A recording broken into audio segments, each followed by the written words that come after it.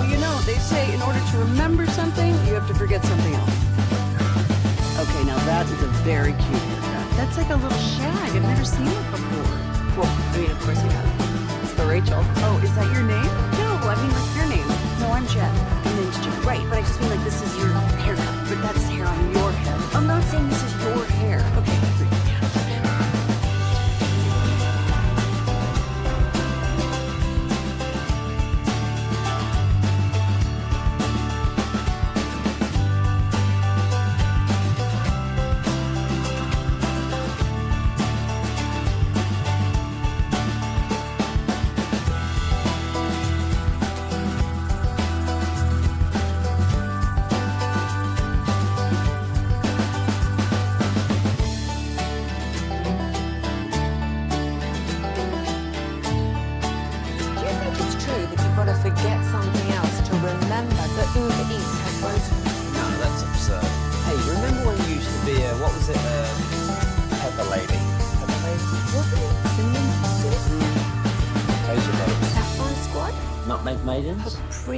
No. Nutmeg maidens. I just said that. Was it Spice Girls? Doesn't sound right. What's it, Saffron Squad?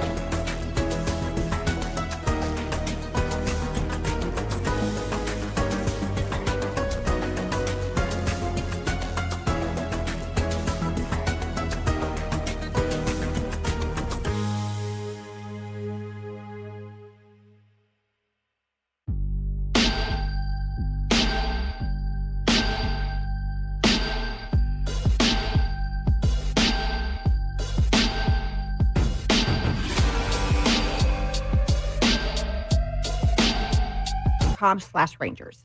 This Odyssey Sports broadcast has been brought to you by Geico. Switch and save. Get more with Geico. You're listening to 100,000 watts of Rangers baseball on KRLD-FM, KRLD HD1 Dallas Fort Worth. We are 105.3 The Fan. Here we go. Welcome in and a good afternoon, Rangers fans. What a glorious victory once again in Minnesota as the Bats are alive. The turning point has occurred, and now we are on the other side wondering just how good can the rest of this summer of Rangers baseball get. General at your service. If you see me, bear me. NA, of course. Broadus is out today. He's in South Cackalack at his godson's wedding. Lucius Alexander's in the Pimp Cup of Master Control here, 75 in Fitzhugh. Wolchuk and Chia, follower in the house. Carter Freeman's coordinating your video. And along with you, we are the G-Bag Nation. We'd love to hear from you on the Franklin Frankel Injury Attorney text line as we come in to some 9 Inch Nails. Pretty Little Hate Machine, one of the greatest records of the 90s. No doubt about it. How you guys feeling? The baseball vibes are here, aren't they? They're immaculate right now. Yeah, dude. 6 homers? Are you kidding me? And then we're going to be at the ballpark tomorrow watching the White Sox get clobbered by this just red-hot Texas Rangers club. But are you joking right now? This is a paradise. I love hearing Jimmy Jacks being called by Eric Nadel. It's not just 1. It's not just 2 or 3 or even 4. It feels like everybody's getting hot, except Corey Seager. He's getting the walks. He's getting on base, but he hasn't even erupted yet in Seager fashion. This is glorious. You know, I do understand they're 3 games below 500, and, you know, at times I believe fans have said you guys opening this club or that club is premature, but I feel so good, and I want to make sure that, you know, we appreciate what we are seeing right here and perhaps get the fans prepared for a homecoming. Like, this is a homecoming and a, hey, guys, we believe in you, right? I think that might be what pushes them over the top because bad hitting is contagious, and they're starting to shake that thing off, right? But I don't know if they fully emerge to the other side in a way we can be confident yet. So just to put it out there, maybe today's premature. Maybe it's Monday when they get back to 500. Maybe it's when they track down the Astros for first place. You know, I get it. Okay. I think some people only want to open a club when a team wins a championship, but damn it, it's too much fun when you guys do that. Yeah, it is. It's a long summer. It's good vibes. I think we can put that out to the Tolos, 877-881-1053, maybe Twitch and YouTube. Like, what's the milestone mark to where we can do this? Is it a sweep of the White Sox? Is it first place in the AL West? Is it getting over 500? But this team's trending in the right direction. At 877-881-1053, get that in. You can also get that on the YouTube chat. I'm over here on YouTube hanging out, Dallas Fan Cam. Please come say hi. I know there's annoying people in the chat sometimes, and it ruins it. But, you know, we can block those people or kick them out or whatever. Let's get the chatter going over here on YouTube. That is me. I'm signed in with my work email. Gavin Dawson. Let's step aside. We'll get Jared Sandler in here, talk more about this Rangers dub next in the nation. Bobby Belt here to tell you why you should trust your roof to my buddy and your...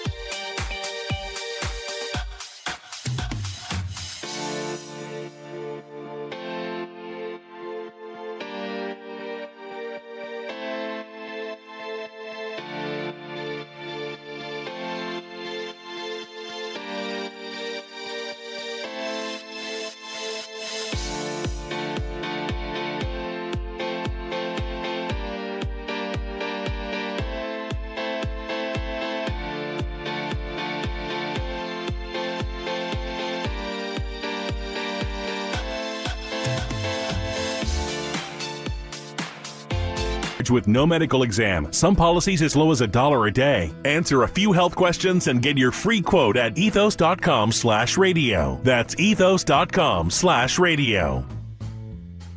Bully Bully back with you. Let's talk Collars & Co. And if you haven't heard me talking about it, well, I'd really encourage you, go check out all the awesome shirts they've got to offer at collarsandco.com. It's a 4-way stretch, comfortable polo. Collars & Co., they're making the dress collar polo. So what does that mean? Well, it is a super comfortable polo, but the collar has that dress shirt look. Okay, it's going to be stable for you. It's not going to go ahead and get a little bit limp and gross over the course of time. It looks absolutely fantastic. Brian, heck, I told him he's going to this wedding in Charlotte.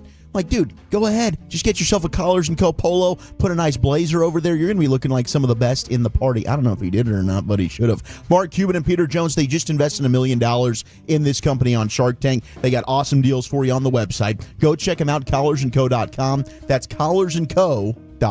What is up, my friends? Let's talk about a place that is near and dear to my heart. That is RS Diamond Broker. It's my dad's new store right in North Dallas. Best prices for lab-grown diamonds, natural mine diamonds, engagement rings, and fine jewelry. Just go on into RS Diamond Broker and ask for Robert. That's my dad. Make sure you tell him I sent you so my sister doesn't get the credit for it. They've been in DFW for over 40 years. You can visit them at rsdiamondbroker.com. That's rsdiamondbroker.com. Ask around. Someone you know has done business with us. Hello, it's Pete Thompson from the Consumer Team. If your air conditioner breaks down, don't get ripped off. Call the On-Time Experts. They'll be at your home same day, or the service and diagnostic fee is free. And their number one goal is to fix your air conditioner and not try to sell you something you don't need. Go to theontimeexperts.com and set your appointment time today. Theontimeexperts.com, the choice of the Consumer Team. Segment of the Fan is brought to you by Boomer Jacks. Hey DFW, it's Cindy with Boomer Jacks, and I'm here to tell you that our $2 domestic drafts and $3 Dos Equis drafts are back all day, every day. Don't forget, we're open until 2 a.m. every day, serving our full menu. Find your location at boomerjacks.com. All right. If you're in the market to upgrade your vehicle, get to Classic Chevrolet in Grapevine, back-to-back #1 Chevy dealership in the world. They've got more new Chevys than anyone, and at all prices sale. Silverados, Tahoes, Blazers, Malibus, Equinox, and more. Visit ClassicChevrolet.com. This is Texas. This is Classic Chevrolet. Together, let's drive. Relax and enjoy the difference. Based on new Chevrolet registrations 2023 and 2024. Thank you, Lucius. It's the G-Bag Nation here on the Fan. I'm biting at the chip here to jump in here and talk with Jared Sandler about these Rangers and to ask you to like the video. I'm over here on the YouTube chat. There's 65 people watching or so. It's slowly building back up here since the Rangers game ended. Only one person has liked the video. Okay, can we get at least 20 likes here by the time we're done with talking with Jared Sandler? I sure would appreciate it.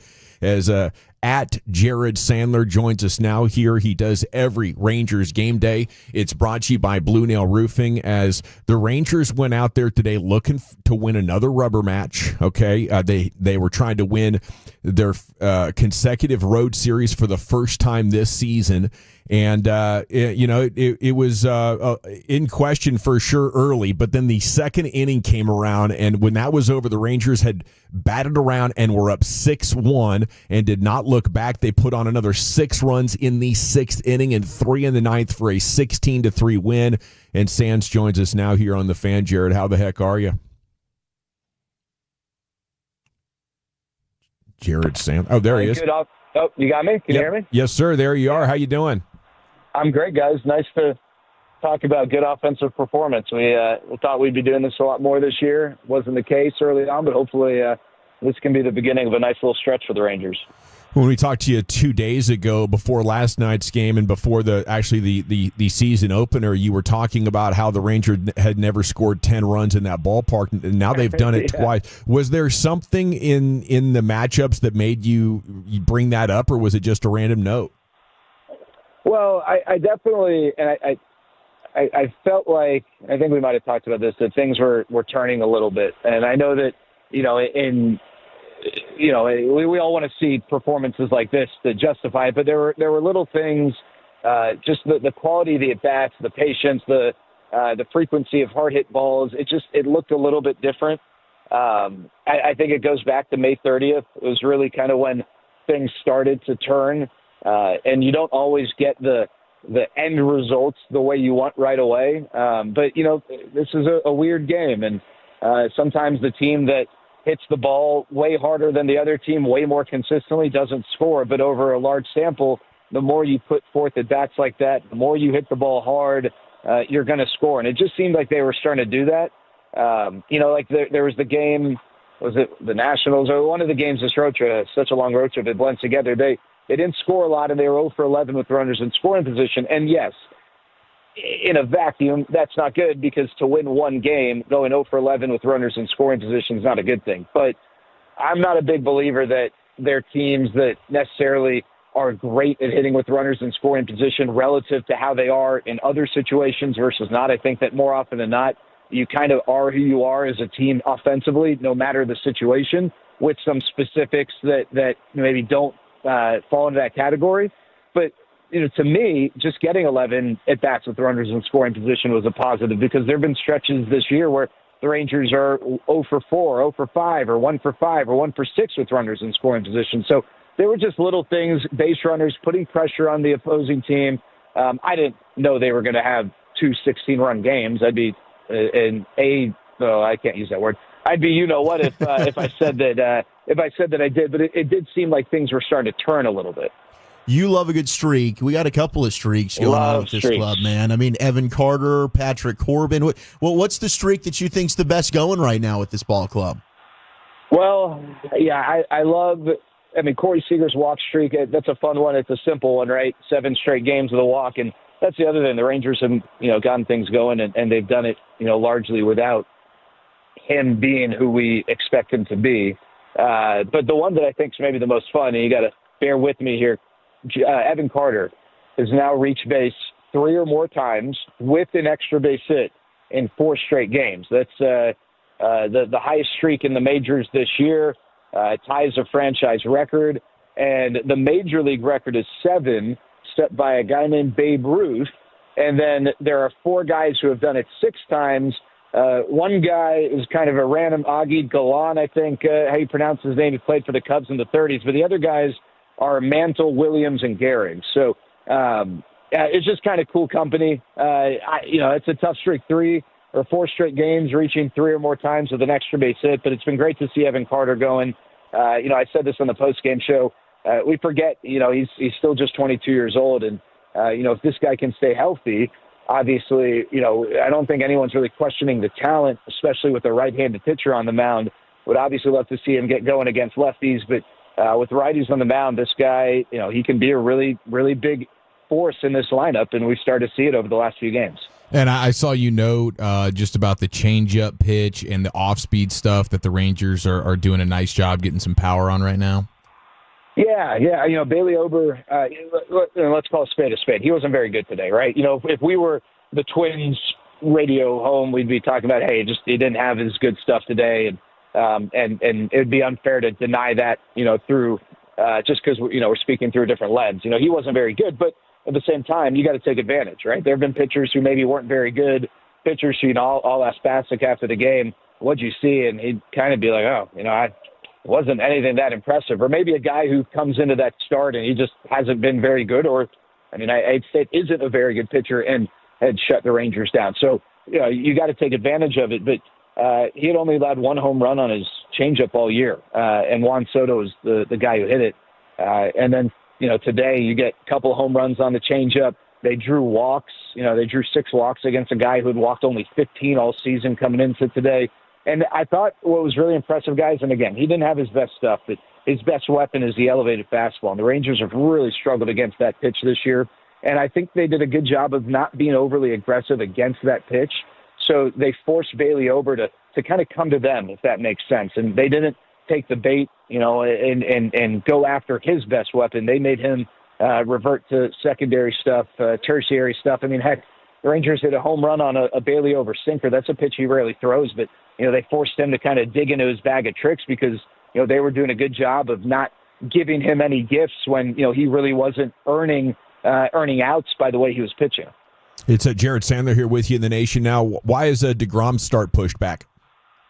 I just think instead of going back-to-back bullpen days, separate it. You can also give him an extra day. Just why not? But I think it's tough to go back-to-back bullpen days, and I think while they're trying to sort out what they want to do with the rotation, trying to figure out Nathan Eovaldi, who I think we talked about yesterday, will throw a bullpen this weekend, hopefully be back soon. They're going to go back-to-back bullpen days, rather do it with DeGrom pitching on Saturday. That way you go bullpen day DeGrom and then bullpen day off day as opposed to back-to-back bullpen days. So I think that was a big part of the consideration. And it seems like we're getting some good news on Cody Bradford as well, Jared.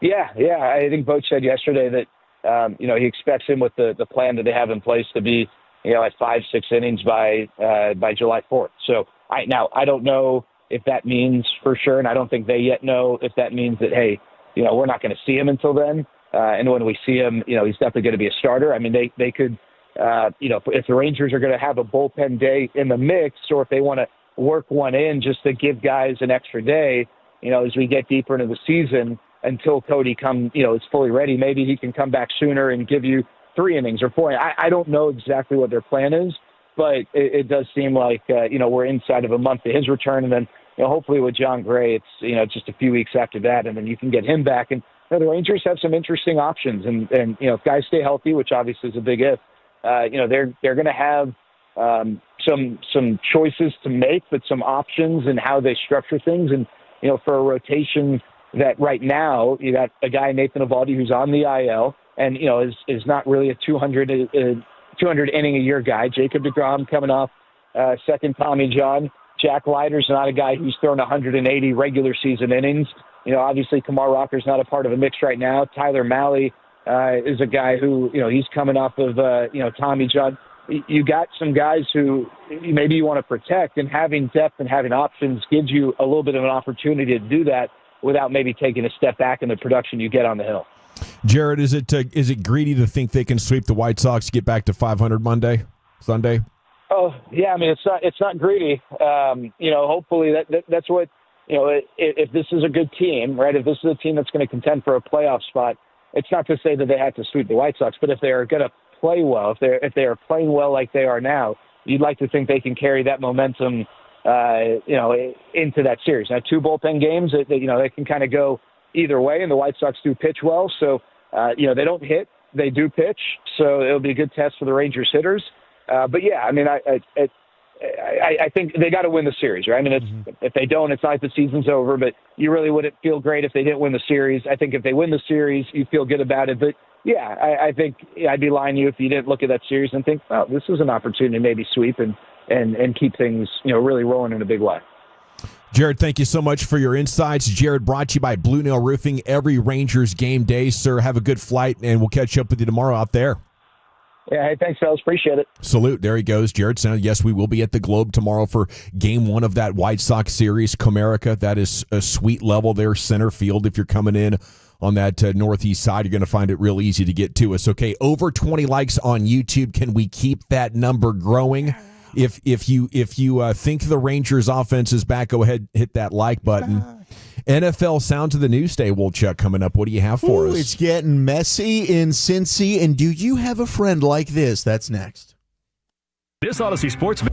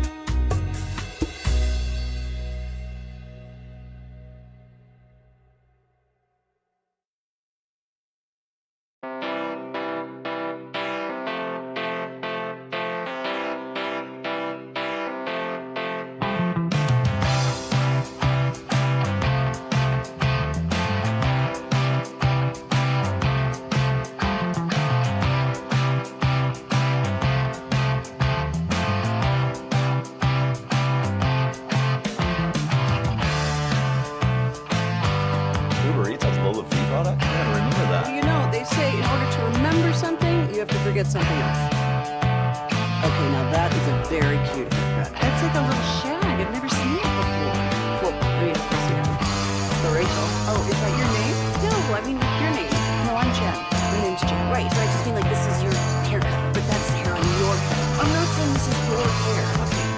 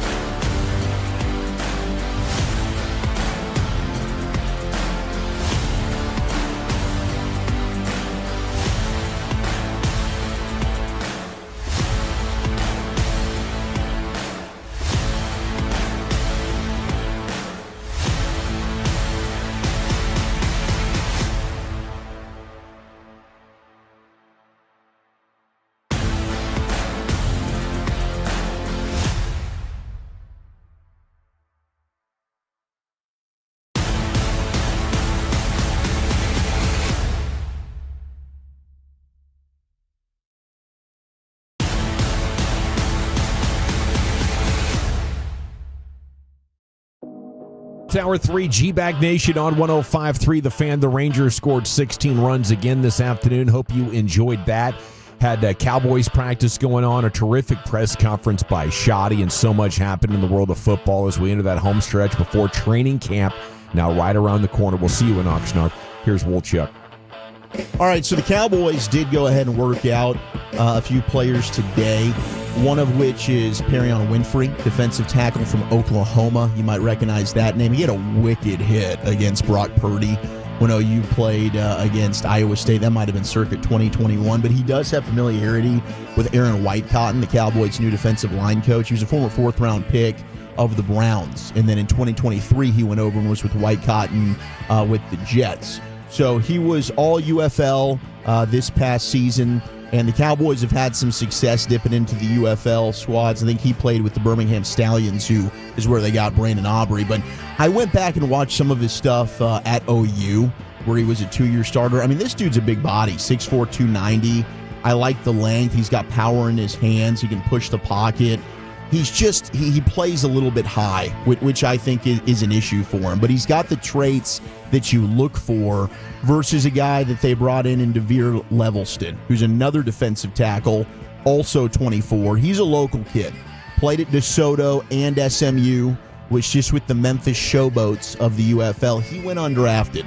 Spent some time with the Seattle Seahawks, and our buddy Aiden Dirty, former defensive line coach, it's now the defensive coordinator there in Seattle.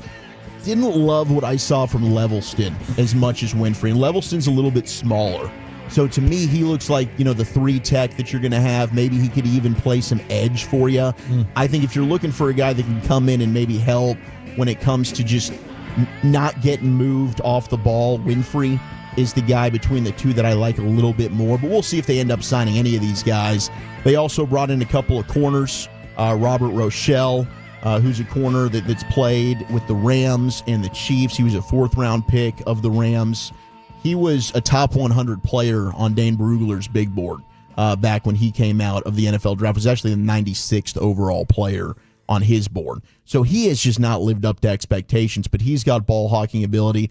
And then Jerry Jacobs, another corner that they brought in. This guy is a depth piece. So he can play special teams. He's a guy that's going to come up and help against the run. I know that's something that you're always looking for there. He's got some upside. He started 29 of 40 games, played with the Lions a little bit. And then they brought in offensive tackle George Fant, who's started 75 games at offensive tackle, mostly with the Seahawks. He's a journeyman, a little bit older, 32 years old.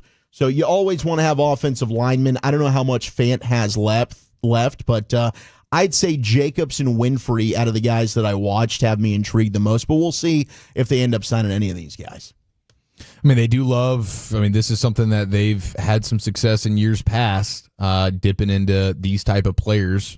Most of the time, it's just, hey, here's a camp body, and we'll see if there's a little bit of upside. But this is what you got to do, especially when you have as many holes on your roster as the Cowboys still have. I would say in particular defensively, you got to go ahead and maybe you can find one little gem out of here that can do some level of contribution for you. Need. When all these leagues started to come together, I thought there was an opportunity that you could have a legitimate minor league, but you have to be so protective of your depth getting hurt that they don't get to play in these leagues to improve your players. So I think it's going to be just role guys. Yeah. Maybe you find a pass rusher that can go on 3rd and long, or a special teams guy or kick return or something like that. Absolutely. Special teams in depth. Like, that's what, to me, all these guys would be. And they clearly needed it, D tackle and corner. So not surprising that they brought in 2 of each position. Now, we got trouble in Cincinnati. We've been talking about this. Shamar Stewart, former Texas A&M Aggie, was drafted in the 1st round by Cincy. And I guess he hasn't participated in any of the team's offseason workouts because there's a dispute that's centered around the interpretation of language in the contract that can affect guaranteed money.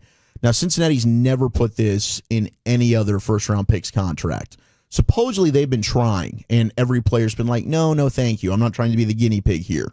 So Shamar Stewart's no different. And yesterday, he was in Cincy. He talks with reporters. And this is what he had to say about the Bengals and their organization. As in how far I'll take it? It just depends. In my case, I'm 100% right. I'm not asking for nothing y'all never done before. Right. But in y'all case, y'all just want to win an argument instead of winning more games, in my opinion. You got a dollar? Sorry. You got a dollar? You want to win an argument instead of winning more games, in my opinion. Well, he has said, deuces, I'm out. He's left Cincinnati. He's not there anymore. So their rookie first-round pick, who they drafted and expected to be a big contributor, especially since their best edge rusher, Trey Hendrickson, is also holding out due to a contract dispute, has now left. And here's what's interesting. Shamar Stewart can opt out of his contract. He can sit out this entire season and then re-enter the draft. Oh, there you go. Next year. The Kamar Rocker. Yes. That is interesting. I can't totally support what he's doing because he's asking for something that most rookies don't ask for. But at the same time, if he was my kid, I would be like, man, this might be the best thing just to get out of Cincinnati to begin with. This might be a ploy to leave the Bengals. As long as we're good for the next 24 or 12 months, I'm fine. I think players should take a more direct role in asking what they want coming into the league as far as whatever guarantees they can get, because once you start playing and once you sign that deal, there's nothing. But also your destination. Like, there's a handful of teams I just would prefer not to play for. Bengals are one of them. And like Mark Cannon just asked on Twitter, he said, like, how's this work signing first-round players? Like, what is there to negotiate? Everyone else is signed. There's not a negotiation here. You've got slotted value at every pick. What Cincinnati's trying to do is add a clause in the contract that if X happens, maybe they're saved some guaranteed money. And Shamar Stewart and his agent are like, no. Yeah. Nobody else has done this before. Why are we doing this? If we cut you and another team pays you, you're not double dipping. That will offset what we owe you. Is that what this one is? Yeah. The running back Gordon tried to do this as well a number of years ago. Yeah, because he tried to do it from the player side. From the player side of it. Yeah. Yeah, I mean, like Schefter was with McAfee today, and he says the clause that is in this contract isn't normal, and that's why Shamar Stewart is objecting the way he is. So there's something that the Bengals are trying to do here that is out of the norm for rookie players, maybe any player. And so Schefter's kind of being like, yeah, like the player and his agent have every right to be frustrated by this and not want to sign whatever it is the Bengals are trying to do here. And the Bengals obviously playing with fire at this particular position. Their defense was disgusting last year. So bad. Absolutely awful. And they move on from Anarumo and bring in Al Golden from Notre Dame. We'll see if that works for him. But right now, Trey Hendrickson and your first-round edge rusher, Shamar Stewart, not in camp. That's going to be problematic for you. If I'm Joe Burrow and these guys, I mean, you got your bag, so, hey, you signed that deal, but you also have every right, too, to be like, guys, what are we doing? Yeah, what are we doing? And then their top linebacker, their captain on defense, Jermaine Pratt, they just cut a couple days ago. He just gets gobbled up by the Raiders on a one-year, $4.25 million deal. So I don't know how that defense is going to look in Cincy, but right now, not very good. Yeah, I guess Burrow is from there, and they've already got to the Super Bowl, so maybe he feels tied to that organization in a lot of ways. But man, that is going to be one of the greatest wastes of talent we've ever seen. You can't have paid Higgins, Chase, and Burrow, and just like, we're going to neglect the defensive side of the football. I get it. They could score 40 points a game, but that's not going to ultimately win you a championship. Let's go to New York. Here's Giants training camp. Their wide receiver, Darius Slayton. And the best thing about the Giants is they did sign Jameis Winston over the offseason, and I'm hopeful we get to see some meaningful Jameis Winston, at least to play, so we get the press conference version. But here's Darius Slayton on what it's like just having an everyday conversation. And does this remind you of anybody in your own life? It's so hard to describe. It's just like how I'm talking right now, he'd be talking just like this, and it's just the random thoughts that come to his head, and they just come out. And it's like, we were talking about, a slant. How did we get to Kentucky Fried Chicken? It's like just hard lefts. Like, I can't think of an exact example, but like that's how best I could describe it. It's just like random hard lefts, but then he comes right back on topic. So it's like, am I tripping or are you tripping? But he's a really fun guy to be around. I think we've all know somebody like that. You're talking with them, or maybe they're talking, they're making a point. Next thing you know, squirrel, what's going on? Is that Broadus? Yes. Yeah, there's no question here on this show and potentially the 1 seed for the entire station. Since he's not here, it is amazing. I've been watching in my head, like if Eric leads a segment, he can't get the first sentence out without Brian talking about something on TV or something he thought about. And then Can I ask you guys something? Can I ask you guys something? Hold on. And then, like, sometimes Eric's like, I don't know. And he looks at me. I'm like, well, he's going to ask it anyway. You know, even if we were to say, no, Brian, you can't ask anything. But the other day, he's making like a great Cowboy point. He's on a rant. And I'm thinking, God, this guy's spitting hot fire. He looks up and sees Shohei Ohtani pitching a bullpen and immediately just pivots into describing what nobody else can see but him into what's happening with Shohei Ohtani. I'm like, Brian, what the hell are you doing? It's truly impressive. Yeah. It's diabolical. That's why I wanted him on the show for a long time, and I'm so happy he's on this show, is that he is just such a treasure because of his football knowledge. The rules don't apply. People are still locked in on his every word. If anybody else in sports radio did that, they'd be like, "Button, I'm out of here." But they're like, "What's Broadus interested in?" You know? Must be something great on the TV too. It's more important than that play he was just breaking down for us. It's an old man quirk, and I do wonder when he developed this particular skill set. Like, is this something that is just has come with age, or was he always this way?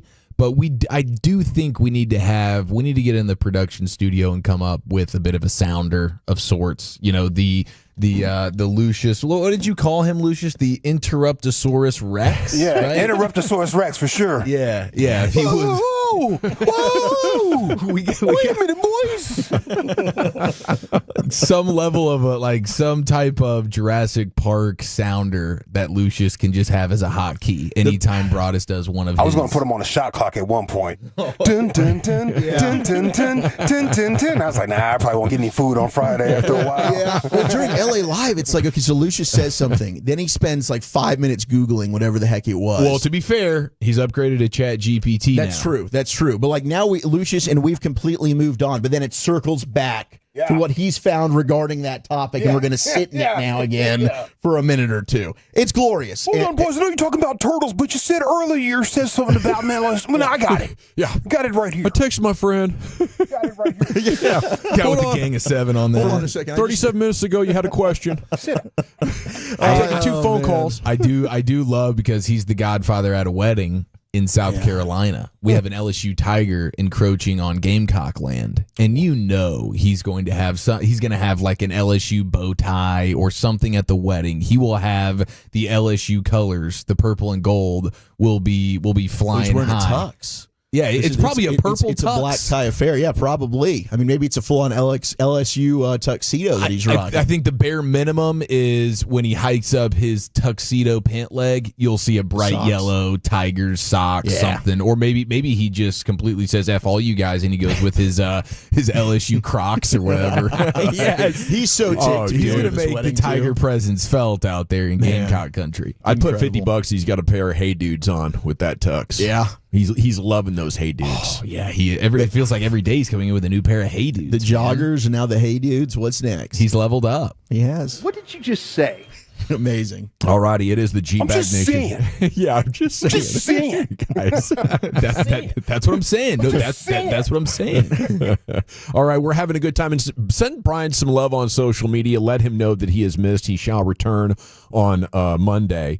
We'll talk more Cowboys coming up at 4:40, the final shoddy presser. We'll do a little Cowboys Twitter for you. What's next, though, Chief? What if I told you the most impressive thing the Pacers did last night wasn't on the court? Okay, what if I told you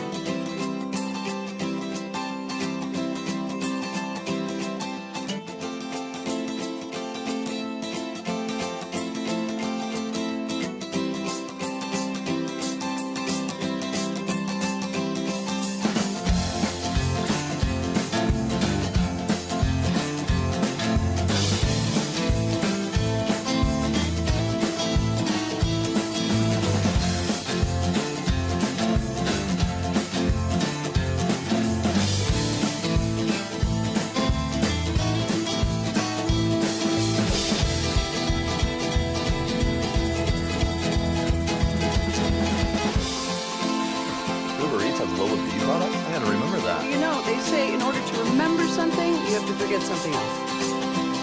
Okay, now that is a very cute haircut. That's like a little shag. I've never seen it before. Well, I mean, of course you have. So Rachel. Oh, is that your name? No, I mean like your name. No, I'm Jen. My name's Jen. Right, but I just mean like this is your haircut. But that's hair on your head. I'm not saying this is your hair. Okay.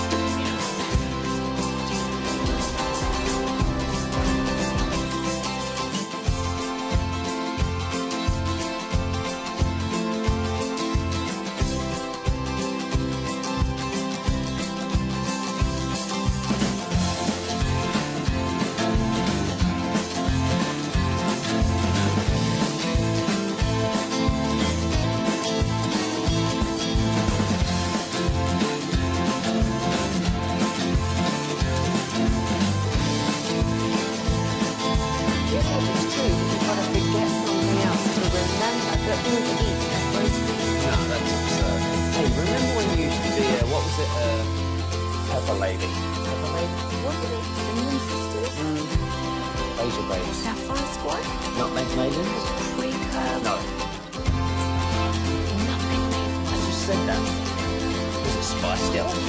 Doesn't sound right. Was it Saffron Squad?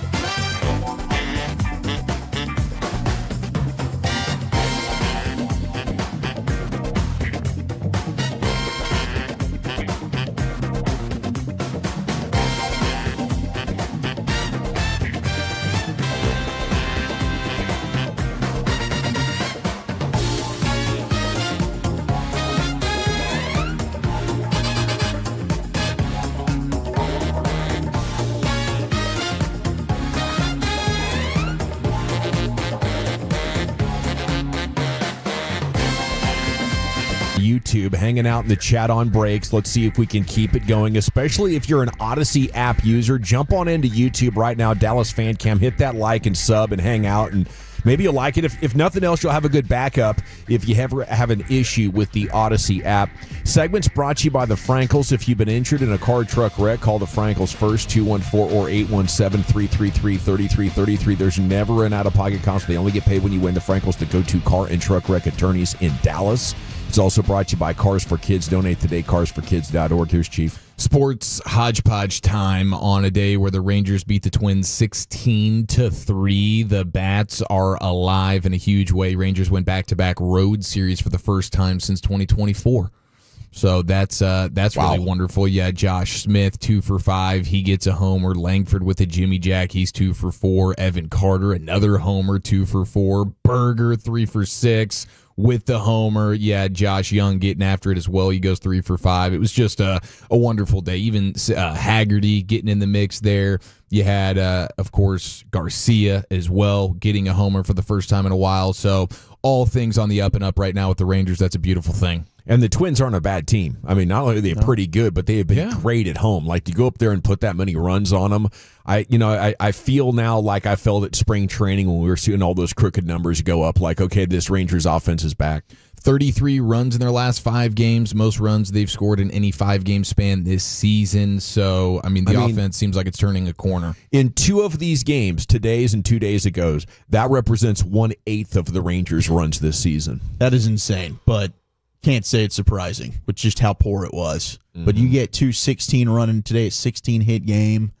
This is, and then it's great that you've got the White Sox to try and keep this thing going. I mean, Jared mentioned they do have some good pitching, but they're a terrible team, and the Rangers swept them already once this year. So get back home and keep this thing rolling. Like the 214 asked right now, are you buying or selling that the offense is back? I'm buying 100% that it's not going to be in the bottom third. I'm buying that we're in the middle third bare minimum. Yeah, and man, with a pitching staff like this, that's going to get it done. So this is very exciting. Looking forward to being out at Globe Life Field tomorrow, Comerica backyard with the White Sox in town. Gonna be a lot of fun for sure. Okay, now NBA Finals Game 3, Indiana. Are you kidding me? Something about those fourth quarters, dude. They are never out of it. 116-107. They end up getting it done. 32 fourth quarter points. They outscore the Thunder 32-18 in the fourth quarter. Halliburton got going early, which was important. I think they're 8-1 in the postseason when he scores 20 or more points. He had 19 in the first half.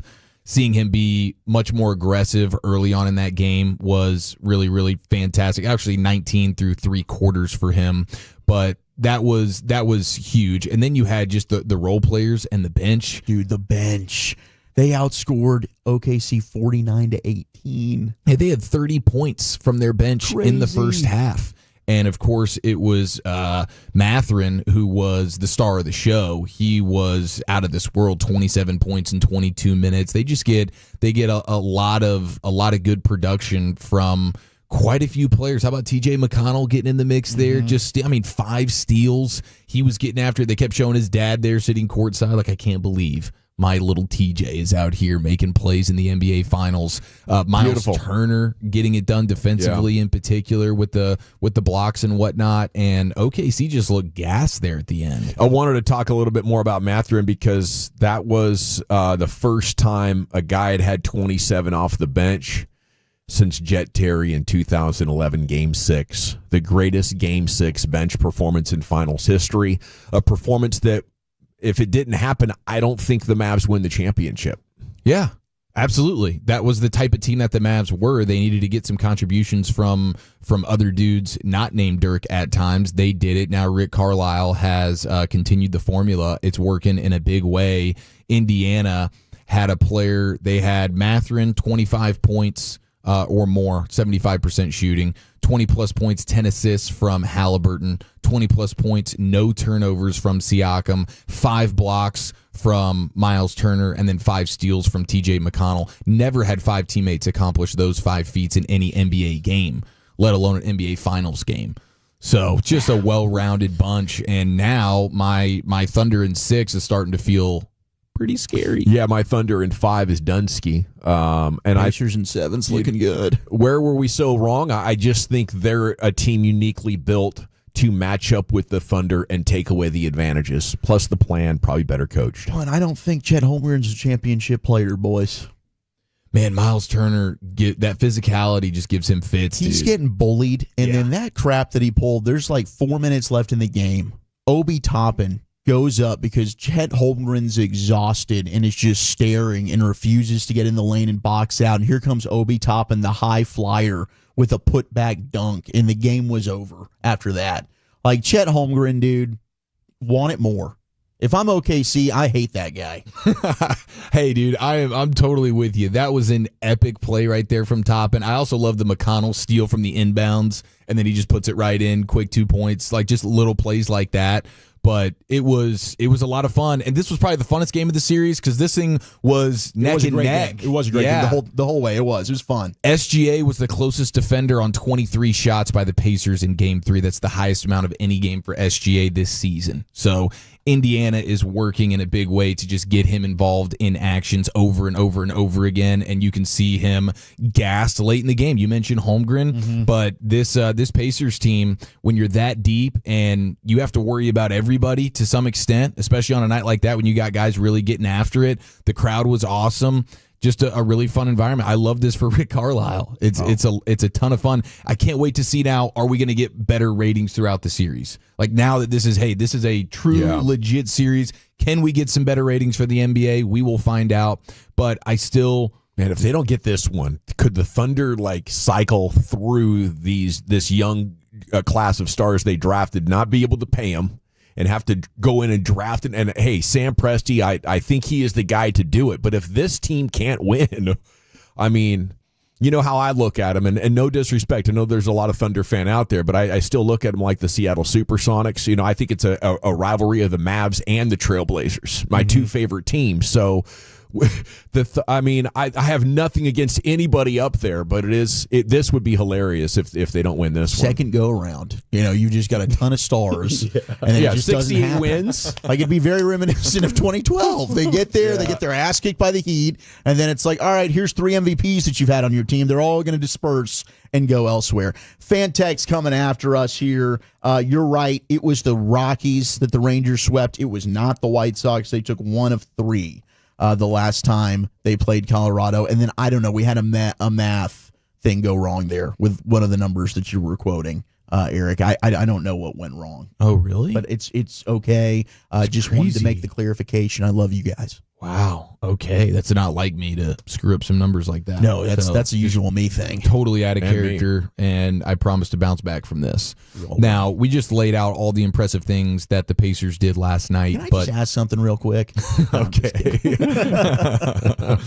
Zach Broadus live in studio. No, I think the most impressive thing that Indiana did last night was unveiling a brand new menu item that is potentially the coolest and most made for me personally item in sports right now. It's the quadruple burger. It's the Indiana Porkster. For $16.99, you get a sandwich that involves crispy pork tenderloin, Osiris beer, roasted bratwurst, thick-cut bacon, bacon onion jam, and whole grain mustard on an Indiana-branded bun. This thing looks diabolical, bro. And if Carter working from home, you should be throwing that on the fan cam. I mean, that is just layered with incredible different pork-style meats. That the base of that's the breaded pork tenderloin sandwich. My family's famous for those, making those in Indiana, actually. 3 restaurants. And my parents will make them like once a year when I'm home for summer or something, like it's breaded pork tenderloin sandwich night. It's a big deal in Indiana and Iowa. I love that. Okay, yeah. That's great because I know like local craft barbecue that I love to frequent in Newark. They made a burger in my honor. And I was mentioning how obviously like bacon on a burger is incredible. He's like, I got something better for you, and he threw the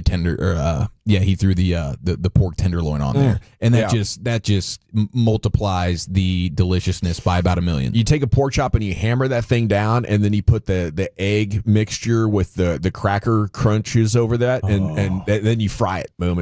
It's easy, and it's amazing. That's getting it done at a high level. Okay, we remember we had our DeMarcus Cousins malice at the Puerto Rican Palace earlier this week. Yeah. Mm-hmm. We have an update here on DeMarcus Cousins, or as Wolchuk likes to refer to him as, the one and only DeMarcus Boogie Cousins. Thank you, Wolchuk. DeMarcus Cousins, how about this for a headline? DeMarcus Cousins is suspended for the remainder of the season after scratching his balls and making a heckler sniff his hands. Full details here.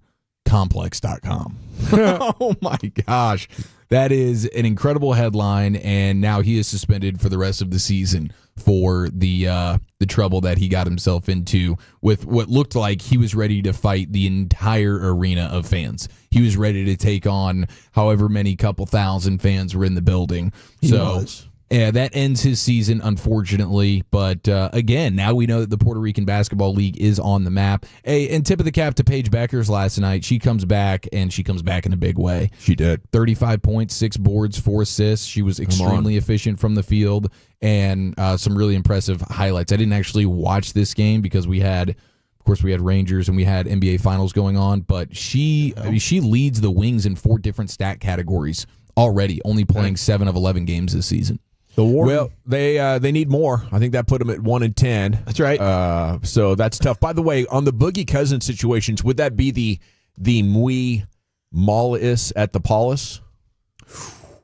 I'll take your word for it. Yeah, and Malice at the Palace. Sounds good. I'm sure that you don't get that reference. No, I had the Malice at the Palace for sure. Yeah. But it's a Spanish-speaking country. Yeah. The mall in Puerto Rico. My bad. I just know that the texters are on fire with the corrections today. Okay, so they'll pick me up. I'm sure a Puerto Rican Tolo will give you the goods on that. Thank you, Chief. Final shoddy presser of the offseason workouts. What he said this afternoon while the Rangers were playing is coming up next in the nation. Let's chat Cowlers and Co.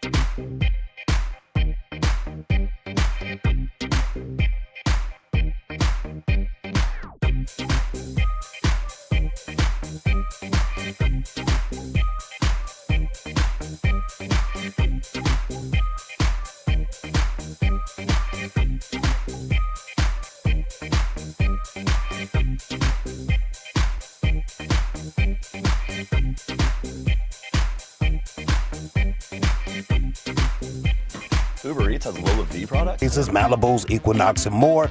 Visit ClassicChevrolet.com. This is Texas. This is Classic Chevrolet. Together, let's drive, relax, and enjoy the difference. Based on new Chevrolet registrations 2023 and 2024.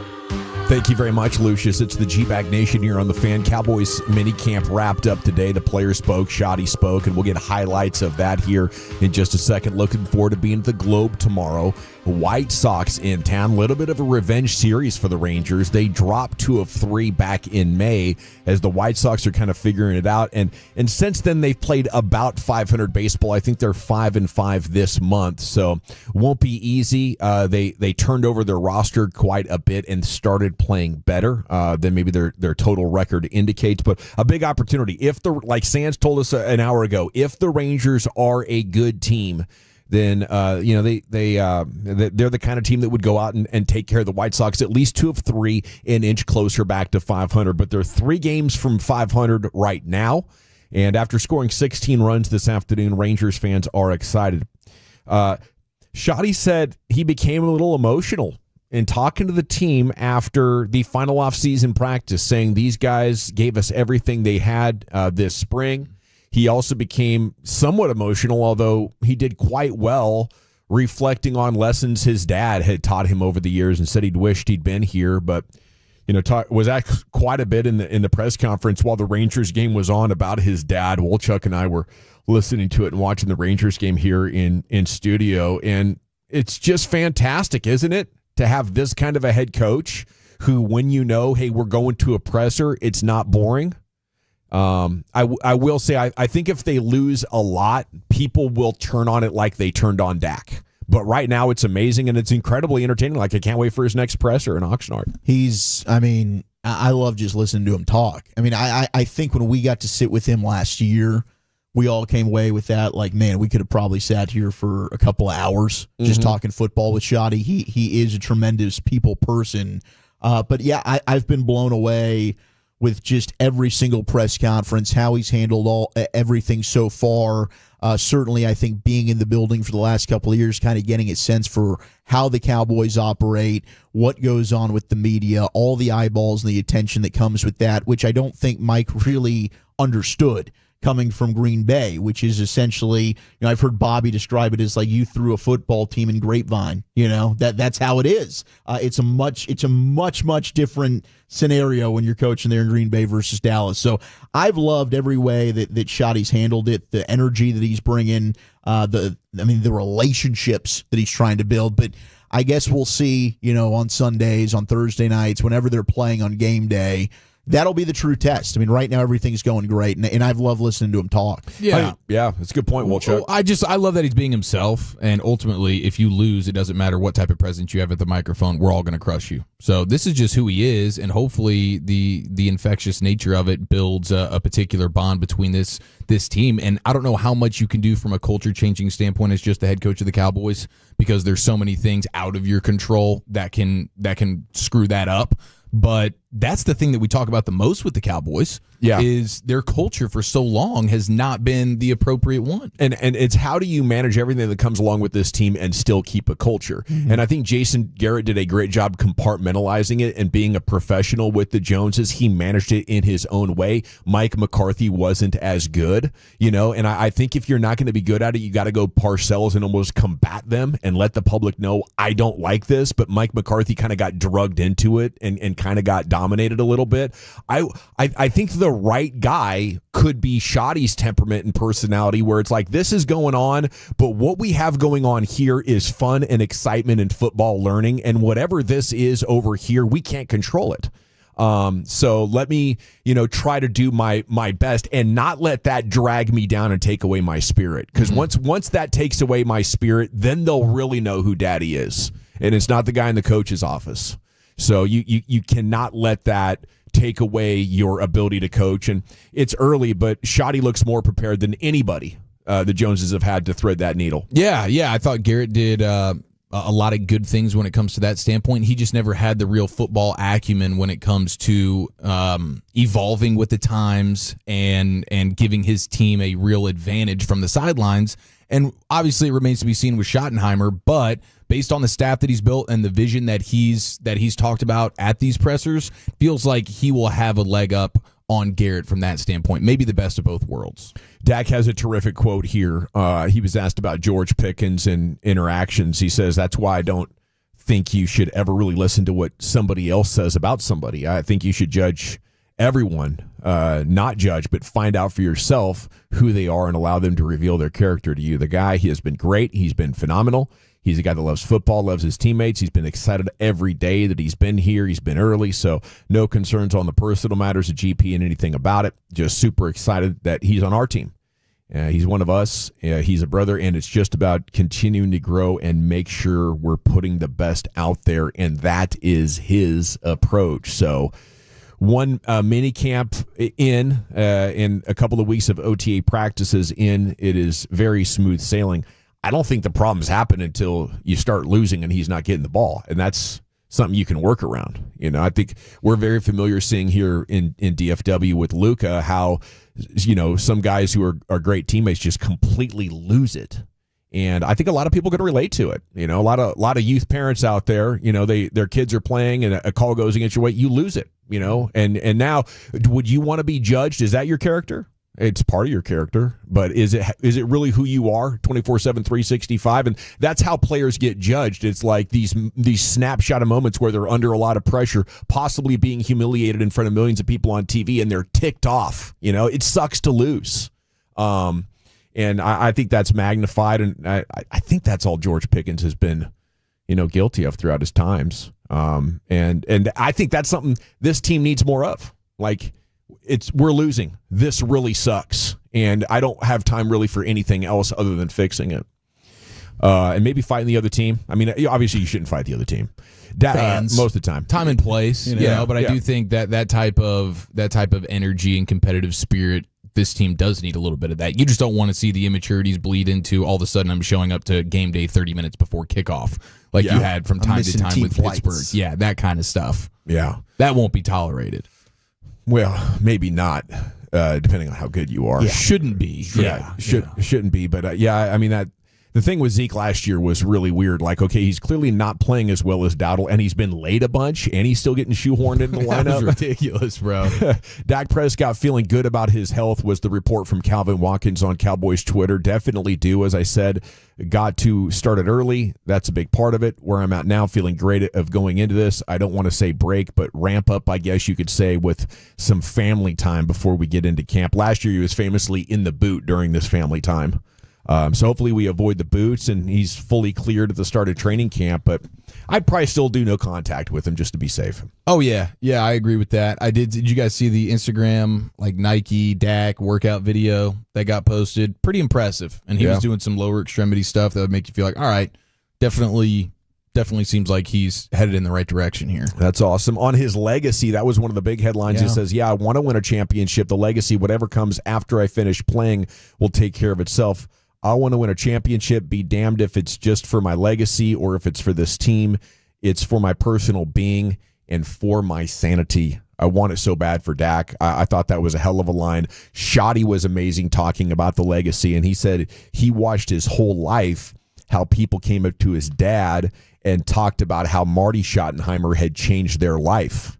And he said, I'll put my dad's legacy of changing lives up against anybody that also, won a bunch of Super Bowls. Mm-hmm. So, and he continued to talk throughout the presser about how his legacy is going to be defined by how he interacts with people and what those relationships are, and how his teams rally for each other when they're down. Yeah. You're hurt. You had a bad day. I'm here for you. That's the legacy that he wants these Cowboys to be known of. And damn it, if you can install that, I think he'll be around here for a long time, and I think he'll have a lot of success. And I think he will cut through a lot of that noise that's been around this team. Yeah, and I loved what he said. I mean, he was asked about the coaching staff. He just said, we're going to win. And when we win, our coaching staff's going to get rated. People are going to come after our coaches because we're going to win. I mean, he has not shied away from winning is the objective. He hasn't shied away from Super Bowl, using that word. Other coaches have. He knows what the standard is. And ultimately, if they're not winning, then everyone's gone. So he's not shying away from the big picture goal, which is you've got to win. Ultimately, it's results based. And his dad did a lot of that. There's not a lot of coaches in the NFL that won more than 200 games. Marty Schottenheimer is one of those guys. He's absolutely right about the legacy, despite, unfortunately, he did not get the Super Bowl. Okay, we have more minicamp wrap-up here. Trayvon Diggs clearing the air on his recovery and Micah Parsons on why he went to visit him, and more coming up next here in the Nation. All right, let's chat Trajan wealth, though, shall we? I just actually was in the Frisco office, talk with my guy Steve earlier this. Remember something? You have to forget something else. Okay, now that is a very cute picture. That's like a little shag. I've never seen it before. Well, I mean, of course you can. It's the Rachel. Oh, is that your name? No, I mean, like your name. No, I'm Jen. Your name's Jen. Right, but I just mean like this is your haircut, but that's your hair. I'm not saying this is your hair. Okay.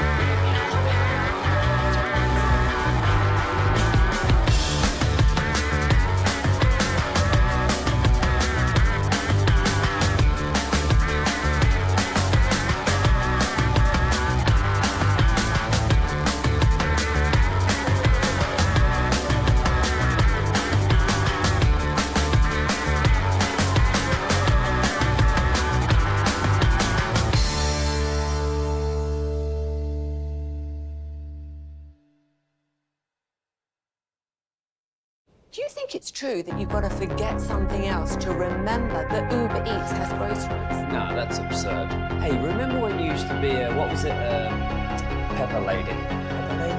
Wasn't it Cinnamon Sisters? Basil Babes. Saffron Squad? Nutmeg Maidens? krld-fm? No. Nutmeg Maidens? I just said that. Was it Spice Girls? Doesn't sound right. Was it Saffron Squad?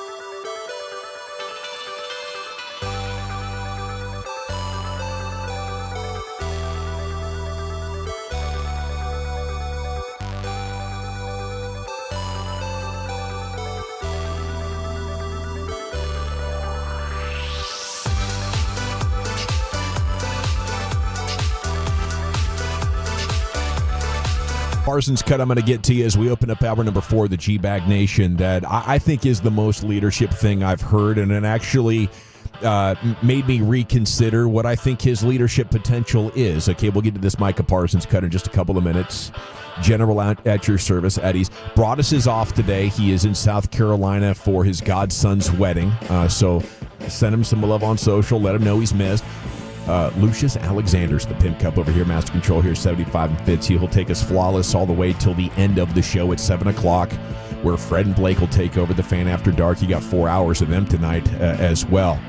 Wolchuk and Shia follower here, of course, and you can watch us at 105thefan.com, Twitch, and YouTube. Cowboys minicamp wrap today, and we were just going over some of the highlights of Shoddy and some of the things the players said. I'll get to Mike in just a second, but what do you guys think of when he was at the press conference and he was asked about the ping pong table in the locker room, and his answer was, I want to play Micah. I've beaten the bleep out of Dak already. I want to play Micah. I'll put that out there and see if he takes the challenge. So, yeah, I love the competitiveness. Love a coach who can play some ping pong. I don't think I've ever beat my dad at ping pong. Okay, it's one of those games. Doesn't require a lot of foot speed. If you got the hand-eye coordination and the skill, you can stay with it if you're not trying to play it at an Olympic level. I'm interested to see if Micah can beat him. Micah's got the basketball skills. You know, Dak was a good hooper himself. He's a quarterback. You'd expect Dak in his prime maybe to get the best of Shoddy. So this is Garrett that beat him in throwing. This is David Carr that beat him in throwing. Shoddy apparently beat the bleep out of him in ping pong. I mean, doesn't this inform on your fine motor skills a little bit? Yeah, I think it does. There is an impressive skill. I think basketball involves this quite a bit. Ping pong to some extent as well. The where hand roll. You're moving so fast and explosive, but also you have a sweet finesse touch. Yeah. You know, that combination, like these basketball guys impress the heck out of me because they go so hard. It's strong, it's physical, it's explosive, and then it's very, very finesse when it comes to the finish. Ping pong, some similarities there. It is, and Shoddy was a very good college quarterback, by the way. Yeah. He transferred to join the old ball coach at Florida. He did, just because he knew he wasn't going to be an NFL player and wanted to start learning offense to prepare himself to be the best possible coach, and wanted to see what he could learn. But if he'd have stayed, he would have gone bowling as like a starting quarterback. Brandon Laurie pulled out an awesome clip from Micah's media session, though, talking about Trayvon Diggs, who Calvin Watkins wrote about this morning in the morning news. We'll talk about that story as well. But here was Micah. I think it's extremely difficult for Diggs, and I almost I actually had to fly out there to check on him because he was like, bro, you gotta come visit me. I think he was getting a little lonely, but I went out there to check on him, man, and, the things that I felt like he wasn't doing, I got on him, and the things that he was doing, I supported him. I think, that's one person, even when we went to work out, I was like, oh, no, you owe me some more sets. Like, I want you to – it's your comeback play. I want you to be comeback player of the year, and I think in his case, I don't think he reaches out to a lot of people. A lot of people don't understand him, and that's okay because I was like, I understand you. I know where you at right now. And I'm here for you. I don't want nothing from you. Like, a lot of people might want something from you. I was like, I don't want anything from you. I'm here to strictly support you and be there for you throughout your time.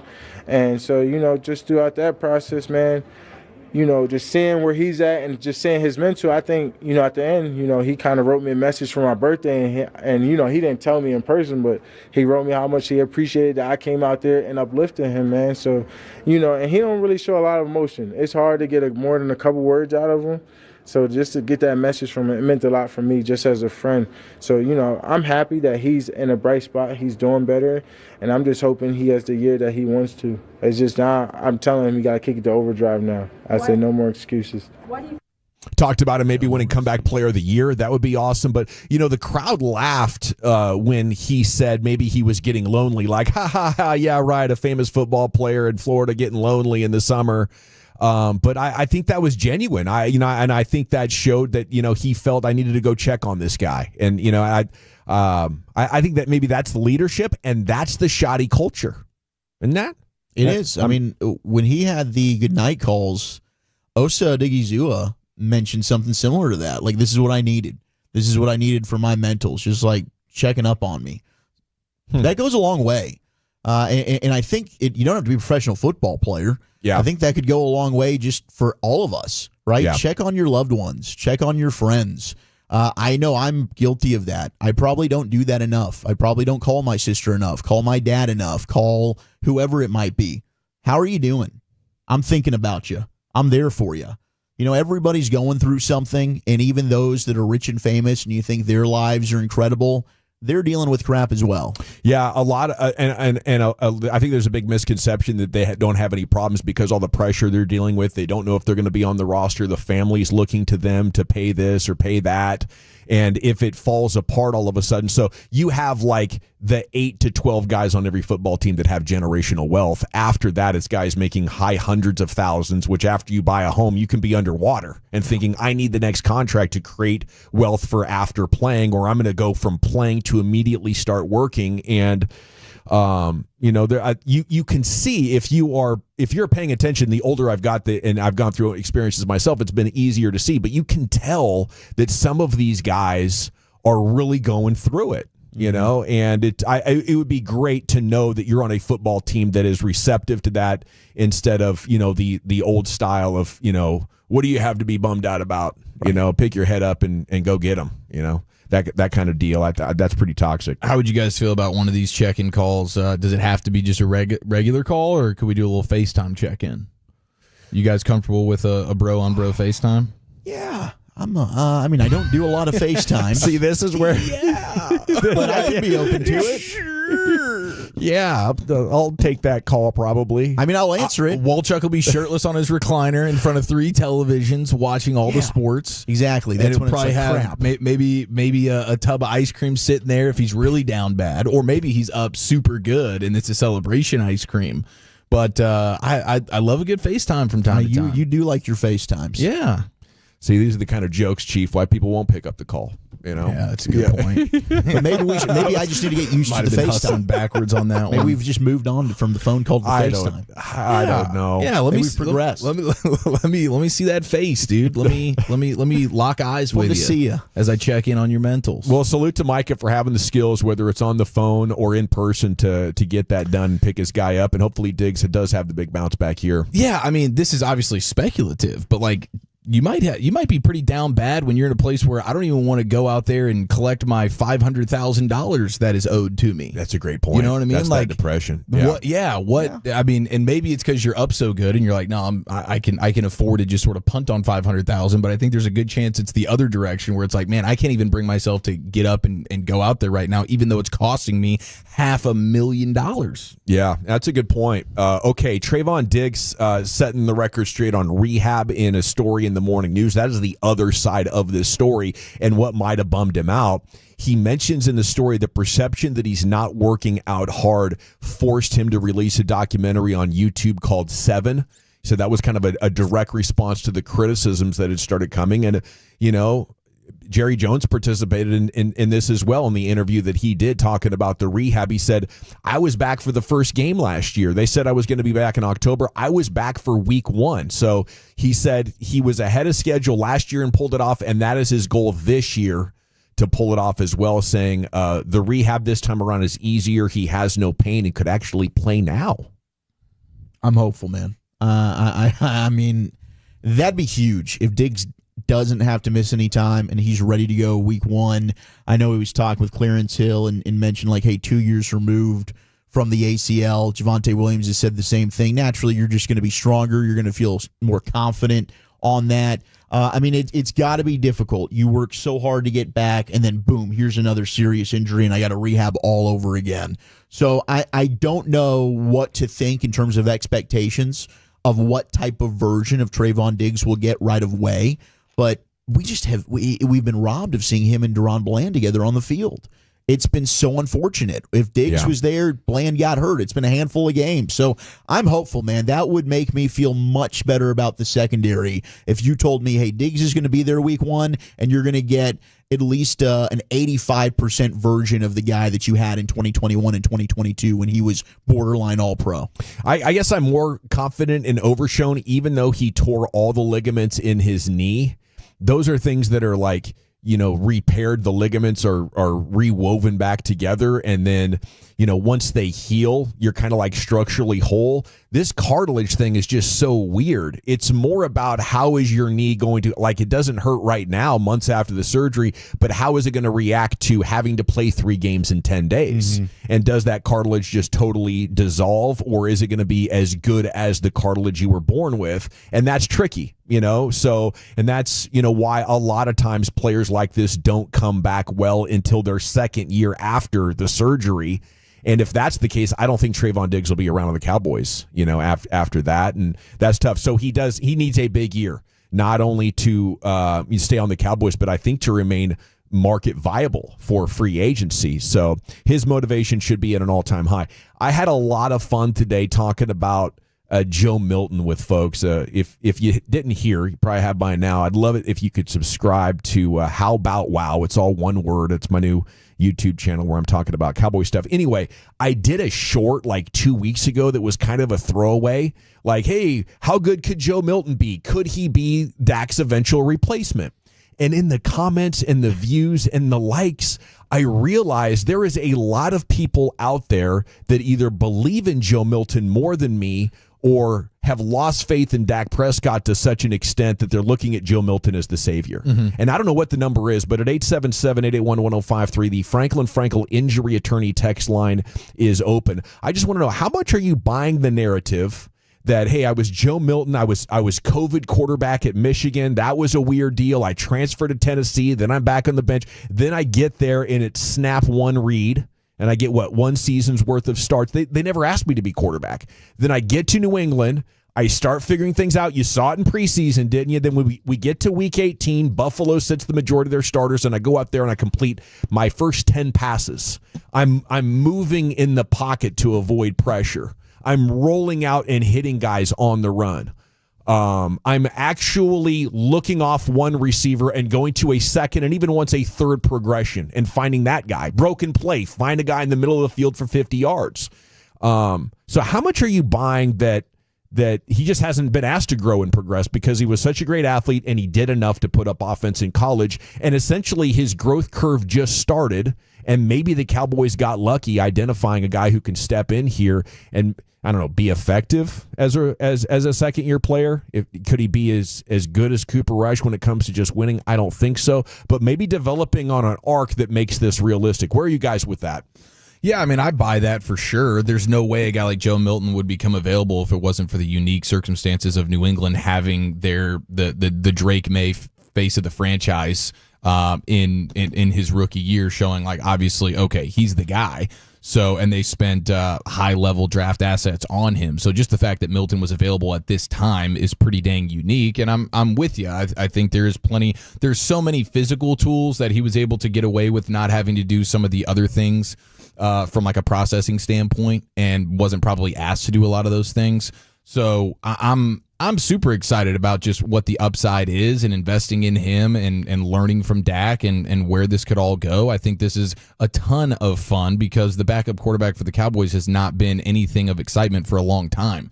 This is now like, okay, he's super cheap, he's super young, and he's just scratching the surface. Yeah, I don't know the last time backup quarterback was this exciting. Like Trey Lance had just kind of like dissolved already, and it never got exciting. I think John Kitna was pretty good. Kyle Orton was pretty good. But like when Dak was backing up Tony, it was just nothing. Oh, he's got to start. And he's amazing. Hey, he's going to start for 8 games. And then he just stayed the starter. But yeah, this is the most excitement I think I've covered on the Cowboys backup quarterback situation. Yeah, I mean, because Dak's been here 10 years. And you can kind of see, like, hey, the writing's on the wall. If there's another injury, they're obviously in a contract that they can't get out of right now. But you do wonder, like, what's the future look like at that position? And there is always kind of a love affair in sports with the backup quarterback. And to have Joe Milton, who is physically gifted as all hell. I mean, it's tough to find somebody else that's got the arm strength and the physical ability that Joe Milton does. So there is. I mean, when we get to Oxnard, the storyline is going to be, how's Joe Milton looking? That all the videos of him throwing at practice, that stuff's going to pop off and go viral. So, I mean, we see it on the text, how people have been out on Dak for years. It's been, you can go back 5 years ago. There's been a polarizing debate, 50-50. Do you think Dak Prescott's the guy or not? So, yeah, I think that the Joe Milton experiment is going to be fascinating. And especially now with the status of Dak, where at the age and the injury history, you know that you're one play away from him going down in a huge way again. Yeah. So you want something of excitement there. And I don't know, I guess Broadus is saying like it would be Will Grier stepping in immediately if Milton or if Dak got hurt. But I would think if it was a season-ending Dak injury like last year, I think they would run with Milton. Like, hey, we're not trying to win a single game here or two, biding time for Dak to come back. I think this would be unleash Milton and see what he can do. He needs plenty of reps. Yeah, I mean, if you need 1 or 2 games, and I guess you think Grier is better, but if you're going to be a running team, I know Milton's not Cam Newton or Lamar Jackson or anything, but he can run fast and he can be a physical player. Why are we trading picks? Why are we trading valuable draft picks for guys if you're not going to throw them out there? I guess if Will Grier comes in mid-season, I'm going to think there's another wasted pick. This guy's got nothing. That's what I'm going to think. Okay, but most exciting storylines going into Oxnard now that we wrap up today minicamp. Milton, Ezeraku, Blue and Maffa at running back. Like, I know Pickens and Lamb are going to be insane, and that is going to be the most highlights in camp that we've seen in a long time. That's booked, right? But out of intrigue, what could happen, those are my 3 right there. Definitely. Milton in the pass rush from the young running backs. Okay, we're coming back, G-Bag Nation. I think Wolchuk's going to take us on a proper round tripper before we get to the G-Bag of the day in L.A. Live. What you got cooking with that we got baseball? some interesting buzz around the league as we get closer to the deadline, and we do have to celebrate this big-time anniversary. That's next. I got to tell you about Permapure, though. Permapure...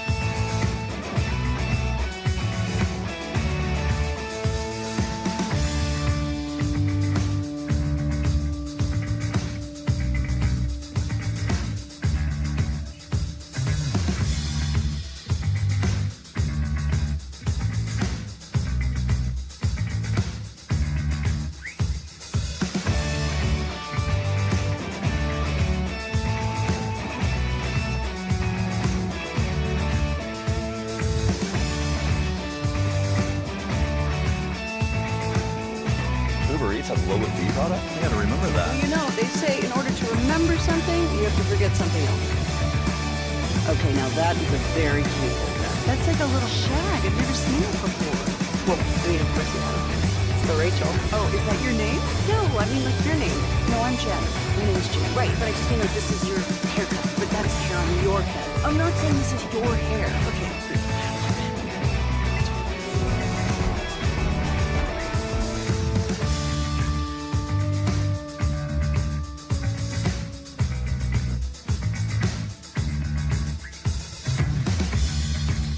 Audio coming up in just a second.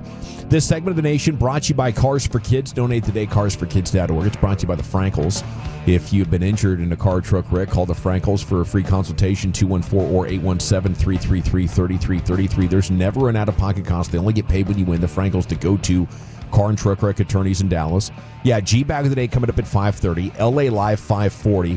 At 6 o'clock, Bobby Carella, All City, Dallas, to talk about the Mavs. Are they going to have Jason Kidd go somewhere or not? You know, Bobby's dialed.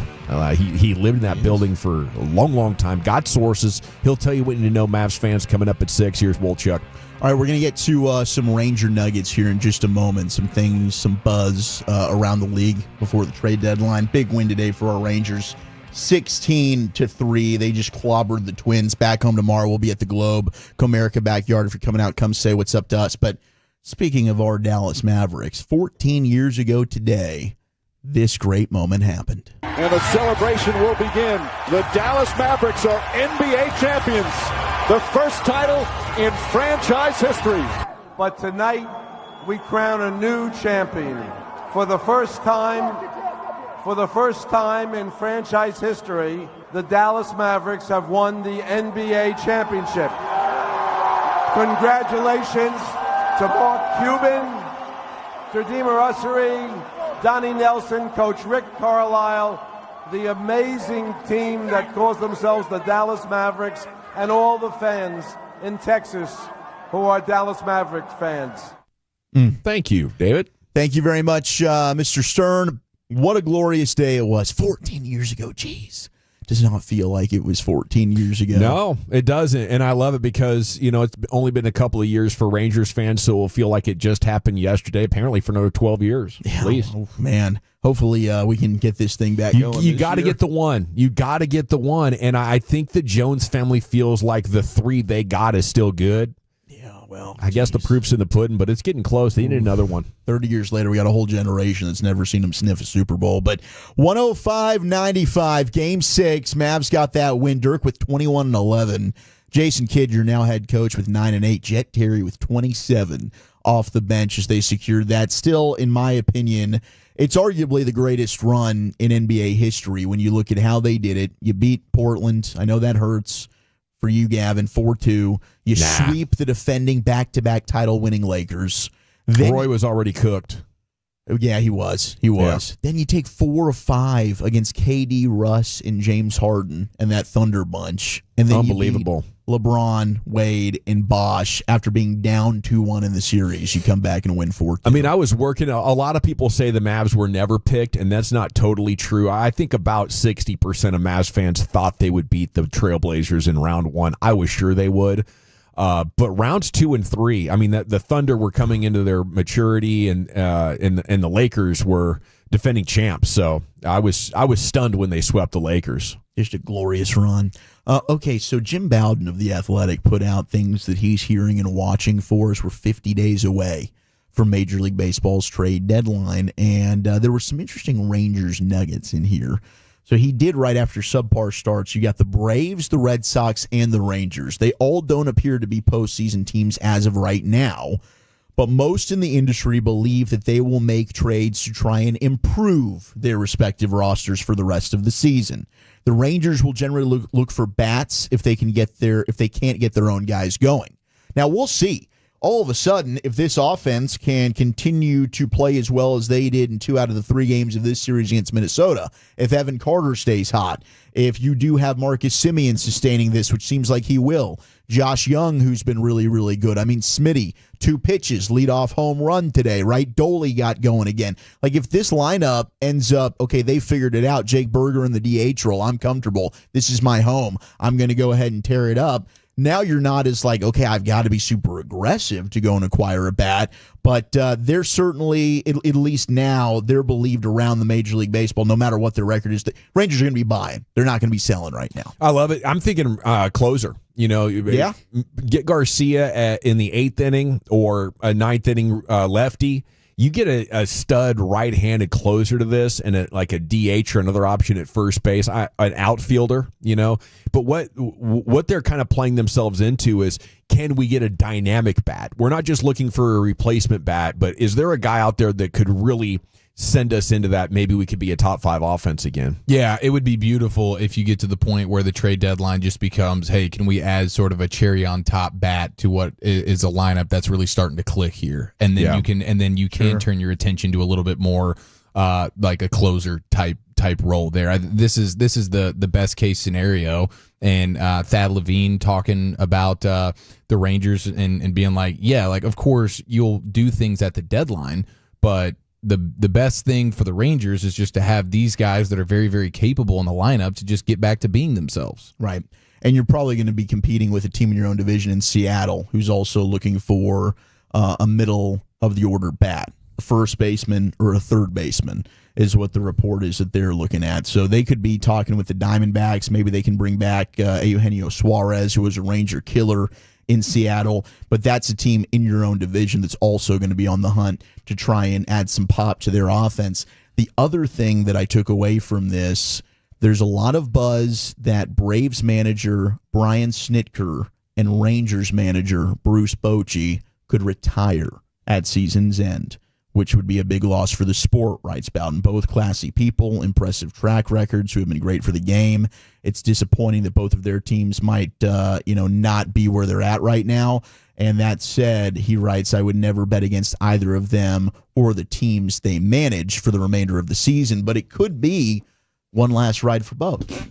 Okay, that's understandable. Everything he said is 1 year at a time type of deal. I don't blame him for that, because at any point I feel like Ray could switch back into long-term development. Eventually a thing can run its course and it's time to sell. And if I'm Boch, I want nothing to do with that. I do want something to do with the G bag of the day, though. So into the Pimp Cup.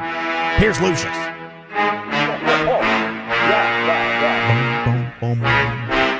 Got so much for you, Tag. I've got so much for you here. Nice.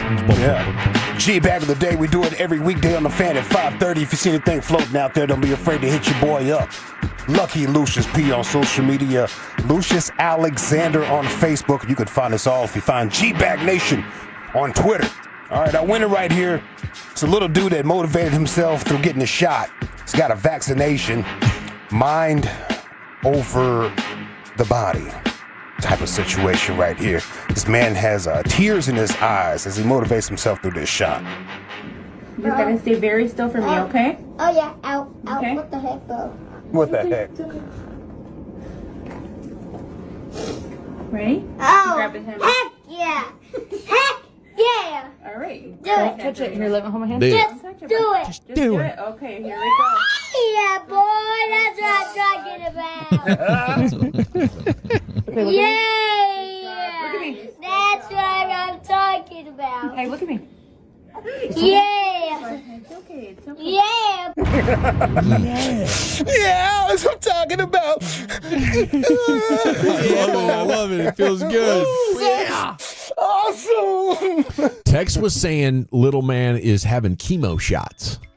If that's the case, then I'm going to have a hard time not voting for him. Hey, man, he motivated himself through it, though. You got to do what you got to do, bro. Yeah. Gotta do what you got to do. Showing us all how to be tough at the doctor. How about that? Doesn't get any easier. All right, let's see here. Mike Bassick. We got Mike Bassick. Shout out to Facman05 for...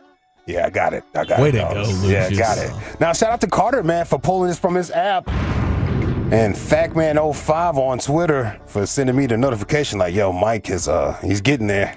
It's getting a little loose, bro. Yeah, Mike Bassett is starting to take shape on the Rangers TV broadcast.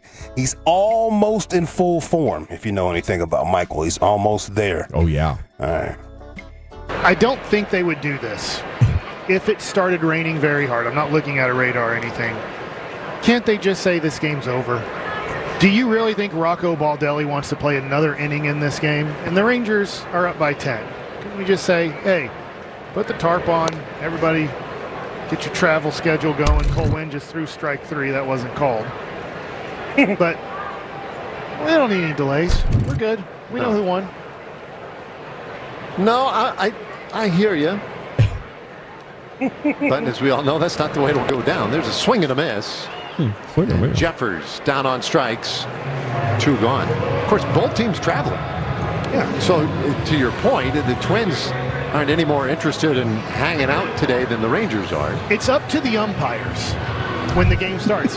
Couldn't Bochy and Rocco go to the umpires and say, well, we don't need to have a delay. We both have determined this game's over. I mean, they could, but it's just not. Why not? You don't know what to say. Been there. I mean, common sense. Yeah, common sense, but you got to do your best to get the game in. Look, all the fans are leaving right now anyways. They know who won. Yeah, but TV, man. We only want to... All right, well, let's get all the brand connects now. Wow. That's good, dude. I mean, almost there. Almost there. It's getting close. Woo. That is very close. Very close. I tell you what, I heard another one in the post game. When you ask Mike a question and he's had it, either he's had a bad day or he's fed up with working or something like that, he'll give you a nope before you've even finished the question. And that is a clear sign that Mike is he's a little chippy. We're getting close.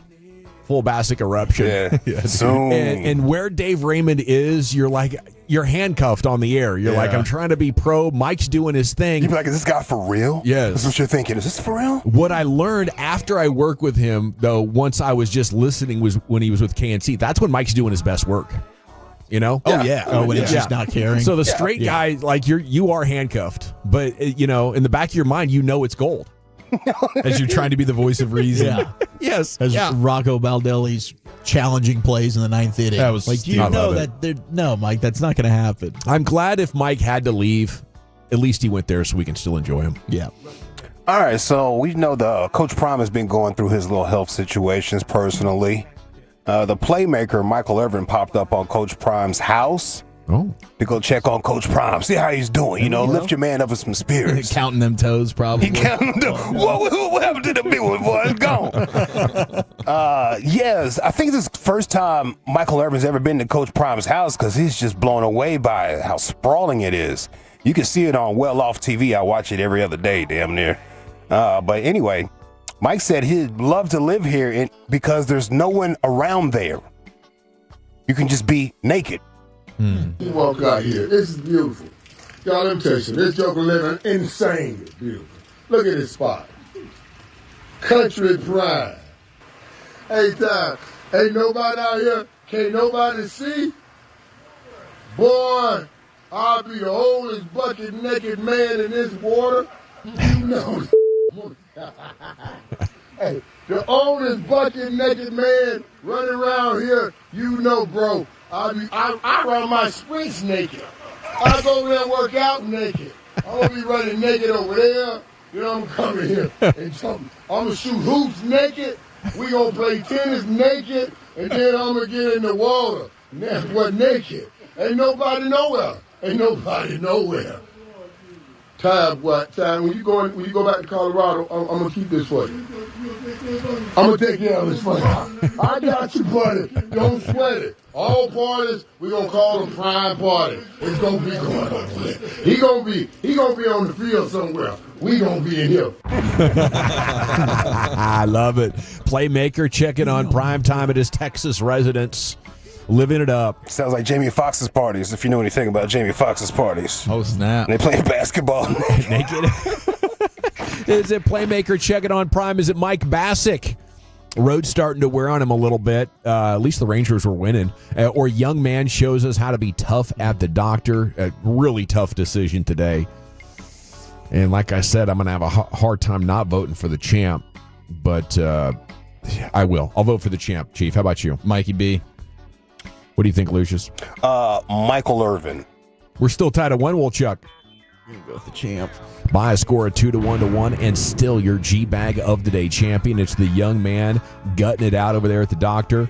Now, LA Live's coming up next. Lucius, where are you taking us? Yeah, it's a ladies' night in LA Live. I've got some Aryan Nation, Chris Webber, and some BBC for you.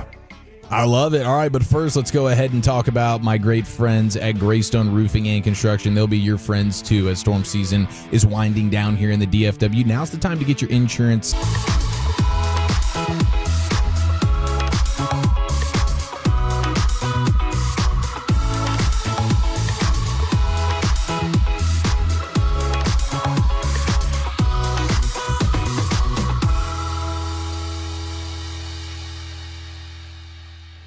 It's true that you've got to forget something else to remember that Uber Eats has groceries. No, that's absurd. Hey, remember when you used to be what was it? Pepper Lady. Pepper Lady? Wasn't it Cinnamon Sisters? Basil Babes. Saffron Squad? Nutmeg Maidens? Paprika? No. Nutmeg Maidens. I just said that. Was it Spice Girls? Doesn't sound right. Was it Saffron Squad?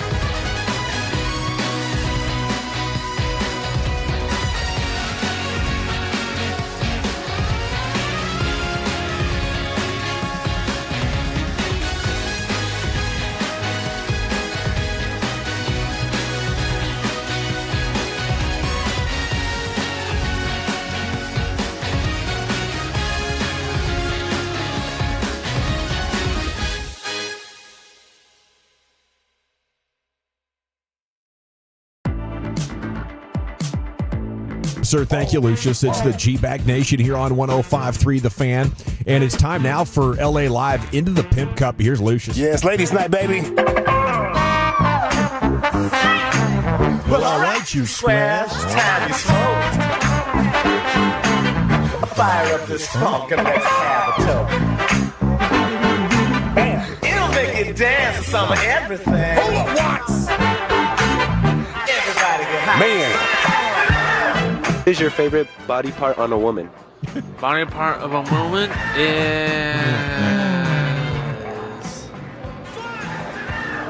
I'm gonna say the arm, the limbs. The limbs? Limbs, yes. Oh, the lips. Limbs. Okay, thank you. Favorite body part on the... No, hold on, listen to what he said, fam. Hold on, bro. What is your favorite body part on a woman?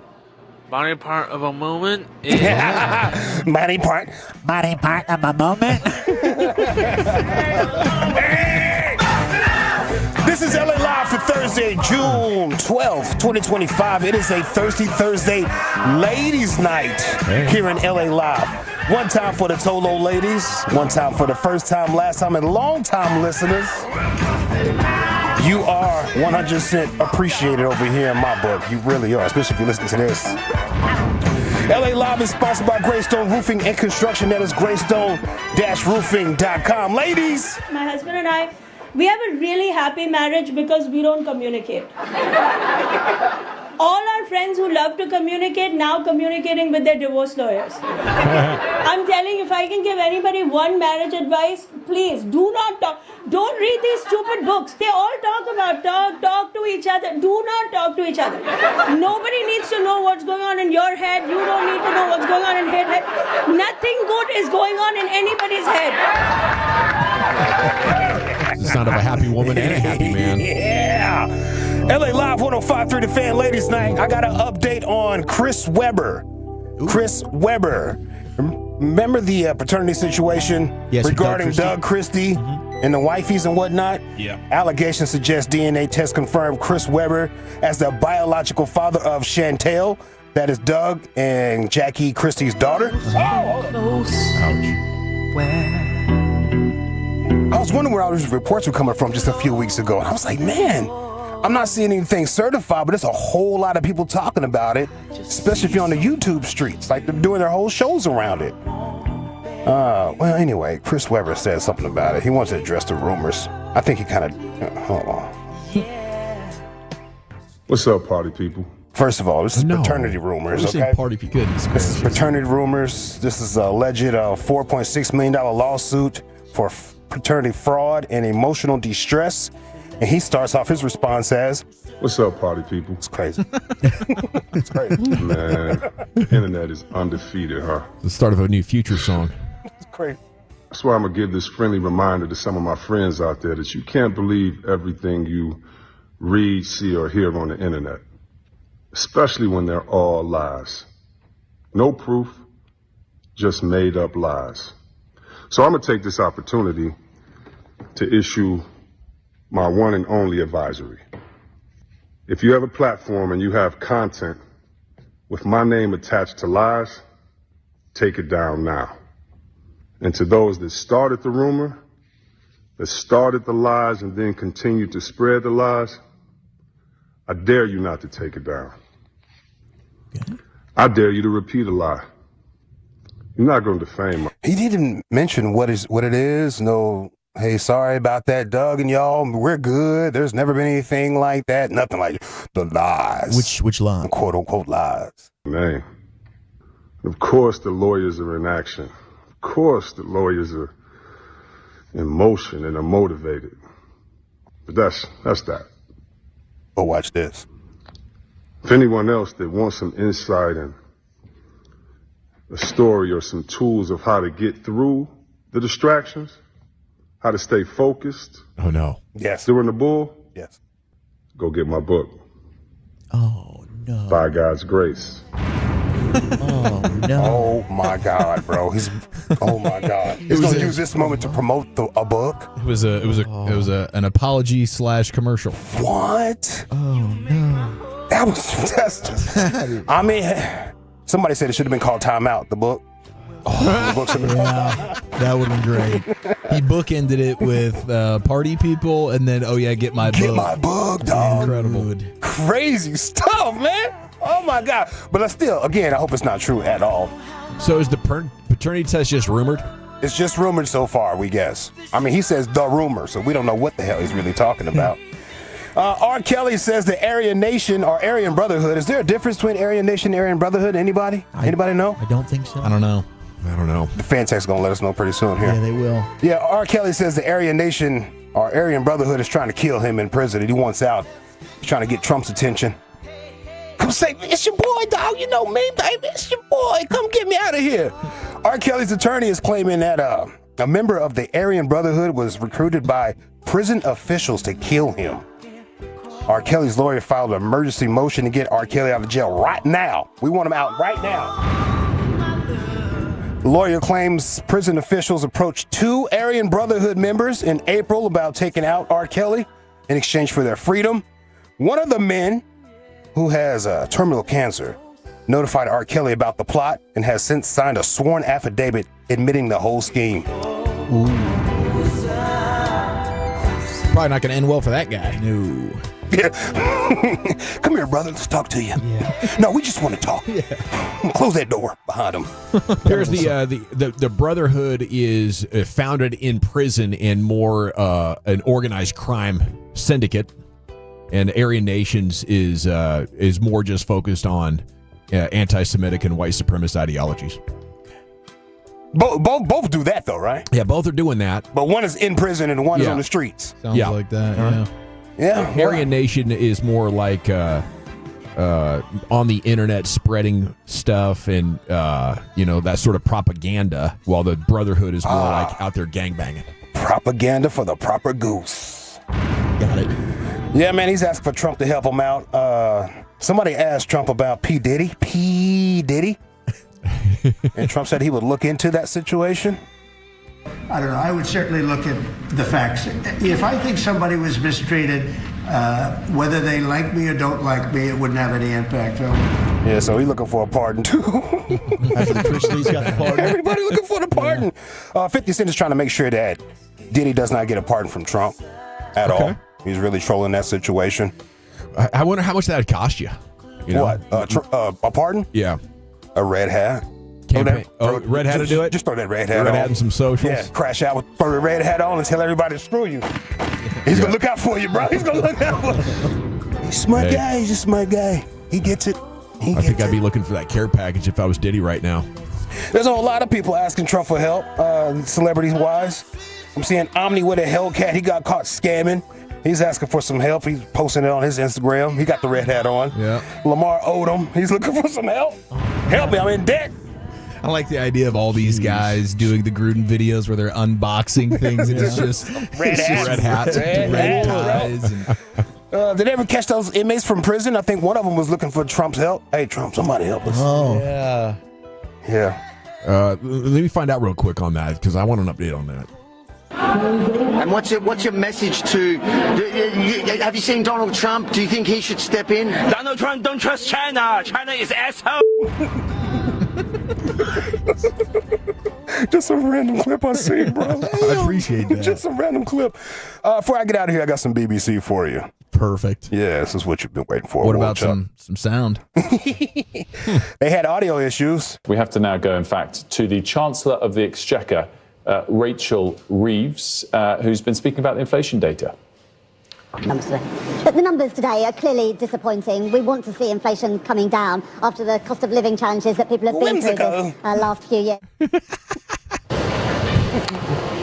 I think we've got a problem there with the sound again. What make you think that? I might also think Let's go to our resident fairy for the report. Gonna have a bigger problem when the Wicked Witch of the West shows up. Reporters should do like helium reports. Yes! That would be funny. That's crazy that you said that. They should do. Here's a BBC reporter right here. They're having a whole lot of fun on that BBC broadcast situation. He's reading facts about a roller coaster that he's on while going down the roller coaster. Yeah.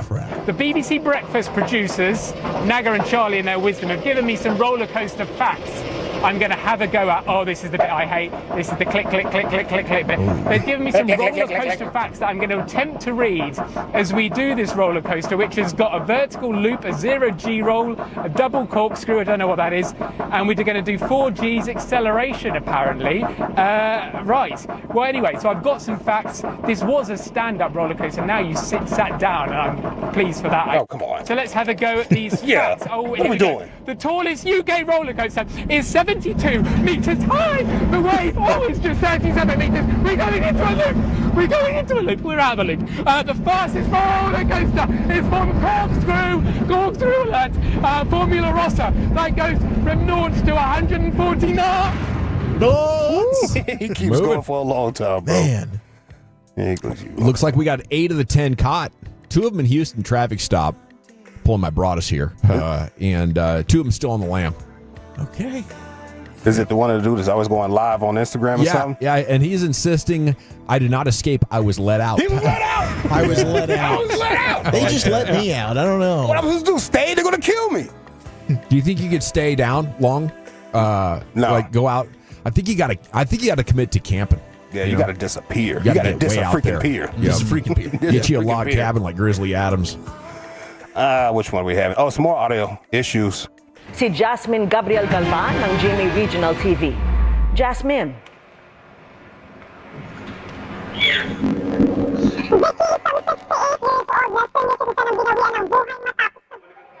Mamaya na ho natin babalikan si Jasmine Gabriel Galvan.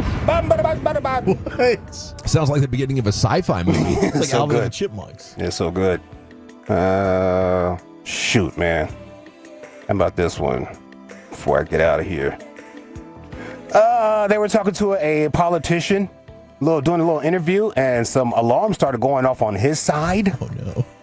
You tell me then what you are going to do for your constituents in Great Yarmouth. What's the top of your priority list? I'm doing my best to effectively help to improve what is happening. Hold on. What do we got there? Well.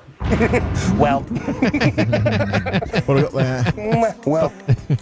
All right, man. I guess that's enough. I got some more stuff. I don't have that type of time. There he goes. Little SOS band coming at you. My name is Lucius Alexander. This is a ladies' night. Tomorrow, I'll be here. Lord willing, and the creek don't rise. That's my time. I'll holla. Peace. Man, back in the day at the Copper Penny, they had $1 pints on ladies' night. $1 pints? Pints. Right there off of 205. That's a love. 82nd. And what kind of crowd did that bring with $1 pints? A fun one. It was always crazy at 2 in the morning. It was dollar doubles. You want to get out there about 1:30 or 2:30, but not 2 a.m. Okay, Bobby Carella, All City Mavs, joins us next. We'll talk some hoop. Bob, see what the Mavs are going to do next in the nation. Growing out sports now.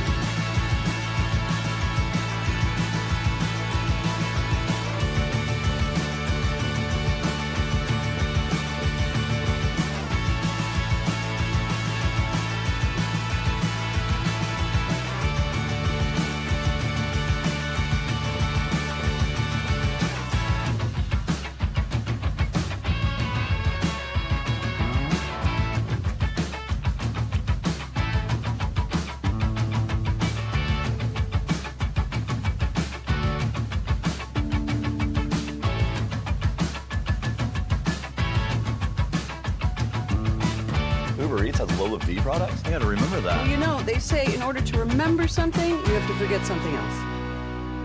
Okay, now that is a very cute haircut. That's like a little shag. I've never seen it before. Well, I mean, of course you have.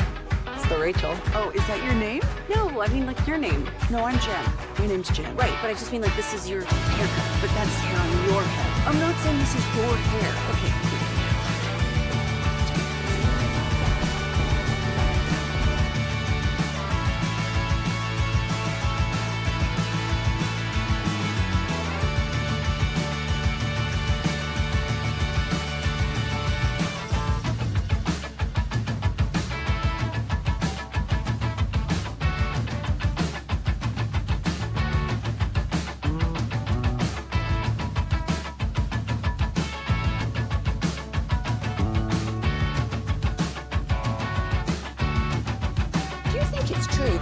Forget something else to remember that Uber Eats has groceries. No, that's absurd.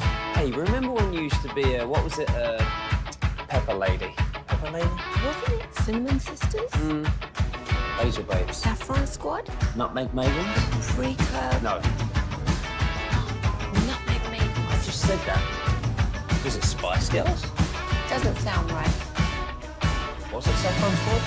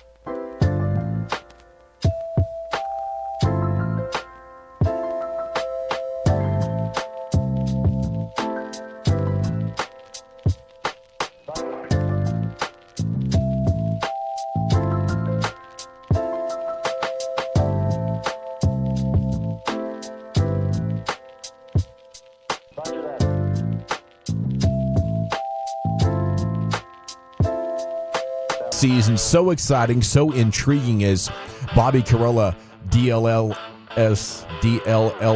Mavericks joining us now, all city here on the Fan, and a good afternoon / evening to you, sir. How the heck are you? Gentlemen, I'm good. It feels like it's been freaking ages. I'm ready to talk some basketball. Man, it has been. We need to have you on more often, Bobby. If it was up to me, we definitely would. Let me ask you this. How sure are you Jason Kidd will be the coach at the start of the season? It really depends on who you ask and when you ask them. You know, Mark Stein is on our show, and he has insisted basically from the get-go that this is just kind of one-way interest. The Knicks want J. Kidd more than J. Kidd wants to leave. Mark swears that J. Kidd is all in on being the Mavs coach. Tim Cato is also on our show, and he's heard different. And now we're seeing national reporters say different things and, you know, classifying this interest as mutual and saying that J. Kidd might have a wandering eye. You know, as I see it, I think the offseason is, in every sport really, is full of posturing, but in the NBA more than any. And so it wouldn't surprise me if J. Kidd might be playing this up a little bit just to, you know, maybe secure a nice little raise or another year on the other side of his extension that he just signed last year, just to get a little more security and stability moving forward. But, I mean, it really depends on who you ask. What have you learned about the how and the why Jason Kidd, you know, might not be totally satisfied with the job here? Man, I mean, just to put my own, I'm trying to get in J. Kidd's mind as I'm saying this. I look at the Mavs situation, Kyrie almost certainly is going to re-sign this summer, get a new contract, but he's also almost certainly going to miss at least half of next season, if not more. And, once you start getting to the point where you're only point guard on the roster of note, they also have Brandon Williams, and maybe they'll bring in some guys in free agency, but your only real, starting caliber, star caliber guard is going to miss 50 or 60 games. It becomes really tough to envision this team, making it into the top 6. They might be able to sneak into the playoff by way of the play-in, unless Cooper Flagg really is all that, and Anthony Davis has the healthiest year of his career, and they're able to make some big free agency moves or whatever. But as it stands right now, this situation looks a little tenuous, and, there's a huge portion of the fan base that is still really upset about the Luka trade and about the way that basically everything went down last year.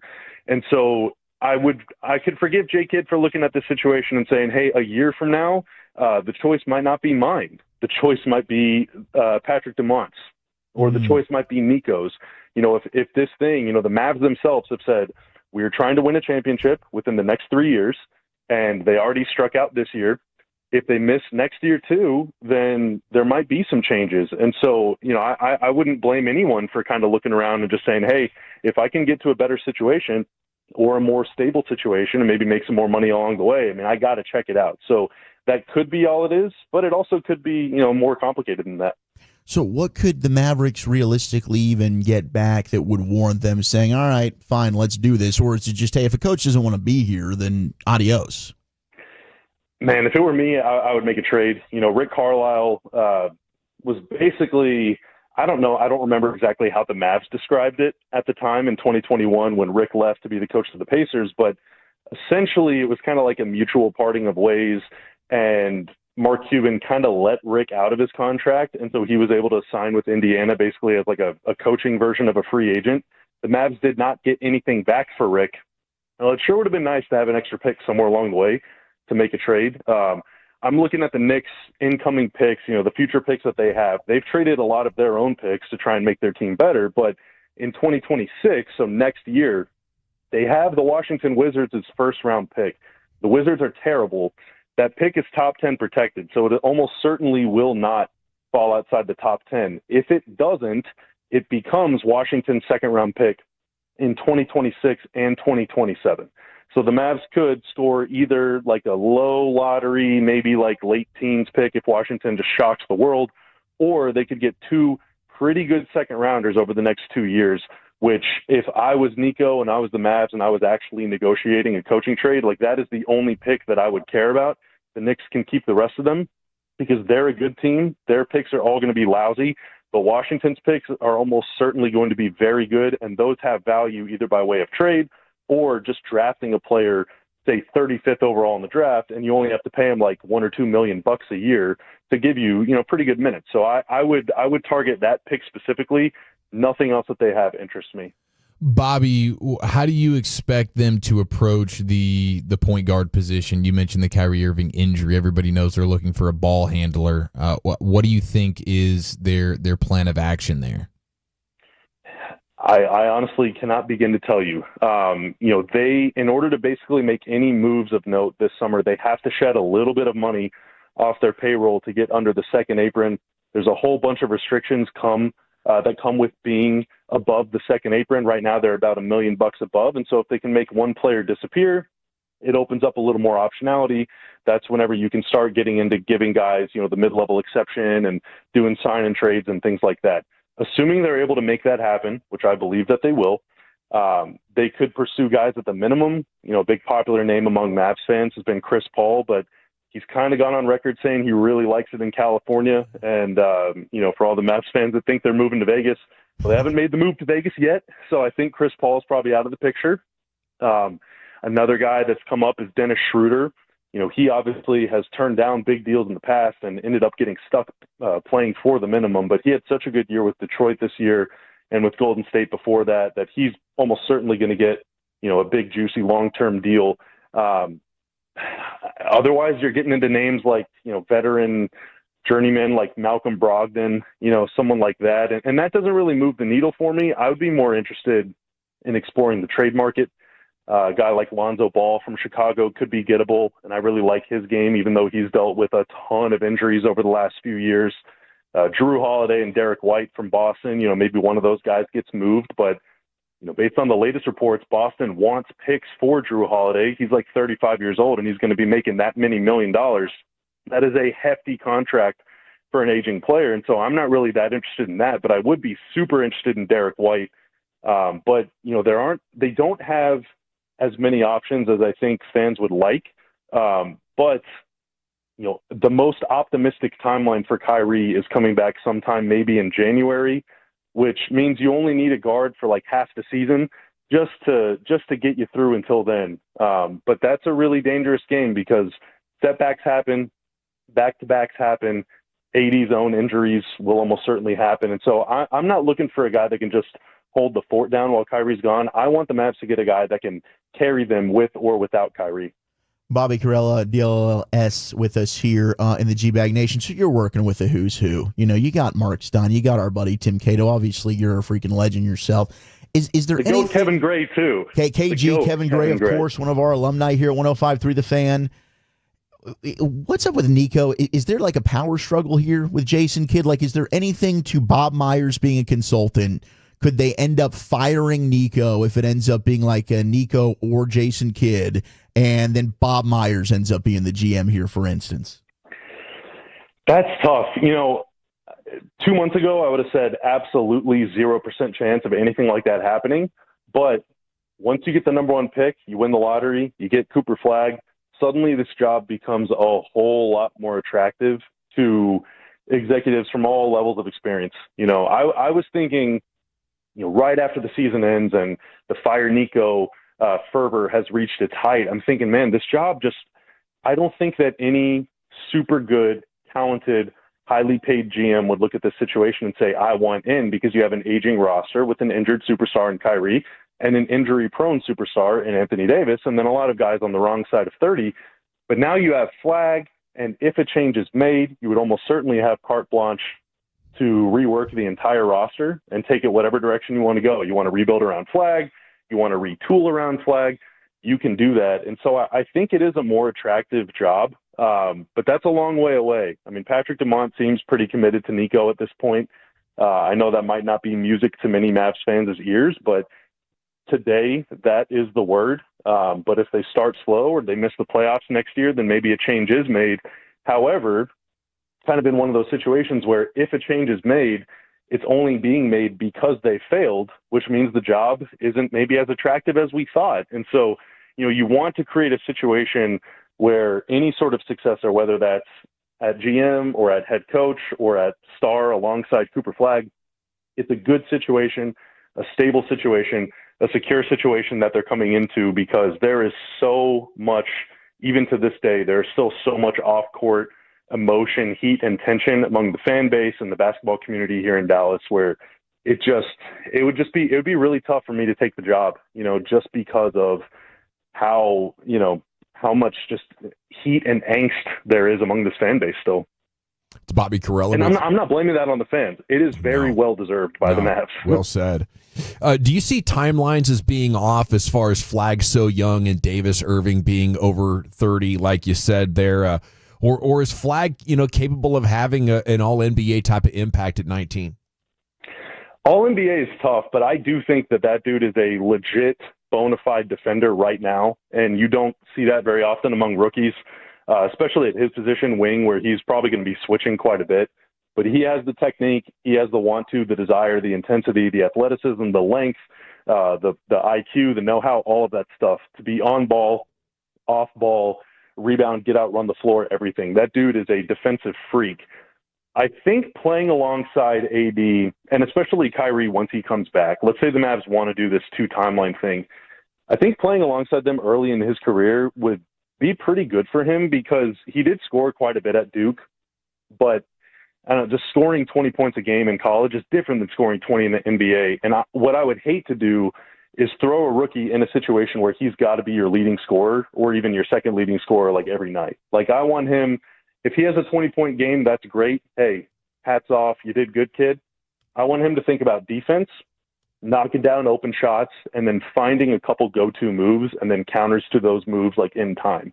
If you play alongside AD, he's got it going. He might draw double teams. Kyrie's going to be, spoon feed you good looks on a silver platter. I think that, some of these other guys on the team, Clay, whenever he gets going, has that kind of effect. Najee Marshall is a pretty good playmaker. Like, these guys, even though they're older, can make his life easier offensively to begin with. And that could pay dividends later. I mean, even a guy like Luka, he didn't totally take over the Mavs offense until late in his rookie year and mostly into his second season. And I think, honestly, that was a favor to him because he kind of got to figure out how everything works. And with Cooper, the learning curve might be different on both sides of the ball. But I don't mind a two timelines thing on offense early. But if it doesn't work in the win column, then they're probably not going to stick with it for too long anyway. So what's your overall Cooper Flag excitement? What's the comp for you? What do you think the ceiling is for a guy like this? Do you expect him to be an MVP type candidate whenever he's in the prime of his career? Man, I think best case scenario, you're looking at a guy that every single possession, he is making a positive impact on defense, whether that is backside, weak side rim deterrence or, on-ball prowess, making a guy uncomfortable, getting physical, bringing an attitude to that end of the floor that can be infectious and also that you'd want to build around. And so that alone is very valuable.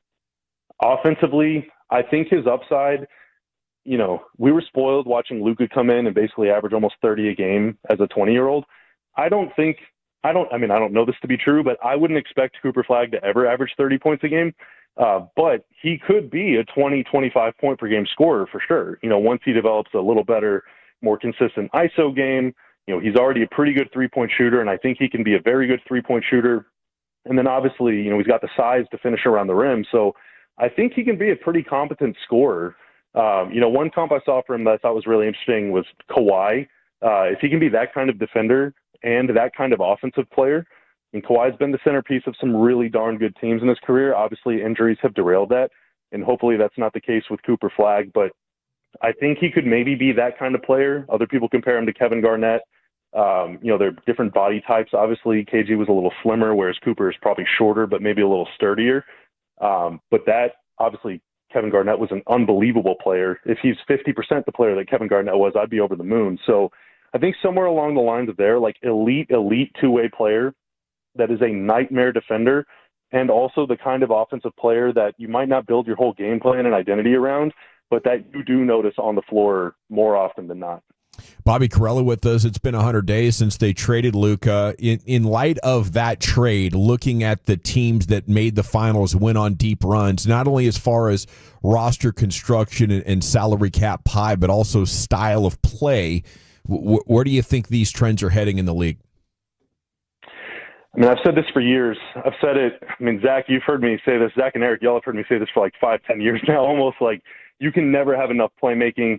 You can never have enough shooting.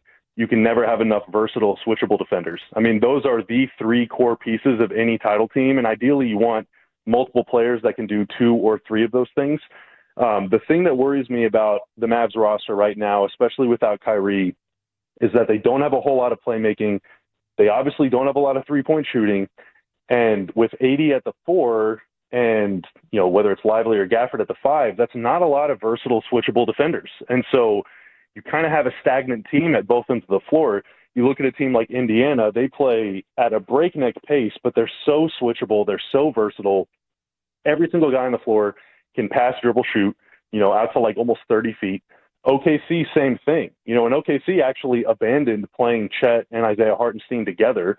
They've gone small in the finals, and it hasn't actually worked for them. They're down 2-1, so maybe they go back to playing 2 bigs, but the Mavs have said 2 bigs is their identity. The Pacers just ran a 64-win 2-big team in Cleveland off the floor in 5 games last round, or 2 rounds ago, whenever that was. Like, that's not the model I'm trying to go for. If I'm trying to build a team in the NBA, I want shooting, I want speed, I want playmaking, and I want switchable defense. And right now, the Mavs don't have enough of that for me in any category. Granted, it's only June.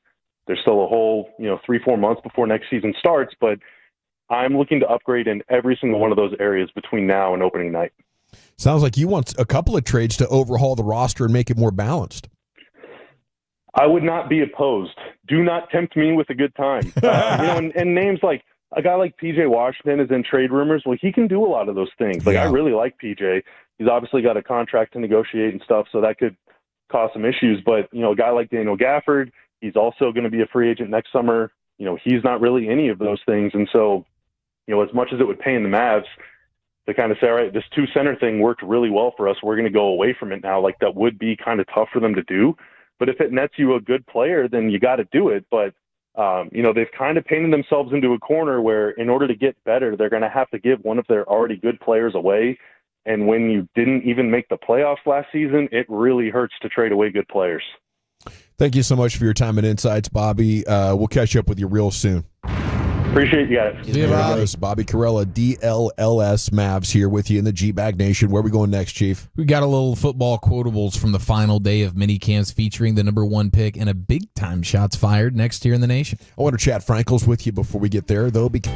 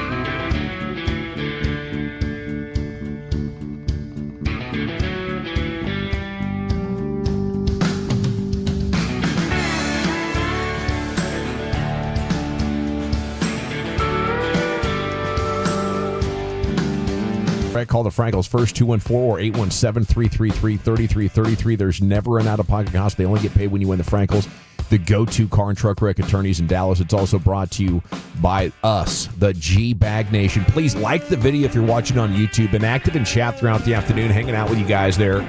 We want to see if we can get to 100 likes before the end of the video. Set a new record here in the G-Bag Nation. What do you say? Here's the Chief. All right, before we get to football's finest proper, we do need to go ahead and make our selections for the Rocco's 2025 Jello Shot Challenge in Omaha with the College World Series. Now, of course, we're going to grant Broadus his LSU Tigers. Oh, come on. Obviously, he's going to go ahead and we know that would be his number one pick. But, Lucius, if you want to jump in here as well. We can go ahead and make our selection who will end up being atop the leaderboard for the Rocco's Jello Shot Challenge. Lucius, do you have a program that you would like to go ahead and make your own? I mean, is there a list already? So you got so Coastal Carolina's in the mix here, Arizona, Louisville, UCLA, Arkansas, Broadus's LSU Tigers. You get Oregon State and those Beavers, and then Murray State. I'm right with Arizona. Okay, we'll put Lucius down for Arizona. It's a good selection. It's a really good one. Anybody else feel good about another program? So I think the only other choice is Arkansas. Yeah, I think so too. Really? You guys aren't buying anybody else? I mean, think about Murray State. This is Murray State's first time, dude. You don't think they're going to plant that flag in a big way? I don't think it's a party school. I don't think it's a high population school. So you got to get a lot of baseball fans, and I think you got to be in proximity. Arizona could pull this off because they're a party school within driving distance, but they would be the third most likely behind LSU and Whoopig. Yeah, I'm with you. I'm with you on that. I mean, and if you have no faith in Oregon State, I'm sure as hell not saying Oregon State. Well, I mean, Oregon State likes to party more than Oregon. I guarantee that. It's an ag school, and it's like a farmer town ag school, not like hey, we're fancy engineer farmers. They're like real farmers. So they would do it, but they just don't have a big enough population or enough money to travel. You know, a lot of pride there. And plus, whenever you're in the Northwest, you're going to be dealing with a lot of micro beer. What do you call those? Craft beers now? Yeah. And wine. Be a lot of those drinkers there in that crowd. That's the flavor choice. Yeah, it's not a Jello shot type of woo. Yeah, that's right. Like that's Tech. You know, you put Tech in here, they're going to do the Jello shots. Yeah, they would. They'd be in on that. All right. Well, I was going to put my my Louisville selection in the mix here. It's not bad. I'd say that's number 4. Yeah. They're within driving distance. A lot of sports pride. Plenty of booze drinkers. A lot of alumni. Yeah. So that'll be my selection. This is LSU's to lose, though, wouldn't you say? I would definitely 100%. Now we do have the early numbers are in. Murray State actually is in the lead at this point. Now we're just scratching the surface, but they have 173 Jello shots taken down already. Hell yeah, Murray State. Louisville is number 2 with 151, and then it's Broadus's LSU Tigers at 140. Okay. So we'll obviously keep track of this. We'll be on the Jello shot Rocco's beat for the remainder of the College World Series. I will go ahead and select Louisville. Okay, now let's go ahead and transition into some football's finest. Biggest news of minicamp, according to Joseph Hoyt of All City Dallas DLLS Cowboys. They have crowned their sharpshooting champion in basketball. Sharpshooter. Sharp. This is sharp with a P. Oh, okay. I like the Sharks. I like shark. I do too. Oh, yeah, the sharpshooter. Sharpshooter. I forgot about that from last Sawed week. off shark guns. It'll get messy. Okay, so believe it or not, I thought he had too many muscles in his body to have a good jumper. But apparently Sam Williams has been crowned the sharpshooting champion as it pertains to the Cowboys basketball summer activities. Hell yeah, Sam. Sam Williams beat Tyler Guyton for the crown. See, I think Sam might be a little bit flying under the radar here, but that one year he had, he made so many plays that I'm like, dude, I don't know if there's anybody more athletic than him in the league. He's a tremendous athlete. You know, remember that guy he picked up and body slammed in the backfield? Gosh, I think he got a flag for it. He did. He got a flag. It was so unsportsmanlike. What he did, the disrespect of just absolutely annihilating a 300-pounder. He's a defensive end that's playing gunner. Yeah, that's right. He was doing special team Like, stuff. I've never seen that in my life. But still, for him, I mean, the muscles are ridiculous on him. It's just interesting to know a muscled up guy can still have the touch of a jumper and be the best on the team. And the fact surprised he's playing defense. It came down to Sam Williams and Tyler Guyton for the jump shot champion. And apparently there's a pretty legitimate trophy, according to Brian Schottenheimer, for this particular award. So congratulations, Sam Williams. The Guyton one doesn't surprise me because he kind of does play football like a basketball player. Okay. Yeah, I like that. I mean, I would imagine he had a pretty good post game. I don't know if he played for TCU or Oklahoma, but I bet he was a demon. I think he's probably a hooper. I guess Sam Williams would be as well, which, I mean, I think the point still plays here. How could you be that coordinated and not be on offense?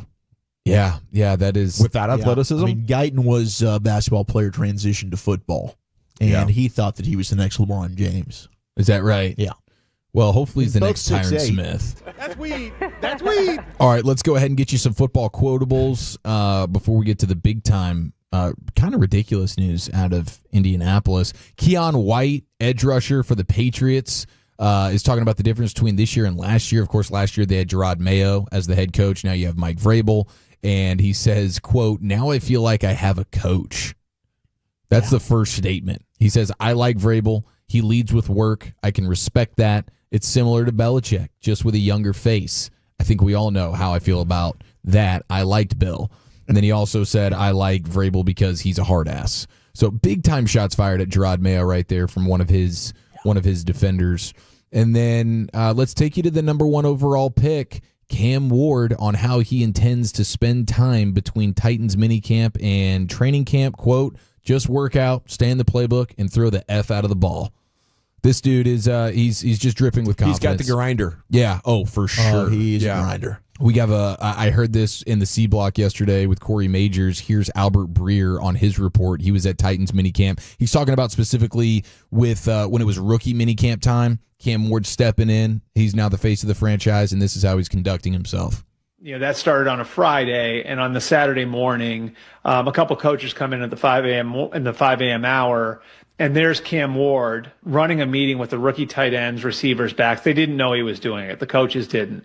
He just brought everybody in early so he could take them through the script for the day, take them through what they were going to be learning on offense.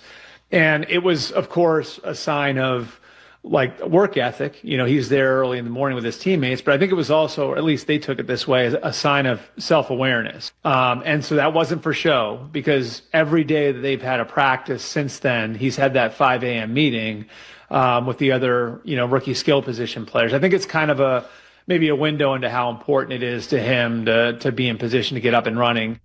I'm just so glad the Giants didn't get him. Me too, man. This guy, he's checking all the boxes. That sounds like Kobe stuff, but not like Kobe at 22 years old, but Kobe at like 30, leading the Redeem team in 5 a.m. workouts in Las Vegas. Because not only does it rally everybody, but they know you're taking care of me. You're going to help me look good in front of the coaches here in about 2 hours. This is amazing. But it also kind of sets the tone before the night, but the night before. Mm-hmm. Like, dude, Cam's going to want us there. Maybe we shouldn't go out. Yeah. That's a great point. And I'm sure Will Levis, who was recently selected to be maybe the franchise guy, there's looking around going, crap. This is what it really looks like to be the man. What the hell? And that was one of the big things that Mario Cristobal talked about, head coach of the Miami Hurricanes. Like, Cam Ward transfers from Wazoo, steps in immediately, and completely changed the culture overnight there. And the proof was in the pudding for them. They were almost a playoff team, and they had one of the most disgusting defenses you'll ever see in college football. Mm-hmm. Cam Ward was doing a ton of heavy lifting for them, and it was just raving about his leadership and that ability. That's just, it comes extremely natural to him. And like you said, I think the biggest blessing of this offseason when we look back in a half decade is that Cam Ward ended up in the AFC and not in the NFC East. Yeah, you already have one, probably, future All-Pro in Jaden Daniels. Maybe Hurts is an All-Pro in your mind, whatever. He's at least Pro Bowl and at least capable of winning a Super Bowl, so that would have been tough. But this guy, Cam Ward, it does remind me of the Aaron Rodgers movie that I've mentioned a couple of times now, The Enigma, where he's showing up into a new situation as maybe a guy that 98% of people would walk into and be quiet. I'm new. I'm shy. There's about 1% of people that will be super loud. That's how they deal with the stress of being in a new environment. There's another 1% who are the true alphas that are like, I'm here to get work done and lead by example. And if people want to follow me, great. And I think that's Cam Ward. And it's hard, like being a dad of a 13, about to be 14-year-old and seeing them go through that adolescent nervousness of, I don't want to do this because I'm not going to look cool. I don't want to look like I'm trying too hard. I don't want to look like this. I don't want to look like that. This guy's like, you're damn right I'm a try hard, and you better get on the same page with me because we're going to win. I'm a big believer in everything that I've learned about Cam Ward since really he's been in Miami. I wasn't aware of when he was in Washington State, even though I have a lot of friends that went to that college. Yeah, I mean, he played in a wing T offense in high school, which is why he wasn't a big recruit. Then he goes to Incarnate Word, and then he develops himself there, goes to Wazoo, transfers to Miami. So this dude's had to work and grind to get everywhere he is right now. So absolutely. I mean, that's exactly what you want in a franchise quarterback, and he crushed everything when it came to this draft process. I mean, Dak has different leadership that's great. It's going to bring the guys together in a different way, but I think he's a little bit more terse or strict, and maybe a little bit more towards driven for winning. Okay, the Patriots are going to be unveiling their Tom Brady statue. Oh, man, I wonder what it's going to look like. During a preseason game. Wow. Feels disrespectful. I agree. We're just a throwaway preseason game, and we're going to unveil the statue. I don't know. That feels like, hey, we're honoring you, but also still kind of bleep you to some extent. It's the only way he can be there is why they're doing this, because he's working for Fox. He's got a game he's got to do every weekend. We're going to pull this off on a Thursday. We're going to do this on a Monday. No way we're doing this preseason. We got to bail on this plan right now. I don't know if they have a home Thursday or Monday night game, but that to me would make a lot of sense as to why they're doing this in the preseason. We're going to do it at a Tom Brady game. That's fair. We got to use our brains here. Yeah. We're going to wait till next year when we do have a Monday game. When he quits. Probably a matter of time. Punts on the booth. Yeah, my favorite part of this, though, and I think this is like trying to just show, like, hey, this is how it's done. That preseason game is versus the Commanders. Oh. This is how you honor a player. Okay. Yeah, it's preseason. Walchuk just gave us the reason why, but the Commanders have botched so many things over the years, including, in particular, the Sean Taylor quote-unquote statue, whatever the heck it was. It was an absolute embarrassment. They were like, this is how you honor somebody. Don't mind the fact that it is a preseason game. This is actually how you do it. We're going to do this once. Statue. I'm sorry? The Dwayne Wade statue. Oh, that one. I mean, if it ends up looking something like that. Yeah, that's true. I do kind of hope it does. It's a good point because Dwayne Wade had his hands on that statue. He felt great about it. He loved it. I don't know how much input Tom Brady has had on this particular statue. But nonetheless, I like what they're doing there. Hey, Commanders, if you really want to do it right, this is how you do it. And then maybe my favorite story in the NFL right now is the new Colts owner, Carly Irsay Gordon, daughter of Jim Irsay, the late great now, or the late, I don't know about the great, but she wears a headset on the sideline during games. I saw that picture earlier. I was wondering if I got butt cracked. I didn't know if it was real. And she has a call sheet as well. Her quote is from Colts.com. I need to be able to say, quote, like, is this person full of BS? Do they even know what they're talking about? I would suggest it for anyone else who has to pay head coaches and GMs millions and millions of dollars. It helps you make a less expensive mistake. Wow. So she's like grading on the fly in real time. She's got the headsets on. She's hearing everything that's going on communication-wise between coach and quarterback and assistants and everything else. And I guess she feels like she knows enough about football to where she can really understand what is taking place and who's dropping the ball here. This isn't just I'm the owner and I think it's fun and I want to do this. Yeah. This is I think I might know more football than the people I'm paying to do the football things. So much for, trusting the people that you've hired to know what they're experts in. Yeah. It's a far cry from Dad, too, because he was just in there just getting crossfaded in the suite, just not giving a damn what was going on. I can't decide if this is owner meddling. Like, if this was Jerry, we'd be like, oh, God, he's getting too involved. Is this owner meddling, or is this like you want your owners to care this much that they're going to actually invest the time into monitoring everything instead of just taking the word for it? Yeah, I guess we'll see how this sort of unfolds. I don't know if there's a right or wrong answer here, but she clearly feels good about her football acumen. She can grade it on the fly. Right on. I appreciate that report. Chia Follow will crosstalk with the Fan After Dark and mix it up, see what Fred and Blake have cooking for you next on the Fan. Coming up Friday morning on Sean and RJ, Bobby recaps the final Cowboys practice before training camp. 2 more Luke Bryan ticket giveaways in the 7 o'clock, 9 o'clock, plus Rangers and Stanley Cup and Worst Take at 9 a.m. Hey, loaded Friday morning on The Fan. Eric Chiafalo here, and we're all tired of rising insurance costs. So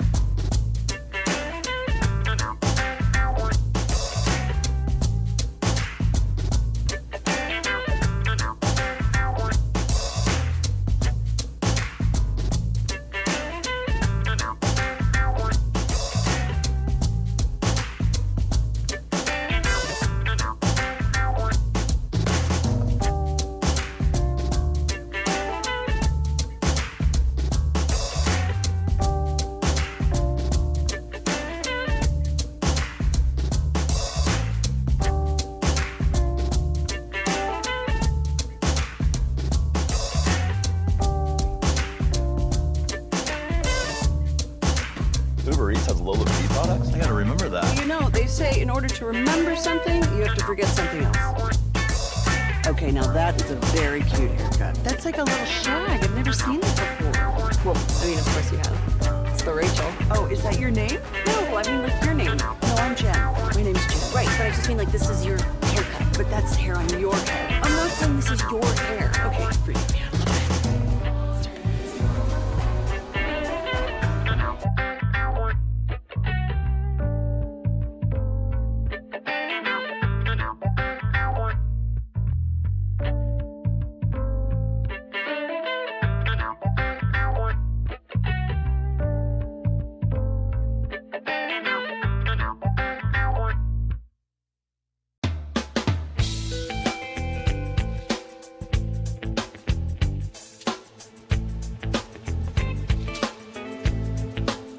It's true that you've got to forget something else to remember that Uber Eats has groceries. No, that's absurd. Hey, remember when you used to be a, what was it, Pepper Lady? Pepper Lady? Wasn't it Cinnamon Sisters?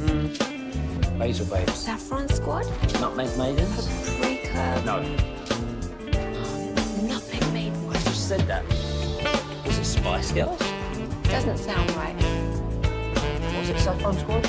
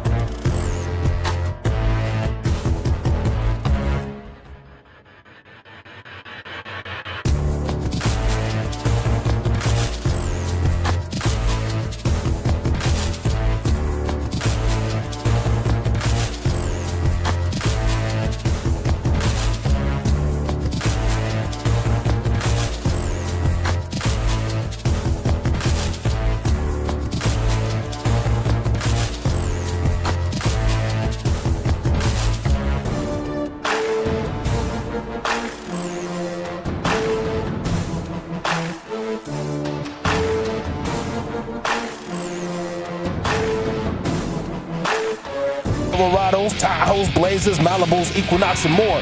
Visit ClassicChevrolet.com. This is Texas. This is Classic Chevrolet. Together, let's drive, relax, and enjoy the difference. Based on new Chevrolet registrations 2023 and 2024. Thank you, Lucius. It's the G-Bag Nation here on 105.3 The Fan. Rangers won big earlier today, and that was a lot of fun to watch and listen to here on your home of the Rangers, 105.3 The Fan. We'll be at the Globe tomorrow, and they're going to host the White Sox pregame at 6:30. We'll have Calvin Watkins on from the morning news at 4 o'clock. Of course, we'll have Eric Nadell on, Sands. Hoping for CY. Last time we were out there 2 weeks ago, we talked to CY on a Friday. He's like, hey, when are you guys out here next time? I want to come by again. So I can't promise anything, but we are fingers crossed that we could get CY again tomorrow, possibly, as well as you hear the hums of the Fan After Dark guys, Fred and Blake. Gentlemen, how are you doing? Feeling good. You know, a little two-timer this week. I think we were on Monday. Then we're on, obviously, today. Next week, I want to say next week we got like 5 shows. We got something crazy. We got a good amount of shows, so I'm just enjoying being here on the radio. Ramping back up. You West Coasting next week? Is that what's going on? Must be the case with the Rangers. I don't think we're West Coasting. They're home. Maybe it's the week after. They got Royal Monday. You definitely have a full show. They're off, and then it's Royals in town. Yeah. Tuesday, Wednesday, Thursday's a day game. So you'll have Thursday night. Little Monday, and then I don't know Thursday about Friday. Maybe they do fly out. What's coming up on the show tonight? Man, I'll tell you what. I mean, where do we start? Although we are going to have Calvin Watkins on. So a little. You have Calvin Watkins on tonight? We got him on at 8 o'clock. Well, that's a little bit awkward. Might need to cancel my tease. No, we're just going to keep it. It's okay. Well, I heard you tease that, and I was like, I didn't want to jump in. Calvin's can be a hard guy to get a hold of sometimes. But he should have. Blake loves him. Or he loves Blake, or vice versa. So. As long as you call him. I just texted him. I said, "Do you want to be on the show tonight?" He said, "Sure." What time, big man? And he didn't say anything. That's awkward. No mention of being on G-Bag tomorrow at 4 o'clock. I love this. We're going to still keep him on, and then we're going to absolutely. We're going to ask him about it.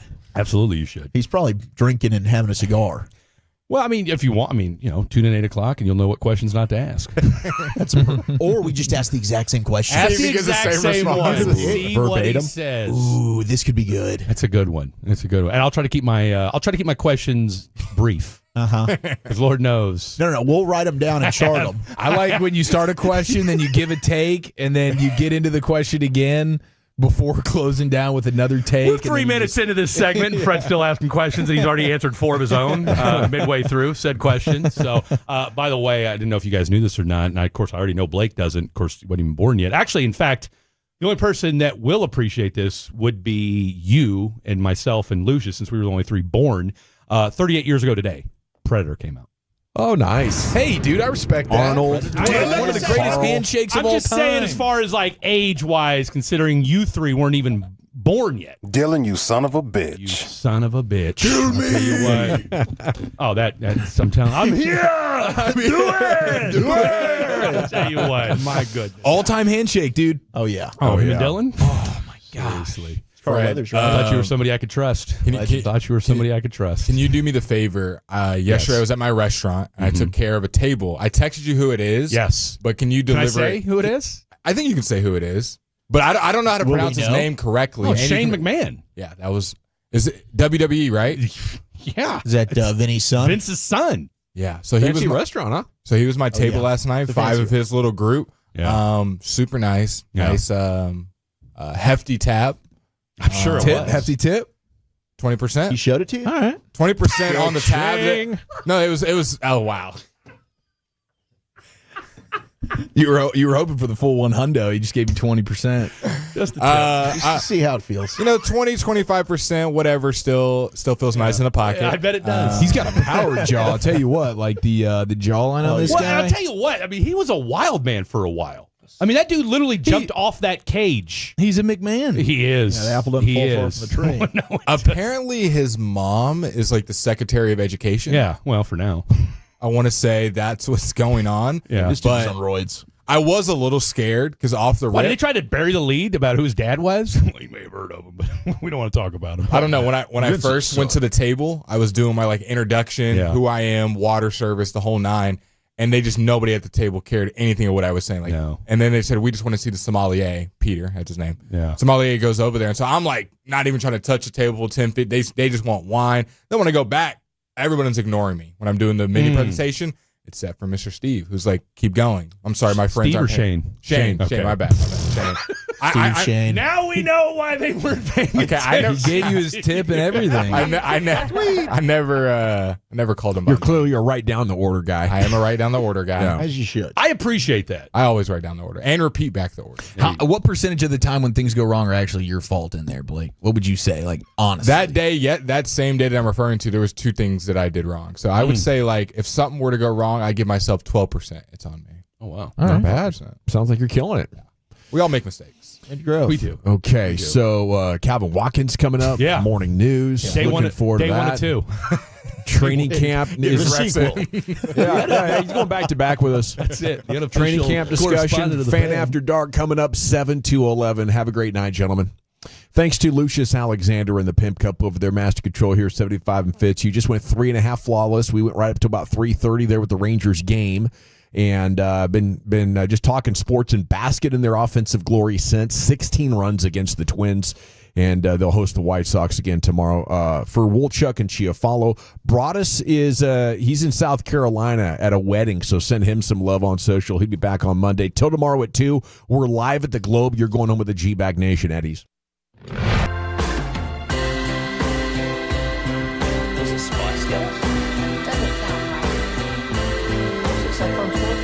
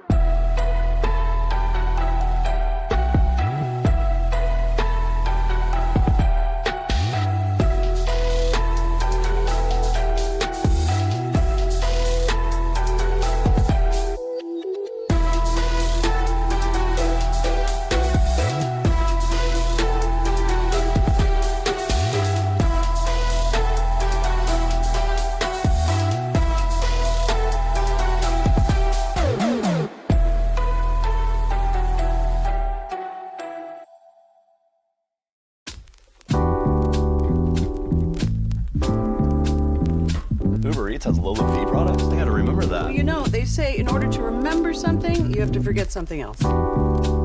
Okay, now that is a very cute haircut. That's like a little shag. I've never seen it before. Well, I mean, of course you have. It's the Rachel. Oh, is that your name? No, I mean, like your name. No, I'm Jen. My name's Jen. Right, but I just mean like this is your haircut. But that's the hair on your head. I'm not saying this is your hair. Okay, forgive me.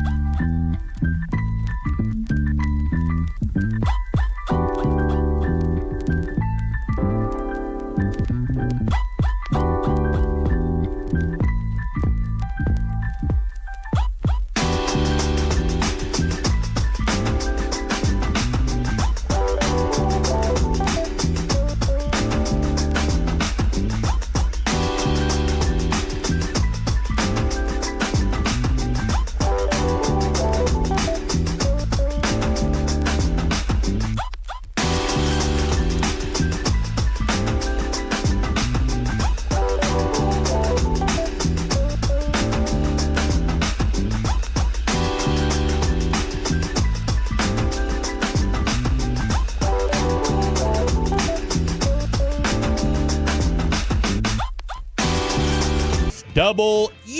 Glad to have you all on board on a Thursday evening, and even better as we, Fan After Dark, join you in the DFW after what? Another Rangers series victory. It's what we do, Blake Elliott. It's what we do. Welcome into the program on a Thursday. I am Fred Davis. That gentleman off to my right is none other than, I already teased it, we don't have any tickets to give away, so today he is the phenom extraordinaire, the one, the only, everybody's favorite server in the DFW, Mr. Blake Elliott. It is I, Ola, amigos, and amigas. Ola? Ola. Well, you were just, well, I mean, I'll tell you what, just bastardizing the Spanish language in front of us. Hola. Yola. But my 13-7 Rangers for the rest of the month I'm feeling pretty good. Feeling nicey about it. I might have to even bump it up to 14-6. Texas Rangers keep winning series. Texas Rangers offense keeps booming. And the most important factor, Marcus Semien. Best hitter in the last 3 weeks with Aaron Judge. Look, if there's nothing all I'm saying. Don't sleep on Evan Carter, though. Evan Carter, beast. Evan Carter's all doing the his people thing. that we besmirched in this short time. I don't know that we've besmirched him. We did. Marcus Semien went and gone. Evan Carter, what is he going to do? Both of us. And now they are living it up to it, and we got to see if it can be consistent. It's only been about 2.5 weeks. Marcus Semien has been. Marcus Semien's been on a tear for about 3 weeks. Yeah, now. But with Evan and them mixed together, we'll call it 2.5, 3 weeks. Can they continue doing what they're doing at the plate? And they've faced off against some decent pitchers, some great pitchers, and some not so great pitchers. They've kind of got a variety. And Marcus Semien's been on a tear. Evan Carter can't stop hitting home runs. Wyatt Langford's looking like the slugger we thought he was. And then you'll get different contributions from your tertiary players. Josh Smith has been probably your most consistent hitter all year. Josh Smith in that leadoff spot to me is just like, if you were ever to watch the game, it's not a crazy take. Like, I'm not saying he's the guy that's, obviously knocking into a bunch of RBIs or home runs, but more times than not, you'll check the box score at the end of the night, like, oh, 2 hits. No, he's been had a double. He's been steady as it goes. And think about this too. Your offense is starting to look a little more, major league-ish, and at least at the very least, looking like it's could be a contender. And you're doing all this without your best hitter / player, Corey Seager, just mired in a slump. He can. All right. I mean, did he lose his hamstring and his ability to hit? Because since our boy came back from that hammy, no bueno. But that's okay. Other people have picked up the slack. The one thing you know about a guy like a Corey Seager, he is going to get back. He will get off the schneid. He will get back to hitting the ball the way we all have become accustomed to. Number 5 doing the damn thing. So we're excited about that, and you should be too. But your Texas Rangers, and look, when CY joins G-Bag tomorrow, and don't forget, the G-Bag boys will be out at the Comerica backyard. Sweet level, center field. Can't miss them. Check it out. It's going to be Chief. It's going to be Dawson. It's going to be Zach Wolchuk. They already told you Brian Broaddus, who never takes a day off. Hardest working man in DFW. What, his somebody's wedding, so he's out there doing his thing. But look, you got the 3 boys out there tomorrow. Chris Young will be out there tomorrow. And my thing with Chris Young would be, look, can we move the times around? Because we've noticed that when the Fan After Dark comes on after you guys' series, you guys are winning. So again, I don't know how that goes down with the Major League scheduling, but just saying, when Fan After Dark comes on after a series, they've been victorious. Corey Seager's been back for 13 games since the hammy. I don't think he's had a hit since. How many hits do you think he's 3 had in those? You'd be 1 out of 4. He's had 1 game with 2 in the series, the beginning of this series against the Twins. Yeah. And then he's had 2 other games where he had 1 hit, both in the St. Louis series. Other than that, hitless. Not a lot of hits out of him. So I mean, I'll take it though. If Corey Seager goes a little bit of slump, but every other player on the team picks it up, I'm fine with that. Oh, look, Corey Seager's going to start hitting again. Mm-hmm. I don't think there's any question about that. And you just wonder, and again, I'm no doctor. I wonder if his hammy's still bothering him a little bit. It definitely is, because he wasn't able to leg out a hit that he had the other night. I know exactly what you're talking about. I know exactly. And as a matter of fact, I want to say Bastick even mentioned that on the broadcast as well. Shout out to all my Victory Plus people out there. When you're not listening to 105 through the Fan, all right, listen to Victory Plus. Can we give one more shout out? You can give as many shout outs you want, player. I got to give one. Shout out Ezekiel Duran. 9 pitches.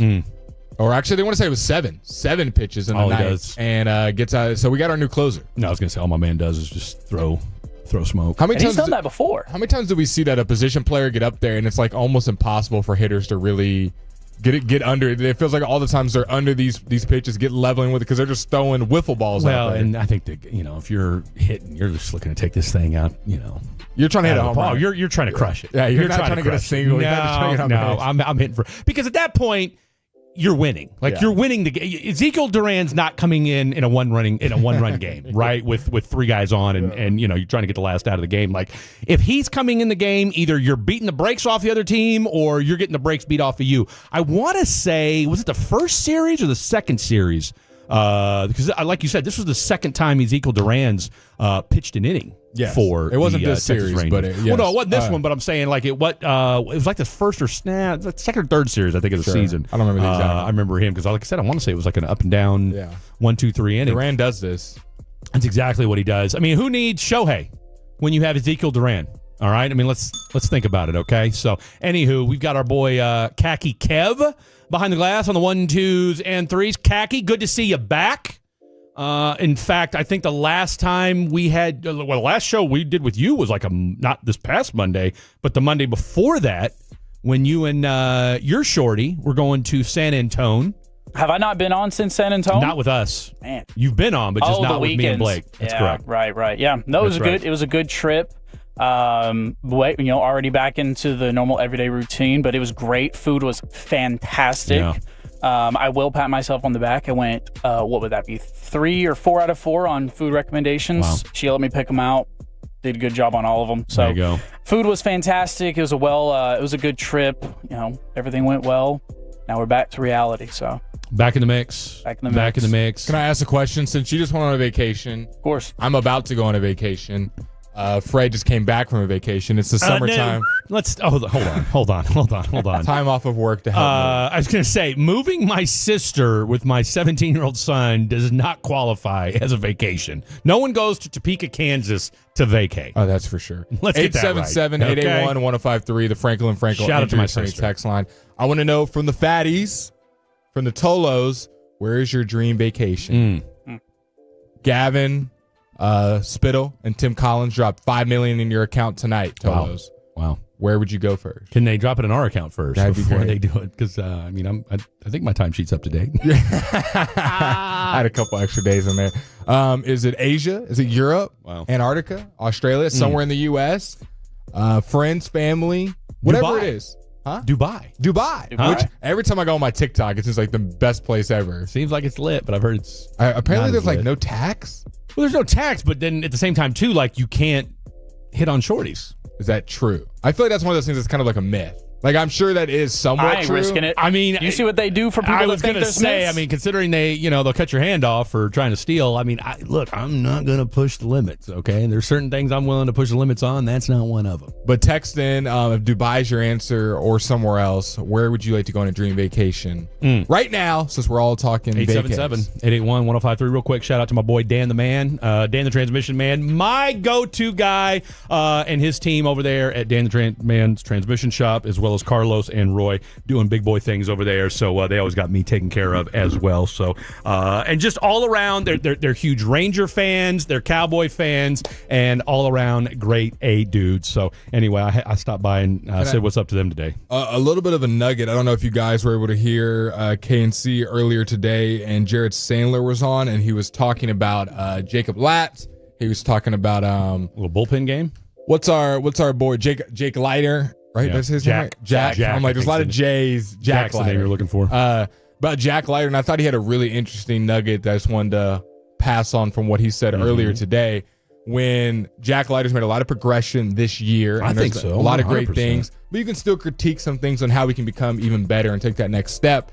And Boach talked about it. Jared Sandler kind of echoed it and went more in detail with KNC about these. When he gets in a 2-strike setup where it's either 1-2, 2-2, whatever. There's 2 strikes on the batter and Leiter's on the mound. He has a tough time getting batters out with that strikeout, especially because his fastball is really the only pitch that is his strikeout pitch. Yeah. He tries to use that slider that doesn't have a lot of horizontal movement. It has a lot of vertical movement. So a lot of times with Leiter, he sets up outside and it ends up being way outside and it's not really a threat because he doesn't have a lot of other pitches that look like that coming out of his hand. Right. And so a thing for you the next time you're watching the Rangers and Leiter's on the mound, when he gets to 2 strikes, or really just any time he throws a slider, but especially when he gets to 2 strikes, kind of see where that slider placement is, because his slider, like I said, does not have a lot of horizontal movement, which is what you'd want typically from a slider, but every pitcher pitches differently. All sliders aren't made equal. Kind of see the movement on those pitches, especially when he's got 2 strikes and he's trying to get batters out, because a lot of times, he puts stuff in play or it's the fastball getting people out. So I think that's that next step in his progression, having more than one punch-out pitch. And the slider is what he's trying to work on right now. So just keep an eye on that. A little nugget next time Leiter's on the mound. Did you guys know, and I found this out from listening to the show, they had a rain delay on Sunday. I was driving back from Kansas, and of course, Tolo. And because of the rain delay, they were, having the shows they do on the TV side on the Rangers TV network. I think it was Sandler and Dave Raymond who were talking to him. He can dunk, Jack Leiter, and he's our height, but he just stands off 2 feet. Just vertical. He's got a vertical like that. Just turn around, 2 steps, mash on your head. To be a pitcher, you got to have strong hips. You got to have strong legs, and apparently he does. Yeah. Apparently he's one of the better athletes. So what would be the most on the team? What would be the most important muscle groups for a pitcher? I mean, I would think your shoulder would be muy importante. I mean, legs, you can never go wrong with strong legs. I mean, but I'm saying if you had to power rank them, shoulders, legs. hips. Legs first? Legs 100%. You cannot be a professional athlete with bad legs. Which muscle group, though, in the legs for a pitcher, like a starting pitcher? If you had to be specific. I think legs, I would agree. I don't know, quads. I agree with the hips. Yeah. That's some nice hip fluidity. But I guess it's not really a strongness. It's more of a flexibility. Just a lot of hip flexor exercise you're doing. Yeah. All day, every day. Shoulders, probably next. Yeah. Chest doesn't really matter. You can be bird chest, probably. Maybe it does. Maybe I don't. That's a great question. I don't know what all. I mean, obviously, I think you need. as long as you got some flexibility. I mean, look at a guy like a Greg Maddux. Okay, I mean, Greg Maddux. There was nothing imposing about him physically, but yet all that dude did was just mow guys down, pitch after. I mean, he's arguably one of the greatest pitchers of all time. Greg Maddux. And we see a lot of pitchers now, tall, skinny. I mean, you got dudes that are just units these days, right? I'll tell you what, I was at a Kansas City airport a couple of years ago, and I ran into a Royals pitcher. Ran into a unit. This dude was every bit of like 6'5", 220, and I'm like, this is a pitcher for crying out loud. I mean, of course, you had guys like Randy Johnson, and what have you, but he's a big dude. I'll tell you what, Scherzer's a big dude, right? I'll tell you what, Jacob deGrom is a tall drink of water. John Gray. If you say so. Rangers pitching staff 2023 to now is crazy how much different it is. Yeah. I'll tell you what, Evaldi's a big dude. Yeah. I mean, the days of having, I mean, you just don't see. Give me the Tim Lincecum. I was just getting ready to say the Tim Lincecums of the world, the Greg Maddoxes, like those guys. Clayton Kershaw. Clayton Kershaw's a big dude, though. Oh, but I would say big. But I'm just saying, like, I mean, hey, if you're 6'3", 6'4", I mean, that's a hell of a long windup coming at you. Versus if you're like 5'9". What kind of windup would you have? Are you a sidewinder? Are you a...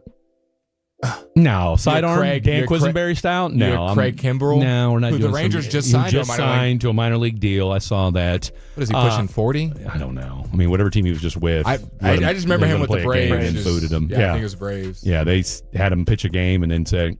Later, bro. I love his stance though. I can't. It's crazy. It's like he's a bat. I don't know. Yeah, I don't know what he's doing there. Real quick, shout out to our boy Tolo Matt in Alvarado. I think it's Alvarado. Is it Alvarado or Alvarado? Tomato. He said he's missed Fan After Dark. Hello, Fred and Blake. I said, what's up, big man? How you doing? Just delivering pizzas and tuning in. Closed on a house and got engaged since the last time I heard Fred and Blake After Dark. Shout out Tolo Matt in Alvarado. So there you go. Just making life moves, people. Making life moves. I asked what people's dream vacation would be. 817 Safari at Serengeti. There you go. Where's that? That's in Africa. Okay. Serengeti. Okay. 682 Northern Italy. I can mess with that. 214 South Korea. That's an interesting choice. South Korea. 817 St. Andrews golf trip with my pops. That's from Mark. Okay, there you go. A little golf, you and Pop. 214 back to Cancun all-inclusive resort. See, and I'm not hating on the all-inclusive resort, but are you kind of pigeonholed? You did. I just went to one. There's just pros and cons pretty heavily on that one. Right. The pros and cons are very obvious. The pros is I don't got to go outsource for food. None. The con is the food isn't all that great because everyone's eating it. It's kind of buffet style. The pro is I got a pool 24/7 and kind of something to do. Yeah. The con is you can kind of get stuck with that and not adventure as much because you're kind of comfortable. There's a lot of stuff there. I'm one that I like to go to a place and kind of be with the locals. I want to go to the cool spots and things you can do. The touristy stuff for me is cool for like a day or two. And then you want to kind of not feel like you live there, but you want to do some stuff that makes it where it's like, hey, I was in this spot. Right. Not I visited it and did some Instagram ads and then left. Then make sure you keep your head on a swivel on the warning flags. Oh yeah, when you're leaving the resort and when you're on mainland. Some lady, I mean, she posted a picture on I don't know whatever social media she was on where she takes this picture and she's in Mexico in the beautiful water taking a hey, and in the background is a black flag.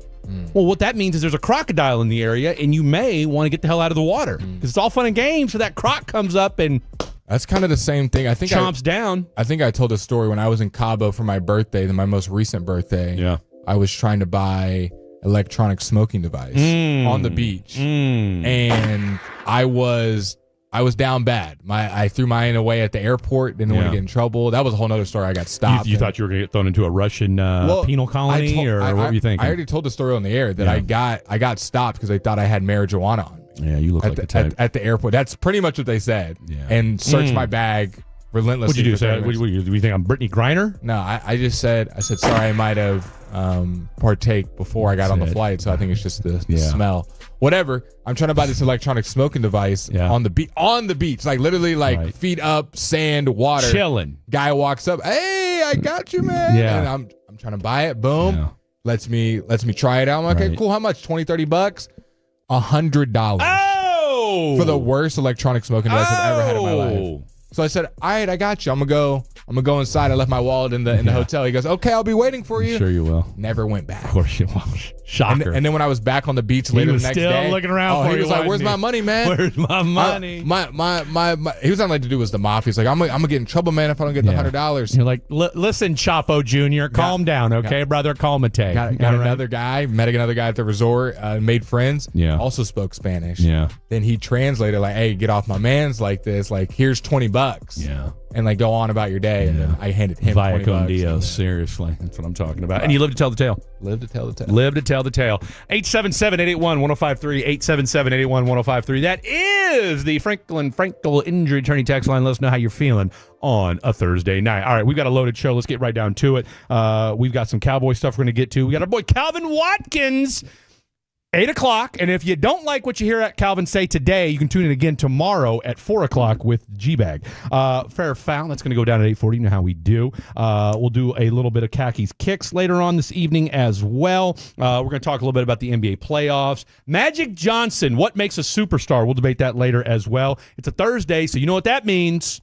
It's extra credit time. Now, I've got a suggestion. I have not run it past our esteemed colleague, Mr. Blake Elliott. So I've got an idea for extra credit that we've never done before, especially because we've got the newest member of the fan, our boy Jet Nelson, hanging out doing his thing as well. So we may include him at the show, or at the very least make fun of him because he's married and he's only 22. And then we'll do a top 5 later on in the program as well. But when we come back, Shoddy getting emotional and OTAs, all the latest and the greatest. Don't go anywhere. It's the Fan After Dark. Watching Clorox cleanup spray dissolve tough grime in the shower feels like... Wait, this really just happened?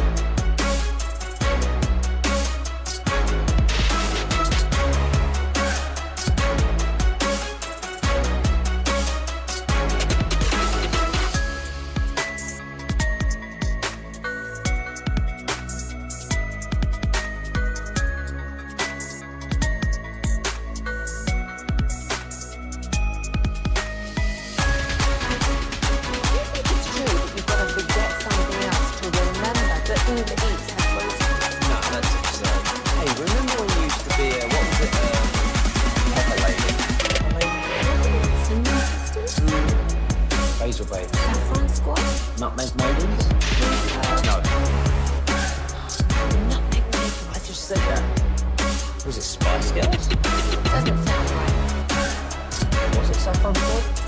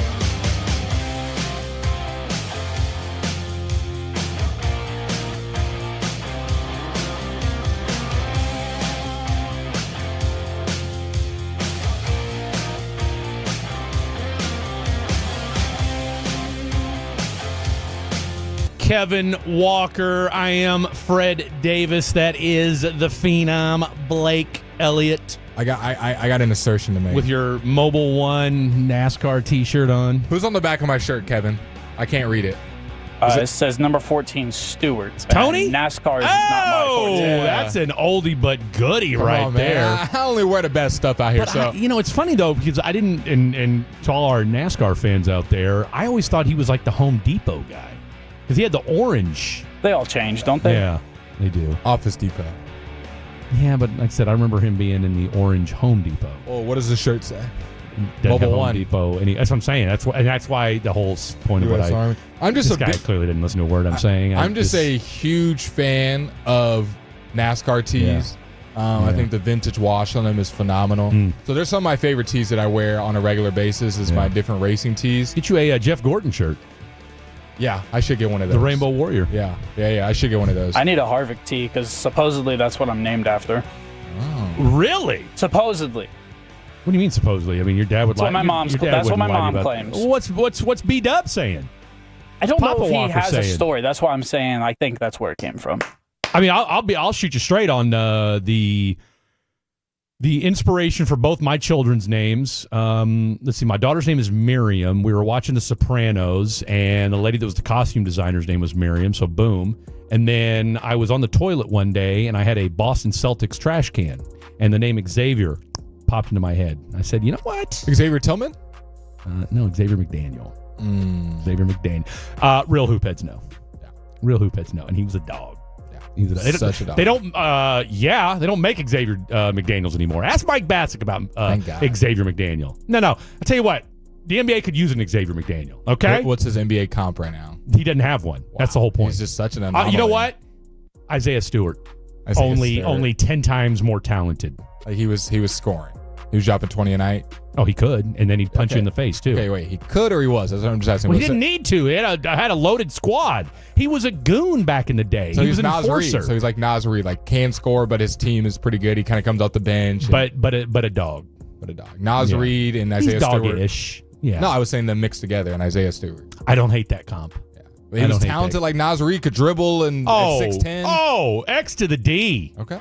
Oh, I mean that's my son, but no, Xavier McDaniel. Okay. And would clean your clock. Okay. 979 says he was like Zion, but not soft. Well, Zion is 316 from the free throw line, so he was talented like that. I don't know that I would say he was 316 from the free throw line, but Xavier McDaniel. Not now. Check the tape. Okay, I will. Google. I don't know if you can chat GPT him, but go ahead and Google. I'll figure it out. But I know you will. Before we get to that, Dallas Cowboys OTAs, minicamp, voluntary, mandatory, all that's done. Wrapped up this week. So we'll have to wait about 5 weeks until Oxnard the next time we see the Dallas Cowboys take action. I just want to kind of summarize everything that happened. Get your Tolo's thoughts, Fatty's, Fred, kind of what you're thinking. I think the biggest thing I've taken away from this overarching is I do think this has been a better, more thought out offseason than last one. 100%. Can I point to some negative points? Losing Jordan Lewis and not really replacing him. Micah Parsons not having a contract. Some key players like Overshown and Diggs being hurt. Yes, but you're going to have some But points. those two things were already... Two of those things that already happened. You couldn't do anything about. It's not going to be... I didn't say it was a perfect offseason. So before someone texts and says, well, Michael still doesn't have a contract. I agree. It's annoying. But from where the Dallas Cowboys were last year, just offseason standards, this offseason has been a lot better. I felt a lot better about the Dallas Cowboys. I'm going to make a couple assertions. Uh-oh. And you tell me if I'm crazy. Too late. I think I've done plenty of top 10 lists. I think I'm ready to move just on vibes alone. We haven't played football yet. That's all we need is just vibes. Just vibes alone. My mind Vibe changes. check. I think I'm ready to put Dak back in the top 10 conversation. Oh! I want to make it very clear. I am not of the belief, and this, I don't know, this is a popular, unpopular opinion. I don't even know if we're... I'm not of the belief where Dak can be the quarterback that you win a Super Bowl with. That is not my belief. But I think you can get pretty darn far with Dak, and I think he is overhated, which isn't a hot take. I think he's overhated. I think he is one of the best regular season quarterbacks. Yeah. I think the Dallas Cowboys are going to have a very good regular season, and the playoffs will wait and see. Maybe who they play against. Maybe Schottenheimer has a whole different energy, and Dak's out there looking like it's regular season. But I think I am going to be on the optimism side of Dak, and if he disappoints me, regular season or playoffs, and I'll be like, okay, I'll take it for what it is, rather than already being down on him and like, hey, I need you to prove to me that you're this. I already know what he is in the regular season. I already know what he is in the playoffs, so I'm going to hold him accordingly.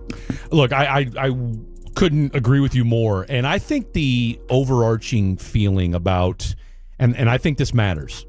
So I got here last year right at the tail end of June. Obviously, at that point, it's, everybody's in the literal dog days, right? I mean, we've been in the doldrums, but there's still been like a little bit of football here and there. So, there's plenty for social media cuts and what have you.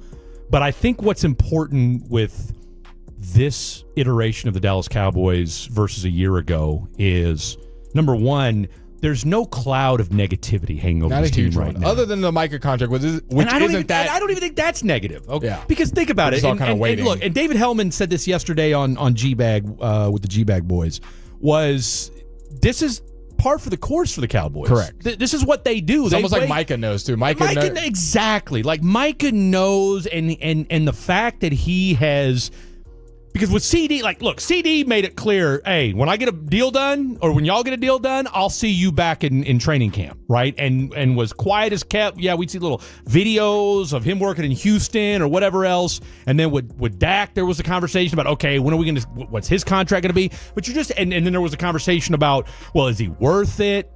Like, Micah's worth it. Okay, whatever they end up paying Micah, whether it's 35, 40, whatever, he takes a hometown discount, which with David Mulligett, I doubt that's going to happen. But at the very least, and even he's been at training, or not training camp, but he's been at the Star. He's doing a hold in. He's there for everything except for team period. Exactly, right? And even then he talks. He's like, he jumped in with he did a individual drill with Sam Williams, right? So, and he's already said, deal or no deal, he'll be in Oxnard. Yeah. Right? So he's a huge competitor. If you can't tell, he wants to be on the field. He's getting FOMO. He's seeing his boys out there working. He knows it's just the contract. Absolutely. Right? So, and then of course, he does the little viral skit with Brian Schottenheimer, which, we love to see, and that sort of thing. The camaraderie, the vibes. Well, that's what I'm saying. Look, you've got a no one made him do that. I don't think so. Oh, well, and you could tell Schottenheimer didn't know what the hell was going on. You good, guy? Everything okay? We're going to get this contract worked out. You'll be part of what we're doing over here, big boy. So, I mean, I don't think you can say enough about and look, I'm not going to get too, into the weeds on the whole culture thing. I mean, look, the culture will be set when the team starts playing football. Yeah. Okay, I mean, when you lose a game, what happens? When you win a couple, what happens? It's all chronic and palm trees in front right of now. us. You know what I'm saying? But the difference with shoddy, and just his enthusiasm and his energy, and the fact that this is a guy who you can legitimately tell is relishing and grateful for the opportunity to be the Dallas Cowboys head football coach. My next question and kind of assertion is the defense is going to be a problem early on for the Dallas Cowboys. I think right now, like in a good way or a bad way? In a bad way. I think the strong points defensive end, I feel, is about as confident as I have in the last 5 years, probably. Yeah. Defensive end, you've got litany of talent. This guy doesn't work, we got this guy. That guy doesn't work, we got that guy. Like defensive end, getting to the quarterback, I got zero issues about, especially once Micah's contract gets done.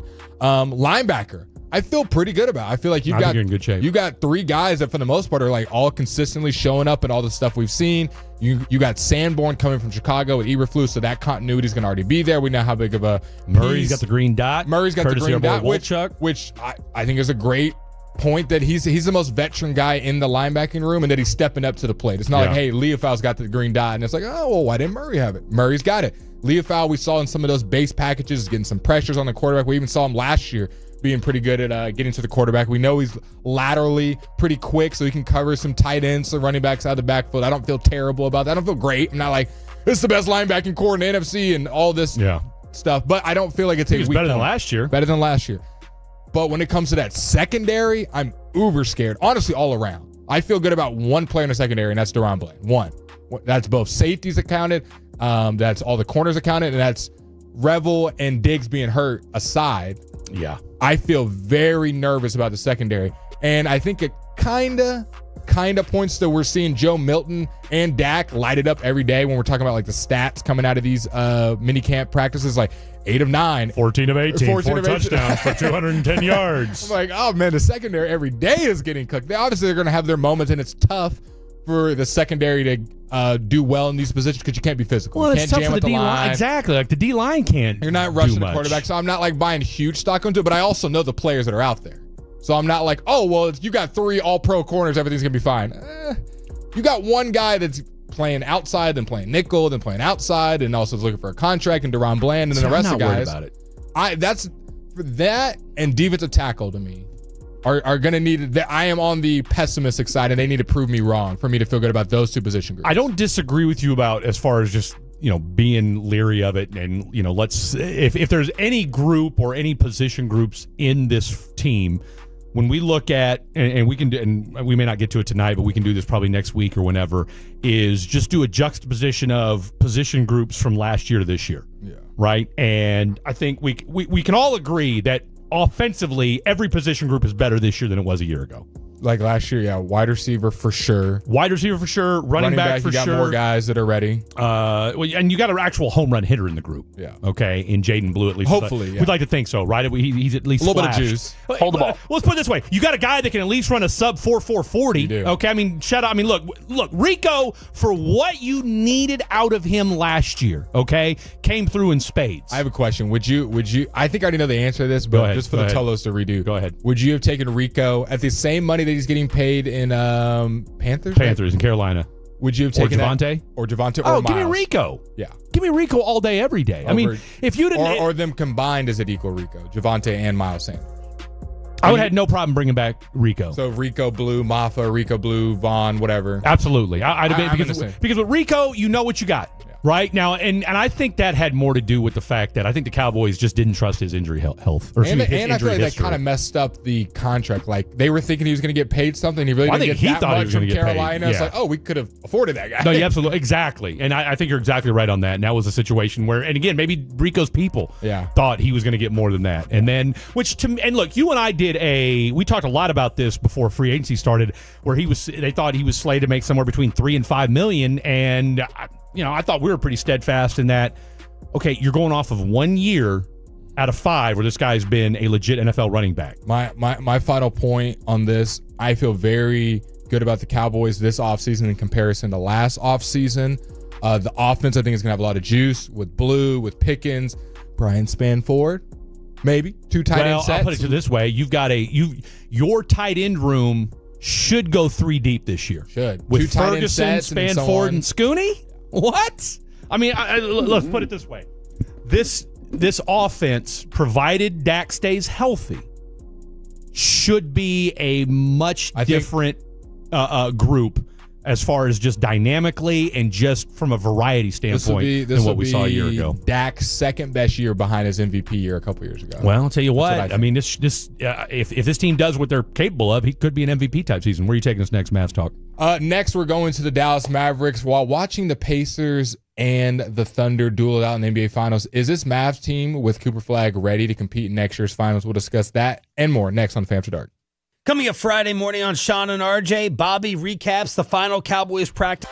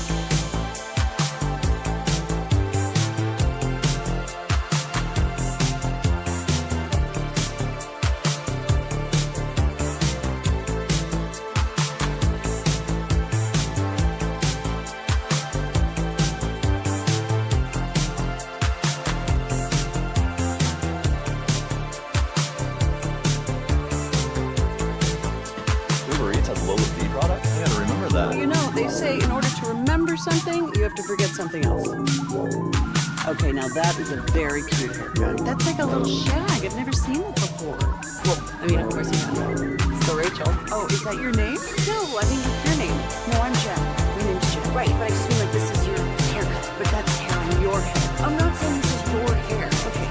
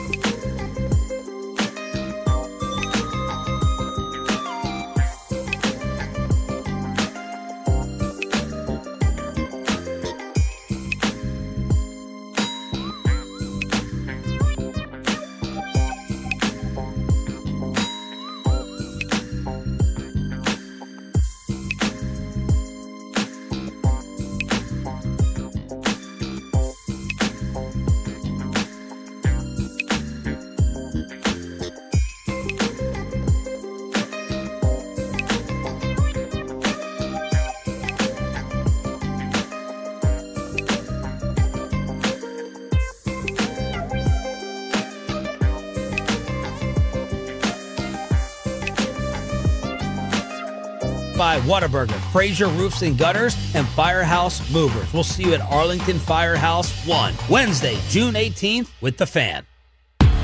It's The Fan After Dark on 105.3 The Fan. This segment is brought to you by Classic Chevrolet. If you're in the market to upgrade your vehicle, get to Classic Chevrolet in Grapevine. Back-to-back at #1 Chevy dealership in the world. They've got more new Chevys than anyone, all priced to sell. Silverado, Tahoe, Blazers, Malibus, Equinox, and more. Visit ClassicChevrolet.com. This is Texas. This is Classic Chevrolet. Together, let's ride, relax, and enjoy the difference based on new Chevy registrations 2023 and 2024.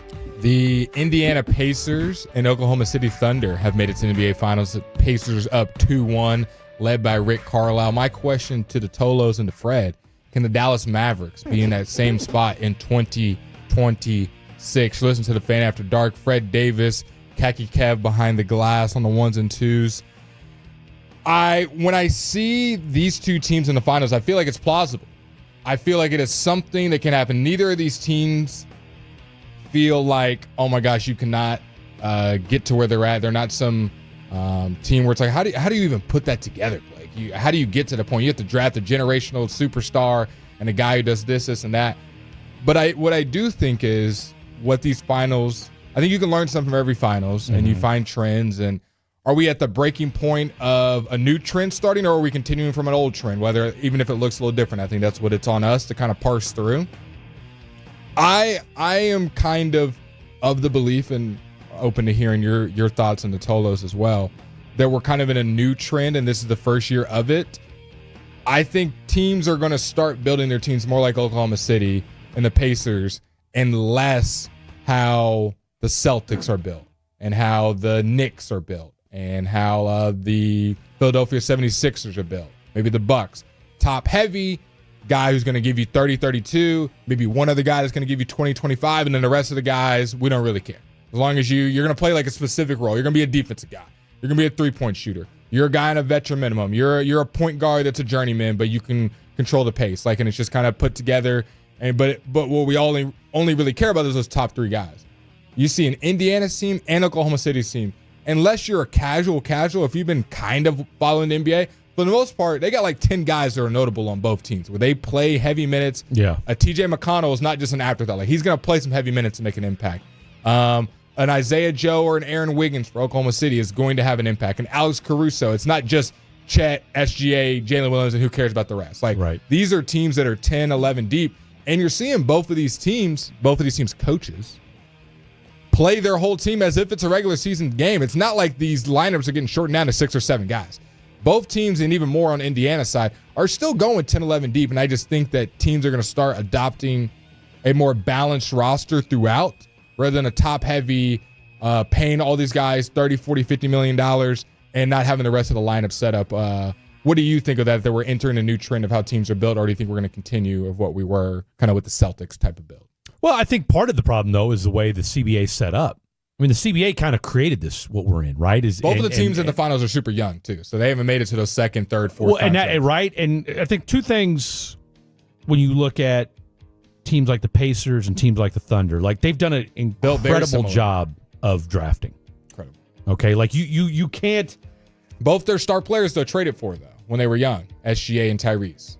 Well, that helped too, right? I mean, and for the same guy, right? I mean, let's call it what. Now, in fairness, with Indiana, they traded Sabonis to get Halliburton, right? But again, that goes to your GM making shrewd moves that pay off, right? I mean, if you're the Kings, you've done a decent job of drafting. You just don't hold on to anybody, right? The Kings the other day. We'll get to and do around the NBA. The Kings are looking for a point guard of the future. Of course they are, and yet you've had 2 of them, and one of them's in the finals, and yet this is the situation you find yourself in. And if you're OKC, I mean, look, you had a great. I mean, can I ask a question? When you look at their bench, the guys that we kind of mentioned, do you think that's more on the coaching or more on the GM and the whole front office drafting well, and those are just good players? Like a guy like Isaiah Joe, Aaron Wiggins, a guy like TJ McConnell, or I think Obi Toppin. I think it has a lot to do with fit and the organization. Because Obi Toppin in a vacuum, I don't think is anything spectacular. I mean, he wasn't great in New York. Obi Toppin on the Pacers just feels right. Like at the moment you need a guy to get a high flying rebound, knock down some threes, aggressive. Like it just fits well with him. He's like their 8th man. Some nights he plays 25 minutes, some nights he plays 12. I think one of the most underrated aspects, maybe the most underrated aspect in all of professional sports, and I don't care if it's baseball, basketball, football, and hell, even hockey. Ask any professional athlete, one of the things that goes into their success is the fit in where you go.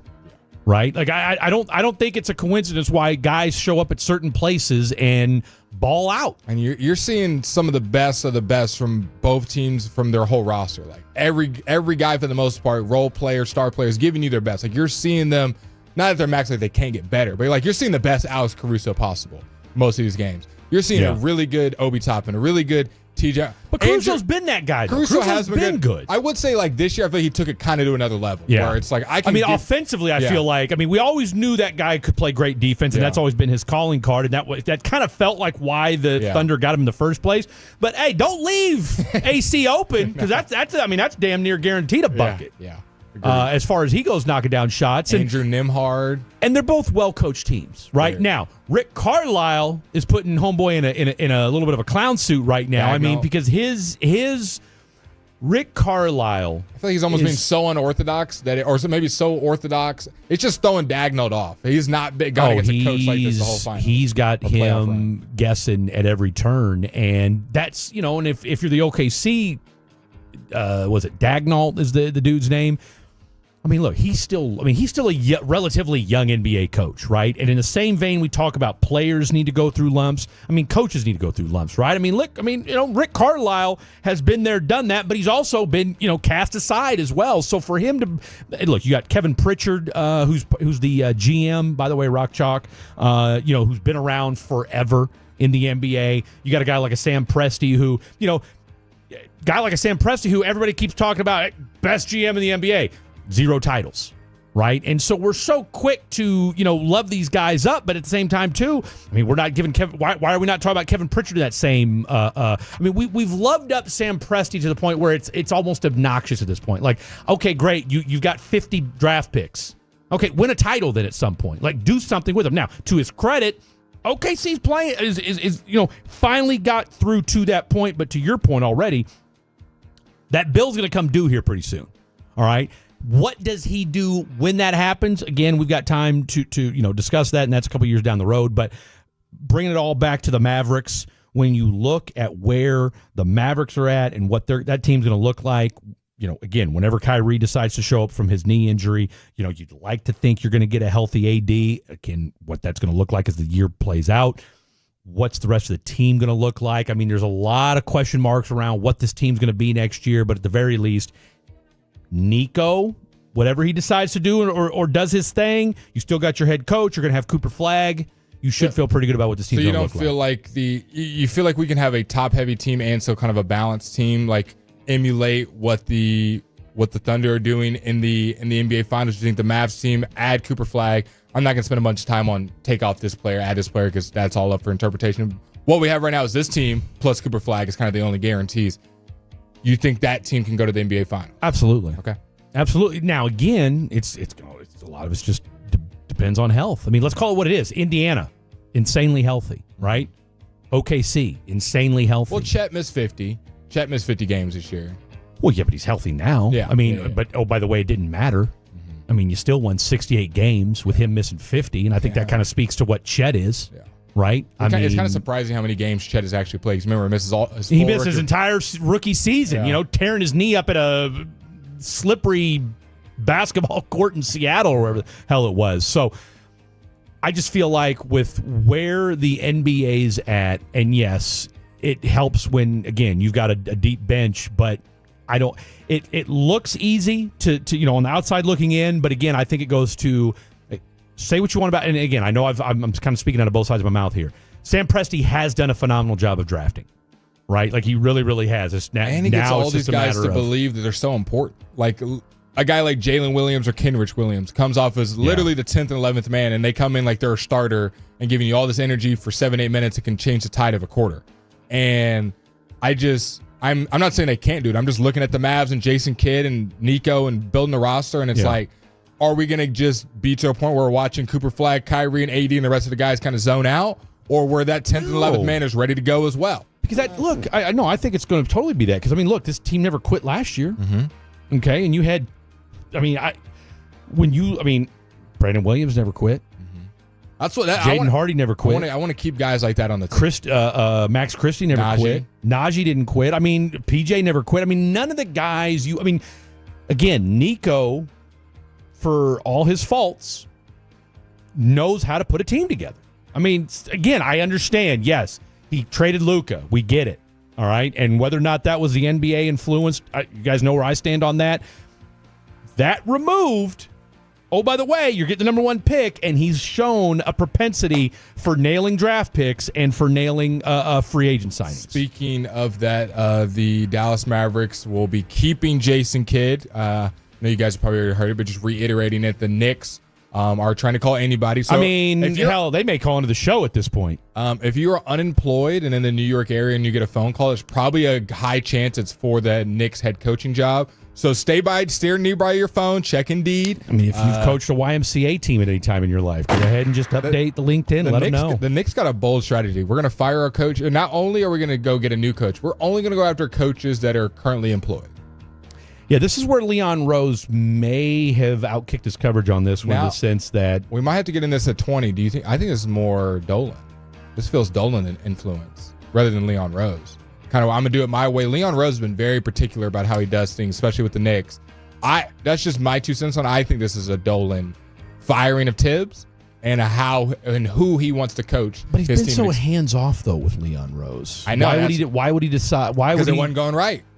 It wasn't going right. You just got to the Eastern Conference Finals, for God's sakes. I agree. I'm just telling you from his point. I want Tibbs out of there. We're not doing it right. We let you do your way. I think Leon Rose is behind this. He is. This is a former agent. I think you've got players in his ear, right? And we've been hearing about it for the last, month or two, whatever, leading up to that point that, hey, maybe guys were unhappy with their playing time or being played too much. We'll discuss that later in the 8 o'clock or 9 o'clock hour. All right, coming up next, second hour of the program, kicking off, Calvin Watkins, the legend, joining us, talking all things Dallas Cowboys. Don't go anywhere. The kid is back. He's thrilled the world over with the skills with the iron and wood. And now, the scientist, Bryson DeChambeau, is coming home to shoot it out with Live Golf's biggest stars under the golden Texas sun. So make sure you're there for the showdown at the Big D Corral. June 27th to 29th at the Merideau Golf Club, Dallas. Get your tickets now at livegolf.com. That's LIVgolf.com. Lanny went to college and racked up huge debt. A little bit over $100,000. For a degree he couldn't use? Now what? I had a friend that went to my computer career. They even helped him get hired immediately after graduation. One of the things I love about IT is that you can work from anywhere you want. You could become an IT pro in just months, including cybersecurity and the basics of AI with zero experience at mycomputercareer.edu. It worked for me, and I know it can work for you. This is one student's experience. Individual results vary. For all of our fan contest rules, go to 1053thefan.com/rules. Gavin Dawson for Window Nation. Beat the heat with Window Nation's semi-annual sale. Buy 4 windows and get 4 windows free and a free entry door when you purchase a house full of windows. Plus, no money down, no interest, and no monthly payments until 2027. That's a whole lot of savings and a super smart investment when prices are going up. Their windows also come with a lifetime warranty, so you'll keep saving long into the future. Hurry, sale ends soon. So don't wait to get your estimate. Call 866-90NATION or visit windownation.com. We're going to draw one name of a person that sold their car to GiveMeTheVin.com and give them $25,000. Wow. Give Me The Vin is giving away $25,000 in cash every month. Could you imagine being that person? Wouldn't that feel great? That would be awesome. Well, honey, you will...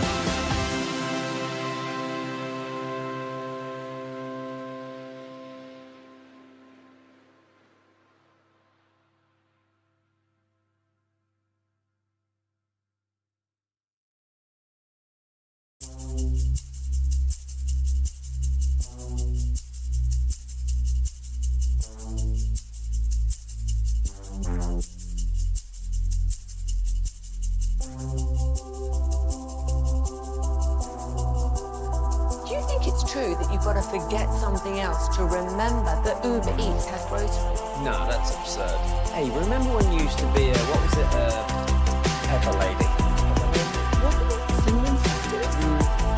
Hazel Babes. Saffron Squad? Nutmeg Maidens? Free Club? No.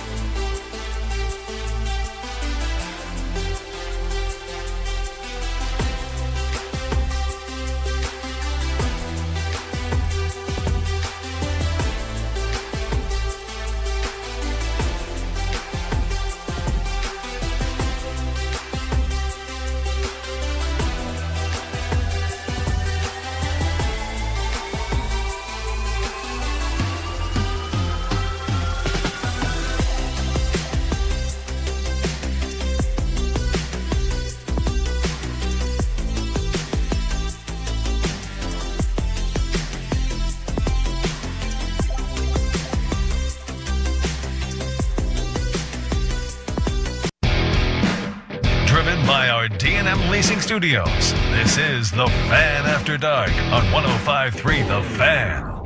Hour number 2 of The Fan After Dark is upon you right now. Hopefully you guys enjoyed hour number 1, and hopefully you're enjoying your Thursday out here in the DF Dub. I know you guys are either getting off work, heading into work, so let us know where you're up to on the D&M Leasing Hotline, 877-881-1053. And while you're doing that, kick back and relax, because we'll be going out to our boy, Calvin Watkins of the Dallas Morning News. All things Dallas Cowboys training camp has wrapped up, mini camp with the voluntary and mandatory OTAs. We're going to have to wait for training camp in Oxnard.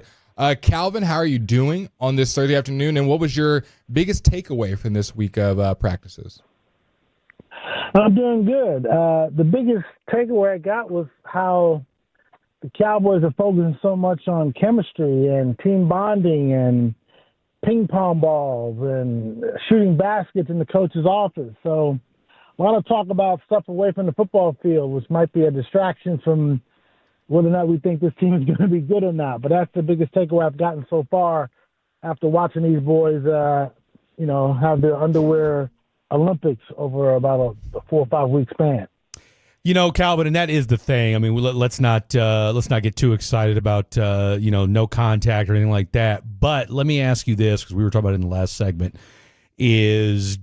what is the overarching feeling, though, and dare I say the vibes, as the kids like to say these days, surrounding camp now versus a year ago when you had a lame duck coach, you had maybe your two best offensive players, not in camp, wanting new contracts, and just the overall just kind of malaise of the fact that you did nothing in that offseason?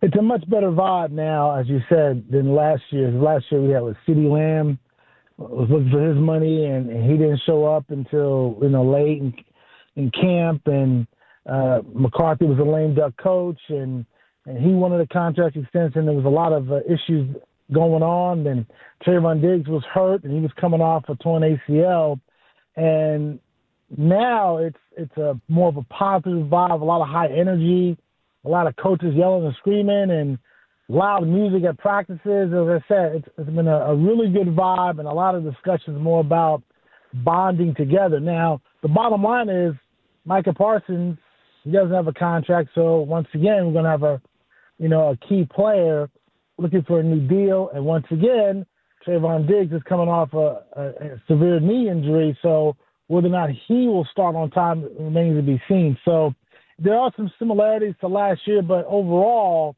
there's a much better chemistry, vibe, feeling, whatever word you want to use, surrounding this team.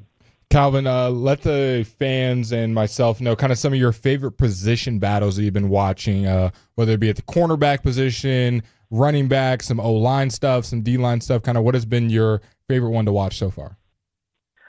The cornerbacks. It's interesting because we don't know when Diggs is going to come back from his surgery.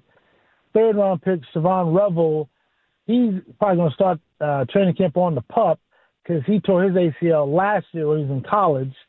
And then we get to off-season practices, and we've looked at DeRon Bland, who is probably the best healthy corner, and he's in the slot, right? And so one of the better corners I've seen, who's almost every time I'm out there, he's making a play on the ball, is Kaiir Elam. Yeah, interception of a Dak Prescott pass yesterday.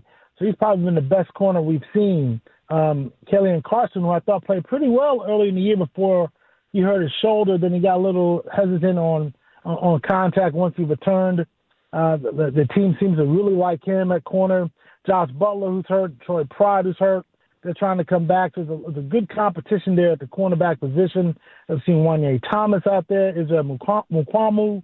He's been out there on the outside. So there's a lot of uncertainty at corner in terms of who's going to start where. And I'm also concerned about running back, to be honest with you. I like what Javon Williams could potentially do. Him and Miles Sanders, they've been rotating with the ones in the last couple of days in the mandatory minicamp. So I'm not sure who's going to be the starter per se, but I think they're going to have a rotation.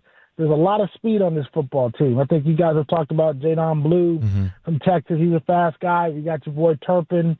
He's got speed. George Pickens, he's got a lot of speed. So the Cowboys want to incorporate a lot more speed plays, Dak getting the ball fast, getting rid of the ball quicker. They want to get their guys in space. Their speed guys in space. They want to get Jadon Blue and Turpin, one-on-one with people so they can juke past those guys and get down the field. If you remember, the Cowboys were one of the worst teams in the league last year in plays of 20 or more yards. And how do you get plays of 20-plus yards? Guys and boys that can catch the ball and can go. And they didn't have a lot of that last year. And it seems that this year, in terms of adding Blue and Pickens and maybe even incorporating Turpin more on offense, they'll try to do that. Quick one, then I'll hand it off to Fred. If you had to make a prediction week 1, what does the secondary look like? Well, that's a good one. That's a good one, boys. Man, I would say DaRon Bland's going to start at outside corner. I think this was more of experimentation with him in the slot. And I was going to say Revel will be the other starting corner. But, man, it's kind of tough to put a rookie out there, even though it's been done before, right? So you're a third-round pick, so we expect you to, have an impact. But if he's healthy enough to participate, maybe he starts outside. I can't see Mukwambu starting outside. Elam is a guy they acquired in the offseason. He's another guy who I think might start before Diggs can get his act together and come back at some point in the midway point of the year. But as of right now, I would say Bland, Elam, and maybe Revel if he's healthy enough to play. And I wouldn't count out Carson, who was a draft pick the previous year. So in that scenario, is Bland in the nickel, or do you have another player in the nickel? I might have another player in the nickel, and Revel's an outside guy. Carson can probably play the slot, so Carson might be the slot guy. Okay. And Bland is the outside guy because Bland has told us he is not happy playing in the slot because he's in a contract year. That messes up his money. Slot corners don't get paid big money, as you guys know. So he needs to have a big year as an outside corner so he can either command money from the Cowboys or go in free agency and command big money. And he's got to make his moves as outside corner. And he is a fantastic outside corner. He's been one of the better corners on this team. See, I just wonder if he plays the slot corner. And because I know, and I've heard that refrain before that, he's worried about, the money wise. But I would think that it would actually, if you show that you can play slot and the outside, I think that would actually benefit you, wouldn't it? Yes and no. Let's look at Jordan Lewis, right? Jordan Lewis was a nickel corner from day one when he walked in the building from Michigan. And he became a free agent last year, got a 1-year deal. Became a free agent this year. I think he's in Jacksonville, right? I think he got a 2 or 3 year deal, something like that. But that money is not the same in what Trayvon Diggs is getting. You know? Now, yes, you could show the versatility of playing, hey, I can play the slot, I can play outside.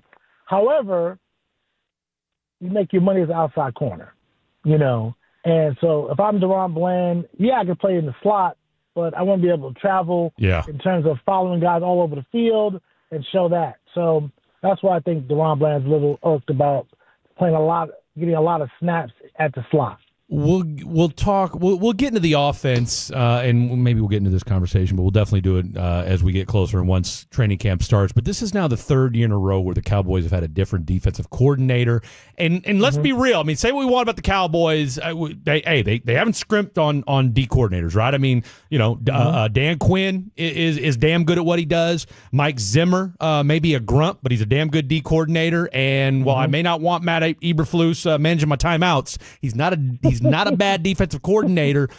What's the difference in what you've seen so far, and are you at all concerned that there's going to be an acclimation period, and how long do you think that's going to be from a defensive side of the ball? It seems as if this year, in comparison to last year, the defensive coordinator is saying, this is my scheme, and we got to do it. Last year, when Mike Zimmer came in, he kind of kept some of the things that they did previously under Dan Quinn. And then later in the year, Zimmer admitted, you know what, I should have instituted what I like to do more than keeping what we had previously. Matt Eberflus, who, as you guys know, the DC, was a good DC in Indy. He had a good defense in Chicago. he's instituting what he wants them to run, and that's a good thing. These guys are hustling to the ball. Now, we don't know if they're going to be a physical defense. That's what they're saying they're going to be, and we don't know if they can stop the run because they couldn't stop the run under Dan Quinn. They couldn't stop the run under Mike Zimmer. So we'll see with the additions on the defensive line if they can stop the run. And Matt Eberflus has a scheme where the guys are going to attack. That's what they want Mozzie Smith to do. That's what they want Oso Odigizua to do. And they got, the veteran and Thomas from Capel, Solomon Thomas. So they feel like we're going to be an attacking defense. We're going to be more physical. And everyone says that, right? But we won't know until we get to Thursday night in Philadelphia if this is going to be the case. Let's flip to the offensive side of the ball as we're talking to Calvin Watkins of the Dallas Morning News here. When you look at the tight end position, it's been a fun one to discuss because it's the only position group that had no changes to it as far as new guys being brought in. You got Scooney, you've got Ferguson, and then the new name that's popping up as far as not new on the roster, but new as far as we're talking about him, Brian Spanford, who got a day or two with the first team as far as reps goes. Kind of, can you shine any light on why that was? Was that just we want to get him reps that has nothing to do with Ferguson? Was it more of an indictment on Schoon? Or is it just OTAs and it's nothing about it? It's just guys getting reps? A little bit of both. They like Spanford. He was on the come last year, as Jerry likes to say. He was on the come up, and he just couldn't get on the field. Schoonmaker, I think, has gotten better. Ferguson just had a rough year. He had a concussion. He got hurt. And so he was interesting, but he said yesterday that he didn't have a touchdown last year. He said this is his first time in his life playing football, that he never scored a touchdown last year. And Dak Prescott made a note of it by saying, I wasn't on the field for like the last 8 or 9 games, and he probably would have got one if I was still out there. So, but I do like the tight end room, and it's going to be a versatile group. Princeton Fant they like as well. Mm-hmm. There was some position flexibility they were talking about today. One of the fullbacks, Hunter Lepke, they were talking about him playing a little bit of tight end as well. But Spanford is something that tight ends coach Linda Wells really loves him. He's a big kid. He can block, which is the key for all tight ends. He can really block, and that's what's also getting him on the field. He's probably better blocking than Scooney. So, but that's going to be an interesting group. But I do feel like all three of those guys are going to play. Ferguson, as you know, he's entering a contract year. So he's got to make his mark too. So that's going to be a good competition as the season progresses. How much should we read into Calvin Watkins joining us here, talking all things Dallas Cowboys? How much should we read into Jaden Blue's been on some kickoff coverage, but I mean it's still Cavante Turpin ride or die, correct? Mm-hmm. Oh yeah. Jalen Turbo was returning punts. Okay. I talked to Tolbert and I said, "You turning punts?" He's like, "Nah, I'm just making sure that if something happens to Turp, they got me." I said, okay, so, and Blue, that's the same thing. One of the better returners in the NFL is Cavante Turpin. Signed a 3-year deal, the highest contract paid to a special teams guy outside of the kickers and the punters.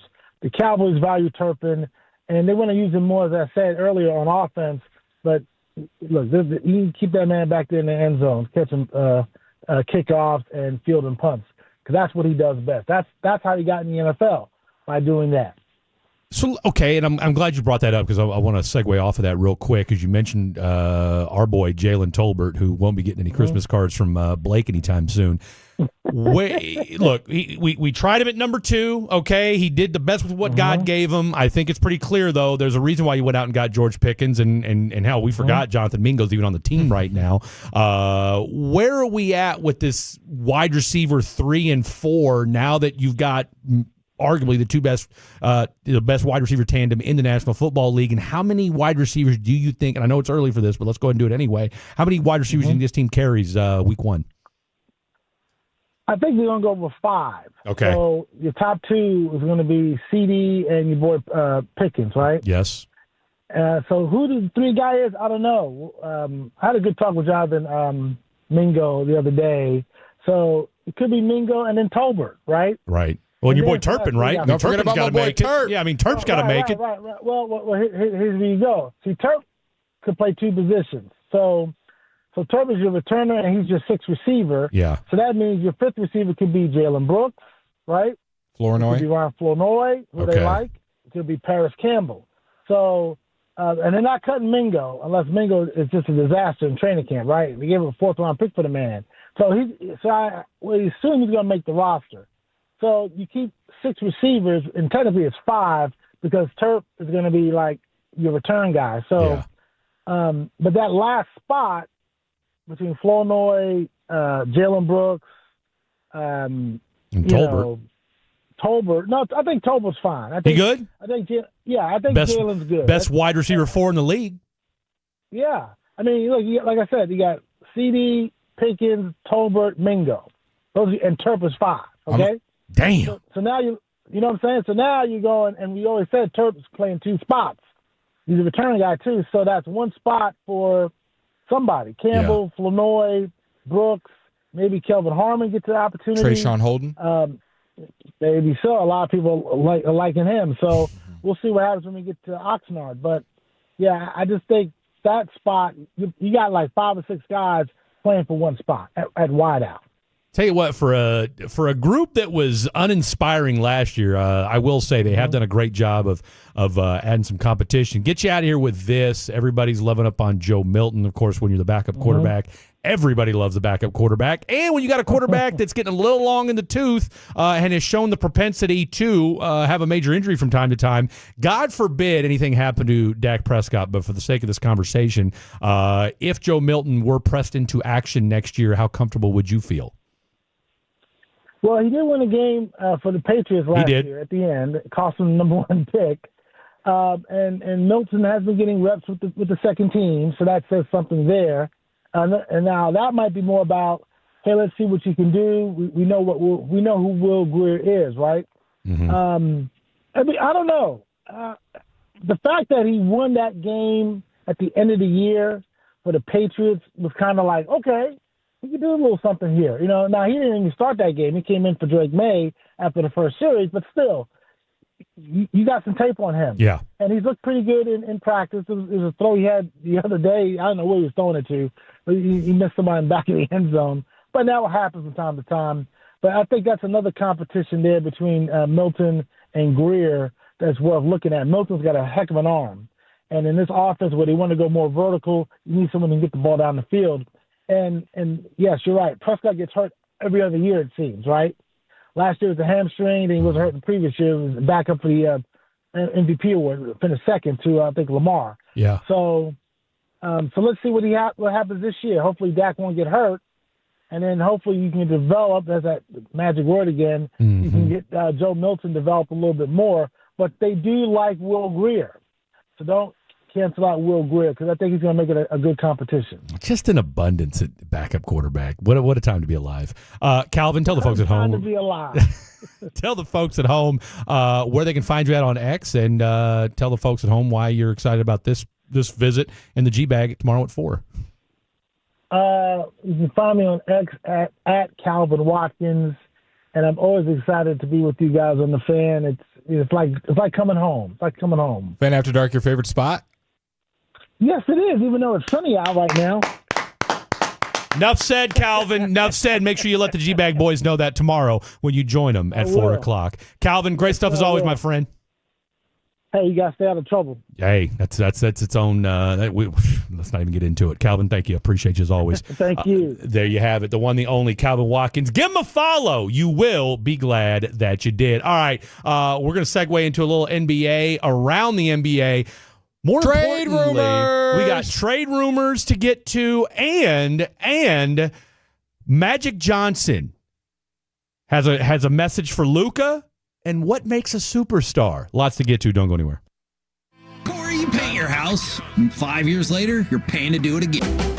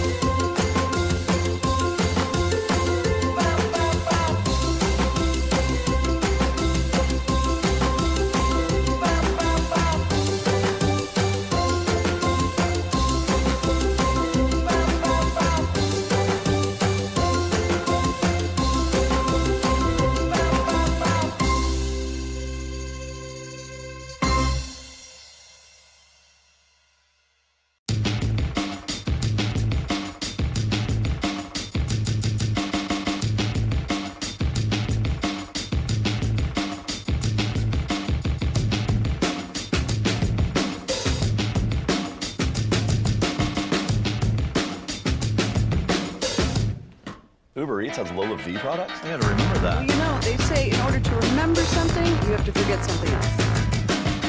Okay, now that is a very cute haircut. That's like a little shag. I've never seen it before. Well, I mean, of course you have.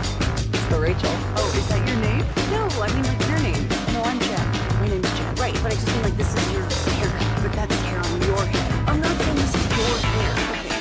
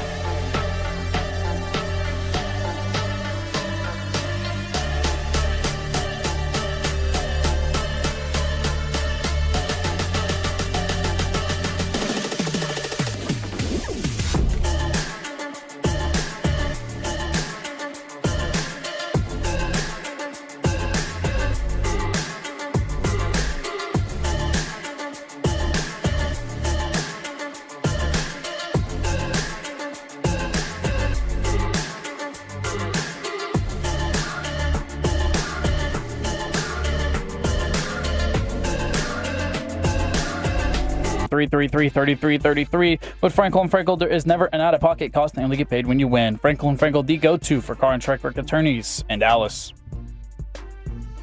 Do we think that the Stars would have been able to keep up with Florida? Not a chance. I mean, they're putting a just world-class beatdown on Edmonton. Not a chance. Tell you what, it makes firing Pete DeBoer seem a little more palatable. I mean, look, Edmonton was good, but they weren't this much better than the Stars. Like, do we really think the Stars would have been able to put up a better fight than what we're seeing right now out of Edmonton? Nope. I think you can make the argument that Edmonton has the better Stars, but Dallas has the better team. Absolutely. Absolutely. And typically the better team wins. Well, we are still TBD on when we're going to find out about the new Stars coach. The better team. Scotty Bowman still in the mix. The one with better players, I think we would all say is probably the Thunder. But maybe the better team all around, balance-wise, we're seeing maybe is the Indiana Pacers. Well, are we including coaching in the team? I'm counting everything. I'm counting the front office. I'm counting the fans. I'm counting the vibe. I'm counting the city. Somebody called Indian 7. I don't know who it was on the show. You did. I'll have to find them somewhere. You did. But I'm sticking to my guns. No, I mean, hey, Indianapolis and 7. I'm giving you credit for it. I mean, it's still only 2-1, so let's not start. Did you say that before game one? Kevin, wow. This music. That's my question to you. This music's got to change. I can't do this music. Can we do something real quick? While Kevin's changing the music, we have extra credit later tonight at 9:40. Yes. And I was going to suggest in a first of its kind here on Fan After Dark. So we've got new guy Married guy. Is that better for Mary you? Jane Blake? Jett. Yeah, it's fine. Mary Jane Jett. Mary Jane Jett. I'm thinking we have a producer battle royale. Okay, sounds good. So we're both. So we need. So you and I are just moderators tonight. Okay. Okay. Which producer? All the pressure's on Kevin. Oh, Jet's playing with house money. Playing with house money. Playing with house money. Because Kevin's going to be sitting there just, no. We like to put the screws to Khaki Kevin Walker. Yes. Okay. And we do it because we know he can handle it. And their mic has to stay hot the whole time. I don't want to hear. We got to bring new guy I guess Jet. we can't bring them both in here. No, we can't. I mean, we could technically. Maybe Trevor. I mean, jumps on it. if Trevor's still around, Trevor, you gonna be here in an hour? What's that? Okay, so there's a good chance that we may be able to get our boy Trev to run the board for a segment. All right, I'll buy him a coffee or something. All right. I'm working on something for you. You know that.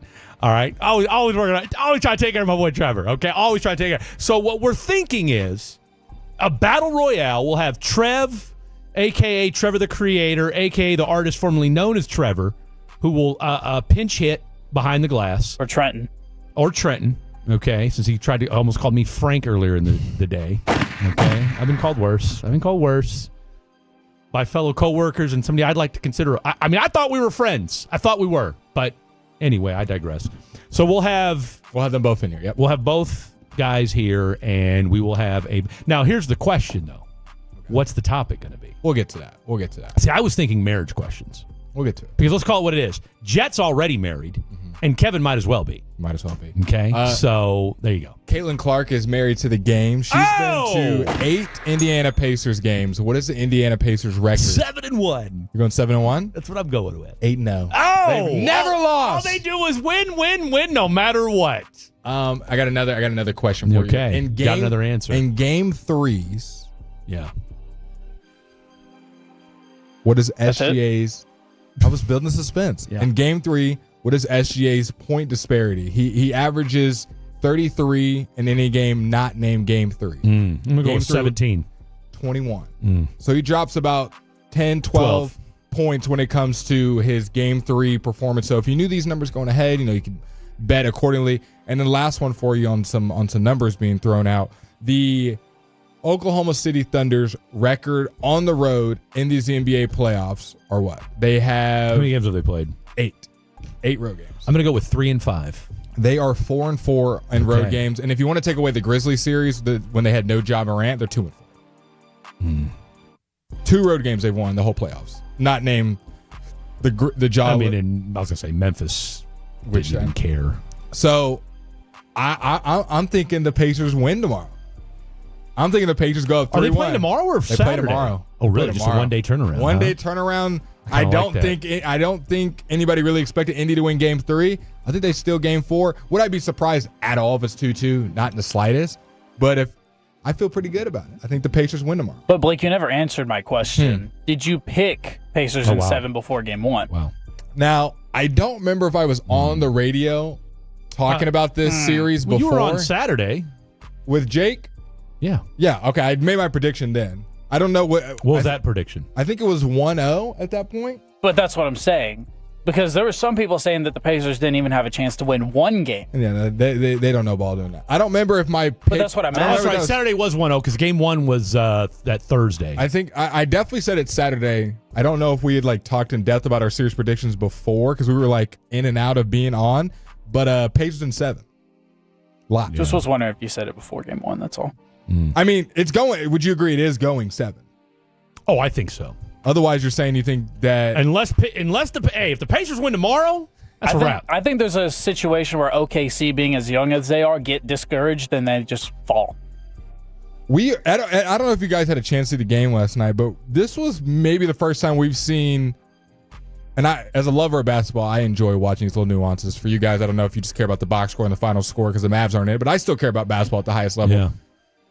Oklahoma City was gassed playing against the Pacers, and Oklahoma City loves to run up and down the court, full court press, defense, run and gun. They were gassed in the fourth quarter. There's a picture on Twitter going viral right now. 4 of the 5 players with 5 or 6 minutes left on Oklahoma City, all their starters. hands on the knees. Yeah. Gas. Well, they're not used to playing a team that's as deep as they are, right? and so... And the Pacers aren't even shooting well from three last night, but they hit 9 threes. I was going 9 to of say 27. they're not shooting well from three-pointer at all. But again, I think that goes to show just how balanced and just the coaching matchups. And, I mean, the thing about when you go 10 deep, it allows a different person to come out of the woodworks and play out of their ass, right? And you saw that from McConnell last night, all right? Was it first player in NBA history or something crazy like that to have 5 rebounds, 5 steals, and 10 points or something crazy like that? I mean, you know, and again, it goes back to the way Rick Carlisle has managed his team. I thought Halliburton was more aggressive last night when he needed to be, all right? He still has not played over 40 minutes in a game. Yeah. Right, but at the same time, too, he doesn't I mean, this is what this team does, though. Because they can put in Nimhard and Mathurin and Neesmith. And I mean, Mathurin comes off the bench and scores, 25 last night? I mean, that's insane. Yeah. The bench outscoring last night was 50-18 for the Pacers. Yeah. 50-18. And I think if you were to poll 95% of teams, they'd say that Oklahoma City has the best bench in the league. And in a pivotal game 3, they're outscored by 30 on their bench. You talked about our boy Benedict Mathurin. Mm-hmm. He was setting records last night. Since the NBA-ABA merger in 1976, Benedict Mathurin is just the 6th player with 25 points in a finals game at age 22 or younger, joining Kawhi, LeBron, Tony Parker, Kobe, and Magic Johnson. He's just old enough to be a producer here at 105 Through the Fan. Just. I thought another interesting nuance of last night's game, we saw SGA being attacked more than I think we've seen before. And a lot of people, SGA, all defensive team, he was even in Defensive Player of the Year talks early on the season with all the steals. And if you missed the game, I'll kind of summarize it for you. The blow-by stat, remember that one from last year about Luka? Right. It was circling. Rumors are saying 70% blow-by rate last night on SGA. Yeah, because he got it. Well, and they brought that back out against the Timberwolves, too. Just saying, the blow-by rate has come back. And then Kevin O'Connor put a great stat out today. SGA was the closest defender on 23 shots by the Pacers in Game 3. That is the highest amount of any game for SGA this season. Indiana got him involved in actions over and over. It seems like they may have found a way for their offense to get going. Are we going to, if OKC loses this series and they continue to attack SGA, are we going to hear during the offseason about what a defensive liability SGA is, the same way we heard about Luka? We're not, but I think we should be smart as a basketball community and just go, I think for the most part, every star, I'm not saying every starter, every star guard, for the most part, it's a cone on defense. For the most part. Yeah. How many guys that you also would say he's our number 1 scorer, MVP caliber opponent, and he's just a dog on defense? That's usually your second or third. That's your Caruso's. That's your I don't know, another defensive guard. Drew Holiday, Lou Dort. SGA, I think, is better than what he showed last time on defense. I think he's better than Luka on defense. But also, I don't think it's much. Also, I don't think it's like, man, you just put SGA out there, it's clamps, and Luka just go out there, and he can't stop me and Fred out there. Most of these guys just aren't great at defense, and it's also they're conserving themselves for offense. They go, hey, score, that's whatever. I got other guys that are getting paid to play defense. So I think this series, Rick Carlisle's getting a lot more flowers from me. If he wins this title, is he a top 10 coach? Oh, absolutely.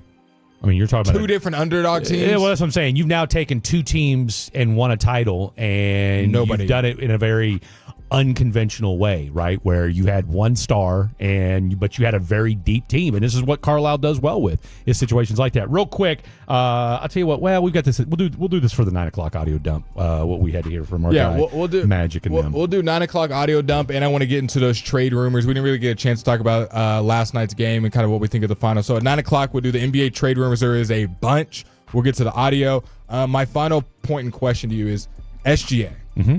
We're ready to give him the crown. Maybe not me and you, but just the sports world. Best player in the world.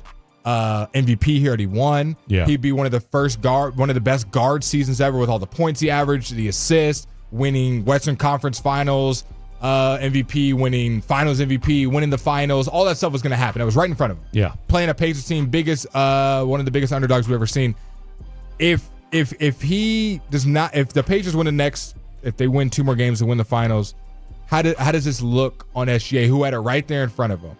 The whole world was ready to crown him. He was going to be in the offseason. Man, is he the best player in the league? Is he top 3? Is he this? Is he one of the greatest point guards there? People were already having those conversations, and he didn't win. If he now falters, which most people didn't see as a foreseeable outcome, are we going to think of SGA? Let's see what I think it's going to come down to how he plays over the next few games. Right? If he looks like he did last night. I'm just saying they just don't win. He plays however, drops 40 every game, drops 10 every game. They just don't win the championship. I feel like that was a big part of it. I think it goes back to, well, okay. Like I think it's going to come down to how he looks, right? And like for instance, he's not getting the free throws this series. He's not getting free throws. Shout right? out to the officiating this series. Like one of the things when we look back at last year, right, with Luka, okay. Not only was it not Luka didn't look great, but the entire team was bad last year, right? And I think and almost as equal of a story that I don't think got enough run for as bad as Luka was in the finals last year, although he had his moments but his negative moments outweighed the positive ones, was just how bad Kyrie looked, right? I mean, the guy that was supposed to be your Robin looked like the Penguin in last year's series, right?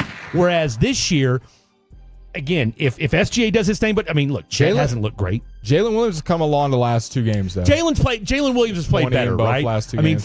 for his I think nondescript as he was in game 1, he's looked a lot better in games 2 and game 3.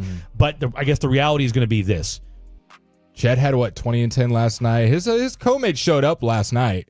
27 for SGA, the only game he hasn't scored 30 in these finals, which is he's played very well where he set the standard where 30 points. Under 30 is not a great game for him. I think overall, I mean, look, when you mention it, when you put it like that, your greats have to win. Okay, like you were supposed to win this series. We're ready to crown you. You are supposed to be Perk said you're the best scorer in the NBA. Yeah. Right? Like said that a few nights ago.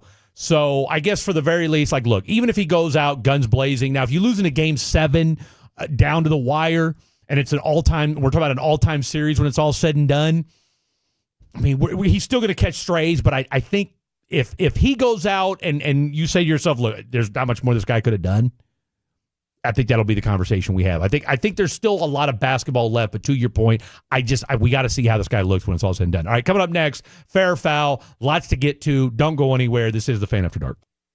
Coming up on the next KNC Master.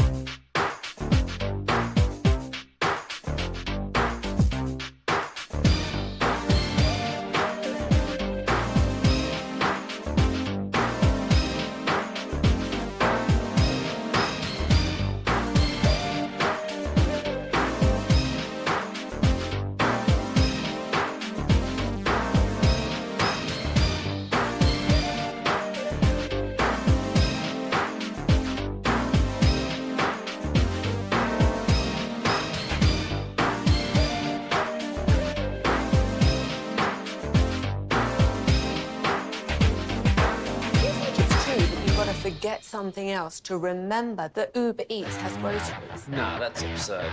Hey, remember when you used to be Pepper Lady? Pepper Lady? Wasn't it Cinnamon Sisters? Hazel Babes. Sapphire Squad? Nutmeg Maidens? Pre-Club? No. Nutmeg Maidens. I just said that? Was it Spice Girls? Doesn't sound right. Was it Saffron Squad?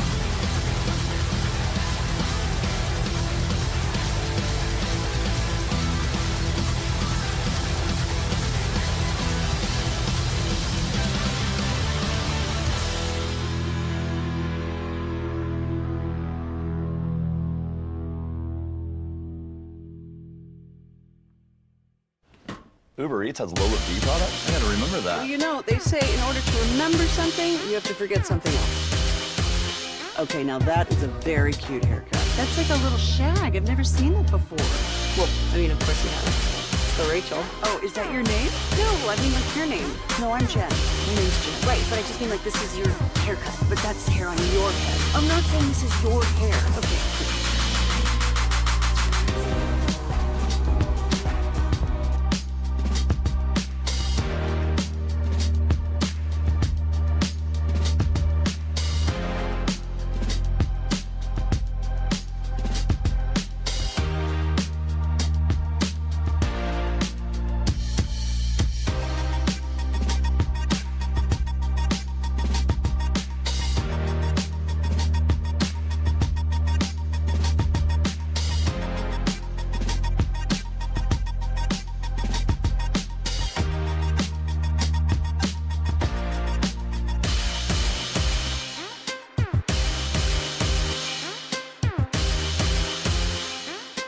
3-1 Florida, just putting a beat down on Edmonton. 8 minutes and 25 seconds left to go in the second period in Game 4 of the Stanley Cup Finals, as we wait with bated breath to find out who will be the next head coach of your Dallas Stars.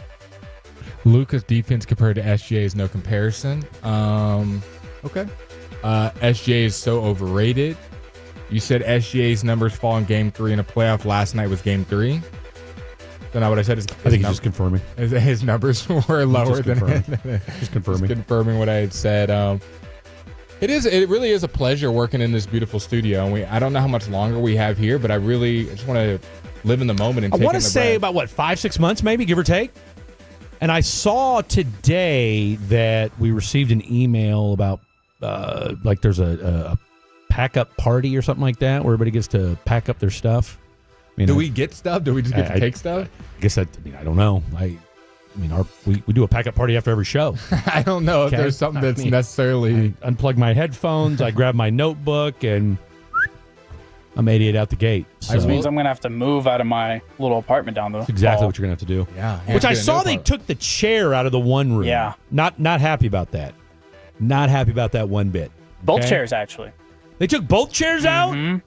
What are we doing? I heard people Less starting to sitting live space. here. I mean, look, what floor do we think they've been taken to? 10th, 9th, 8th, 7th, 6th, 5th? I don't think it's in the building. Really? I have questions. I think my Fair or foul, stealing our chairs. Who's gonna move first out of us three into a new spot? What do you mean? Like did you re-sign a lease? Man, I just re-upped my lease.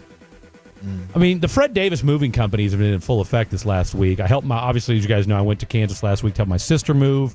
I had to help my cousin move yesterday. Fair or foul? Fair or foul?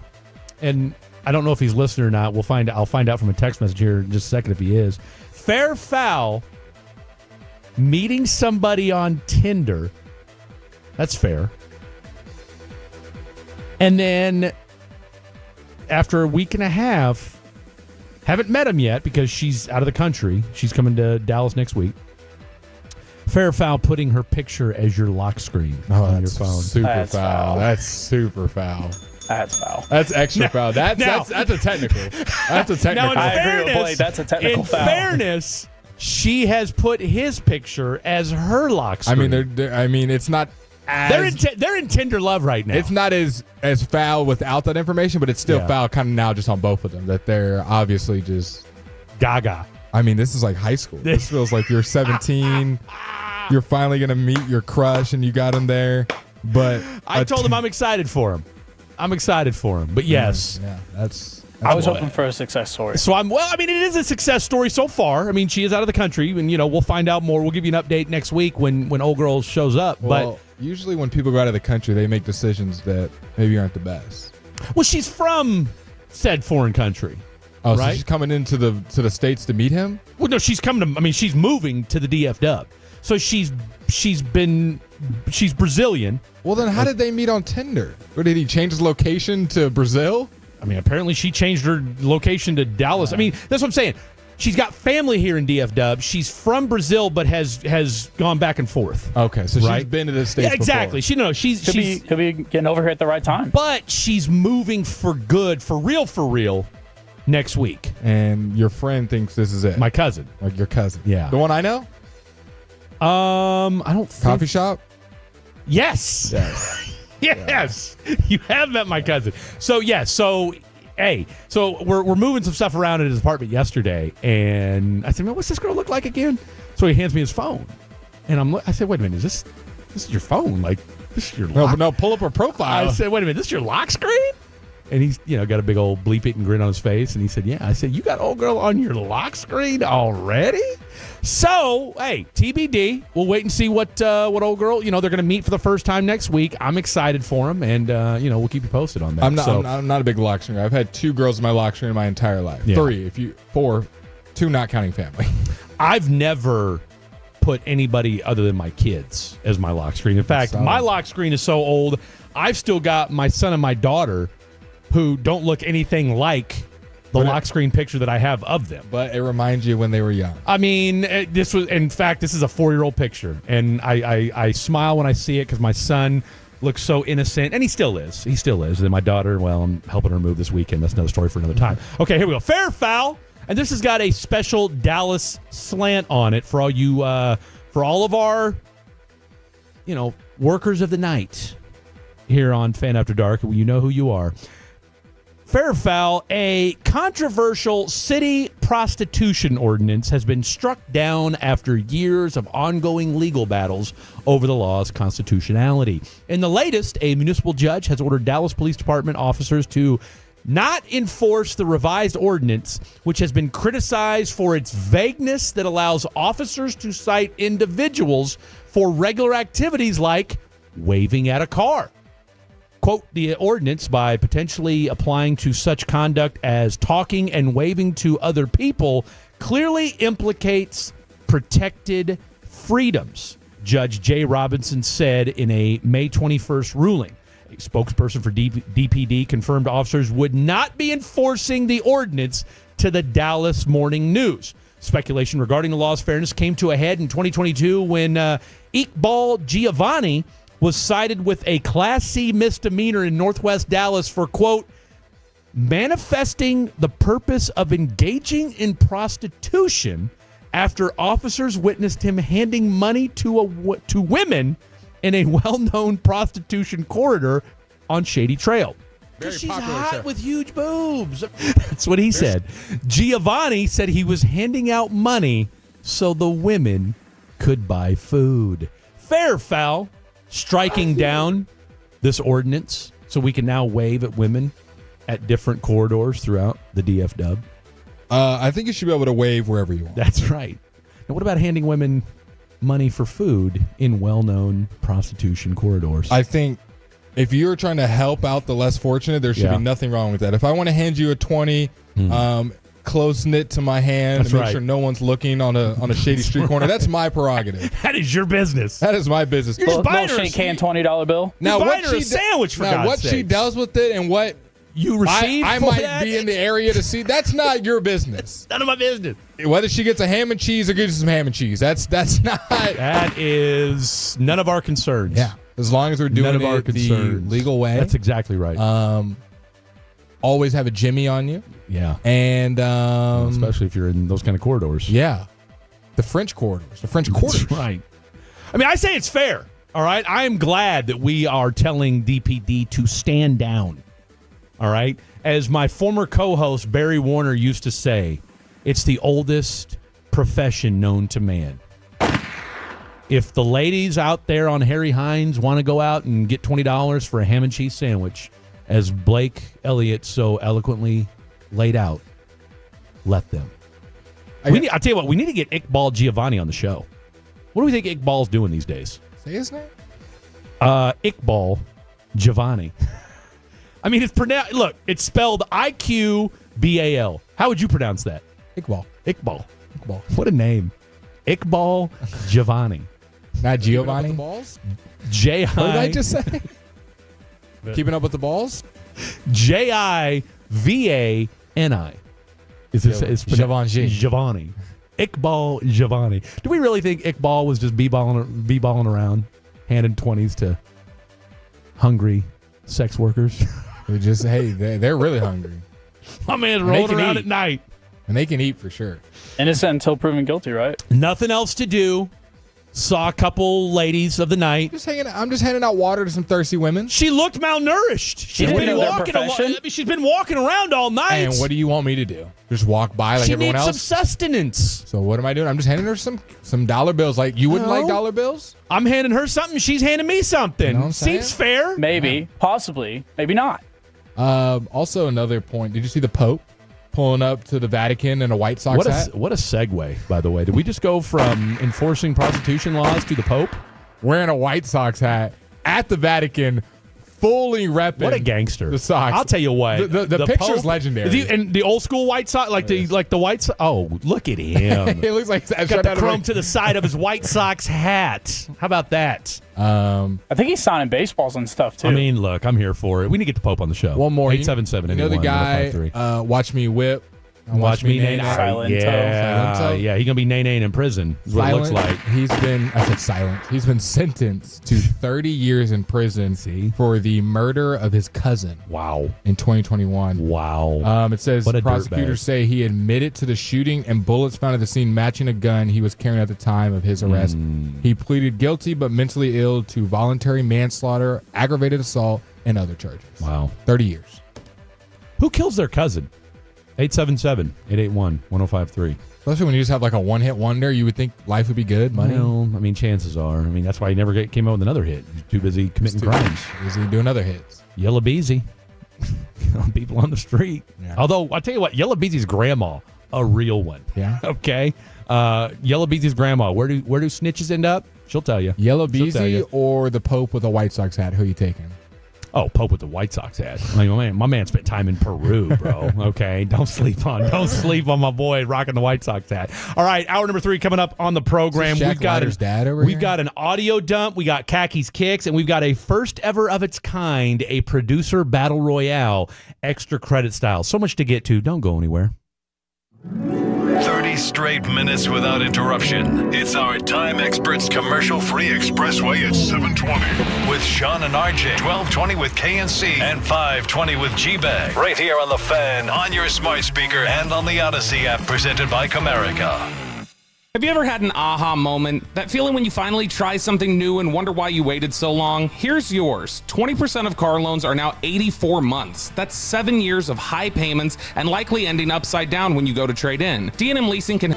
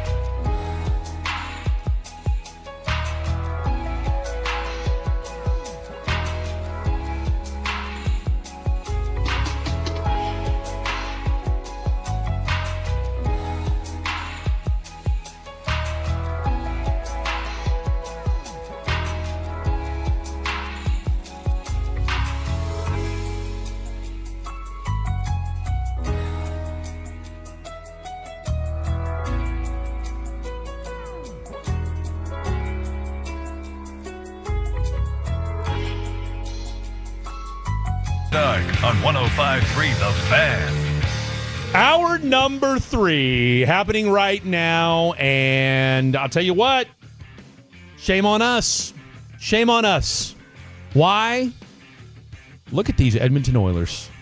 Down 3-0 in the first period. All they've done is score 3 goals unanswered. And you got them playing defense. Oh, they're fighting without people. their goalie. I mean, this is just straight up old school hockey at its finest, boys. Gavin Spittle is, I'll tell you what, he's in a lather right now watching this hockey game right now. We are all be done, though. We're all tied up at 3. 1 minute and 11 seconds to go in the second period. It promises to be a barn burner in the third period, boys and girls. Yes, no? You folks want to say anything, or do you just want to look at me or just stare off into space? Huh? I was looking at the great text message. Y'all need to get Iqbal on for an interview? We do need to get Iqbal on. People get hungry sometimes. They do get hungry sometimes. Hey, don't forget trading sex for gas. What a callback. What a callback. That is a Blake Elliott special right there. Asking the tough questions. And then someone asked, still laughing at I handed her a couple dollars and she handed me something. Yeah. Did we get any feedback yet on my cousin with the Tinder lock screen? Has anybody someone just texted in foul. Foul. Okay. All right. My cousin's not listening. I have not heard back from him yet on this. And then someone else said this. This. How would you dissect this text? Frank and blank. That's what they call it. It's got to be us. It's got to be us. I think that's us. That's us. Frank and blank. Frank and blank afternoon is one of my favorite shows on The Fan. Huh. Are we? So there's only 4 to pick from. Frank and blank. In the afternoon. I mean, look, I'll tell you what, I would tune into that show. Is it Frank and blank before the sun goes down? Are we only getting compared to G-Bag as the only other show in the afternoon, and we're one of their favorites, so we're just the second, or 2 out of 2?